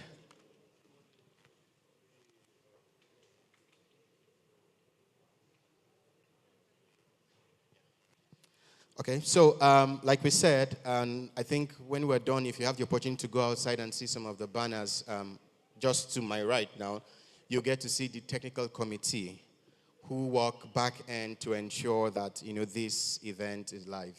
Interestingly, a couple of them are also out of the country. So they're in Canada, they're in US, but they're very much part of us, and you can also get to see us, we see in Zoom. But there's been one person who's been the oil of the wheel, ensuring that we get to meet, ensuring that the topic speaks to what it should be, the now, ensuring that it's not just words, but it is action. There's been one person helping to drive that. And I have the privilege at this time to bring her up stage to help give us just a closing remark. Join me with a resounding round of applause as I bring in the Chairman Technical Committee, ESG Forum, Odiri Erewa Megasin. Please, you need to do a little bit better. Please, let's do a little better as she comes up. She's been driving this for 3 years in a row and ensuring that we continue to do it. Thank you, Dari. Thank you, everyone, for staying on. It's, almost past 3. We started just before 10 o'clock this morning, and the room is even a lot fuller than it was last year. So I think that we are growing. This movement is moving, and we are expanding frontiers, bringing more partners, and it's beyond just rhetoric, right? It's action, you know, because if we want to change the future, we have to take action, right? We have to take practicable steps. So you've learned so much today in terms of how you can get financing, how you can get training. Engineer Badmos, thank you so much for you are truly, I don't even know what word to use. You know, you're really a catalyst driving this forward, so in a practical way. And thank you for seeing, you know, in terms of how the youth, you know, are actually putting this into action, because that's what it's all about, right? The future is for us. The future is for the youth. It's not just about tomorrow, but it's about today. So let me just quickly give you the closing remarks so that we can all go and have lunch and get on with our day. So as we draw the curtain of this year's Private Sector ESG Forum, this is the 3rd year in the making. I'm filled with very deep gratitude and renewed optimism. Over the past hours, we have listened, shared, debated, and most importantly, reflected on how Africa can define its own path to sustainable growth. This year's theme, Energy Security and Decarbonization, Bridging the Gap for a Sustainable Future, captures one of the most complex yet urgent challenges of our time, which is across our sessions, one message that has echoed powerfully is that Africa does not have to choose between powering growth and protecting the planet. We can and we must actually do both at the same time. Our conversations have made it clear that the energy transition in Africa must be just, inclusive, and context-specific. It must consider the 600 million plus Africans who still lack electricity, the industries that fuel our economies, and the young innovators ready to power the next generation. Energy security is not a luxury. It is a foundation of opportunity, productivity, and human dignity. At the same time, our commitment to decarbonization is non-negotiable. We have a responsibility to future generations to chart a low-carbon growth path, one that reduces emissions, fosters innovation, and creates green jobs. As Africa continues to industrialize, we must leverage technology, investment, policy collaboration to ensure our progress is both sustainable and equitable. This forum has reaffirmed the power of the private sector as a driver of transformation, from renewable energy investments to circular economy initiatives. Businesses across Africa are proving that sustainability is not just good ethics, it is good economics as well. But for this movement to grow, we must move beyond conversation to collaboration. That is the way forward, a coalition of accountability and action. As chair of the ESG Forum Technical Committee, I'm very proud to share that our next phase will focus on 3 key priorities. The first being actionable partnerships, the second being capacity building, and the third, more importantly, being measurements of transparency. So when I talk about actionable partnerships, what we are saying is that we would deepen collaboration between government, business, academia, the civil society, to translate ideas into actionable projects, from clean energy access to sustainable supply chains. When we talk about capacity building, which you saw a bit of it here today, the forum will launch new initiatives to equip young professionals and entrepreneurs with skills needed to lead Africa's green transition. And the ask would be that they also play it forward so that we have a multiplier effect. Measurements and transparency. We will strengthen the ESG reporting frameworks that help companies to track progress, share learnings, and build public trust through transparency, which is very much needed for us to be able to access funds on a global scale. Our goal is to make this forum not just an annual conversation, but a living platform for measurable impacts across the continent. As we close, we can't leave here without saying thank you to all our partners. We started off driving this 3 years ago, like I said, and we have some critical partners who have been with us, who are equally committed and dedicated, and we have to give them a heartfelt thanks. So first of all, Rafiat, I think she's left, from TGI Group. Want to thank her so much for her steadfast support, contribution to the sustainable business dialogue, to continue to set and inspire as an example of how the private sector can lead from the front. Tosin, thank you so much. You know, you've really brought to the fore what's, from a finance point of view, how financing can play a critical role. You've also dedicated and given time in terms of mentorship as well. So thank you so much for that. You know, we really couldn't have done this without you. Your commitment and dedication is very much appreciated. Otome is in the States, but even as far away as he is, he's very close to us, from Nest Gas Producing. His commitment and energy, innovation, and cleaner production stands as a beacon for what responsible industries can do. And to Engineer Badmos, I think he deserves a resounding applause, yes? We saw a snippet of what it is that he's doing, and he said it's his passion that is driving him. You know, he's not doing this for money, he's doing this for impact. So thank you so much through your Learning Academy, you're actually taking this forward. You're, really helping to shape the future, and we're really grateful for that. So I want to thank everyone for their time.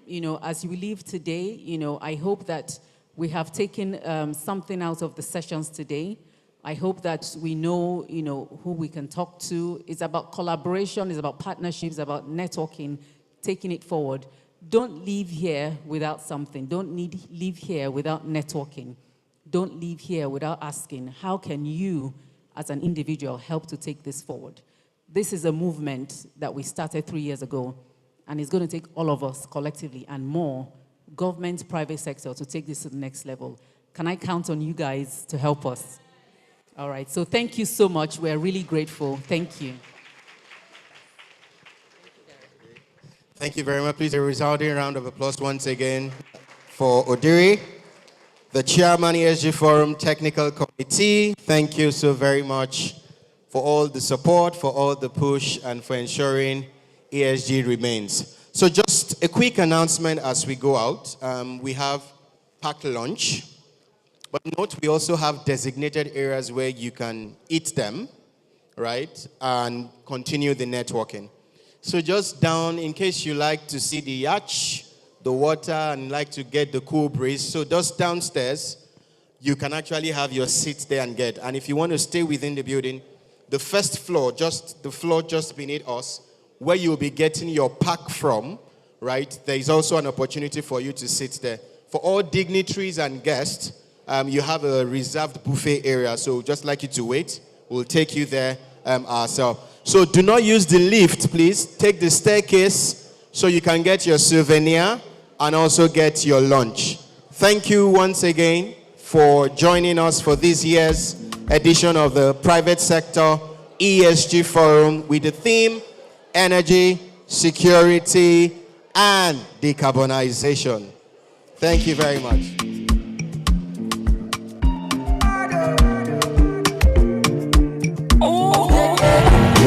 I don't pay my news, I dey fight it today. Bad belle people, they talk today. Which kind Lunch is at the first floor. Please use the staircase to pick your lunch and your souvenir. The first floor, please. I be OGB. I dey live my life, no compromising, don't be fighting. If you don't agree, I go move to the side. Talk to the next person, if they try. I go easy, I'm frozen, if you know me, you go know say my flight is different, I no need ticket.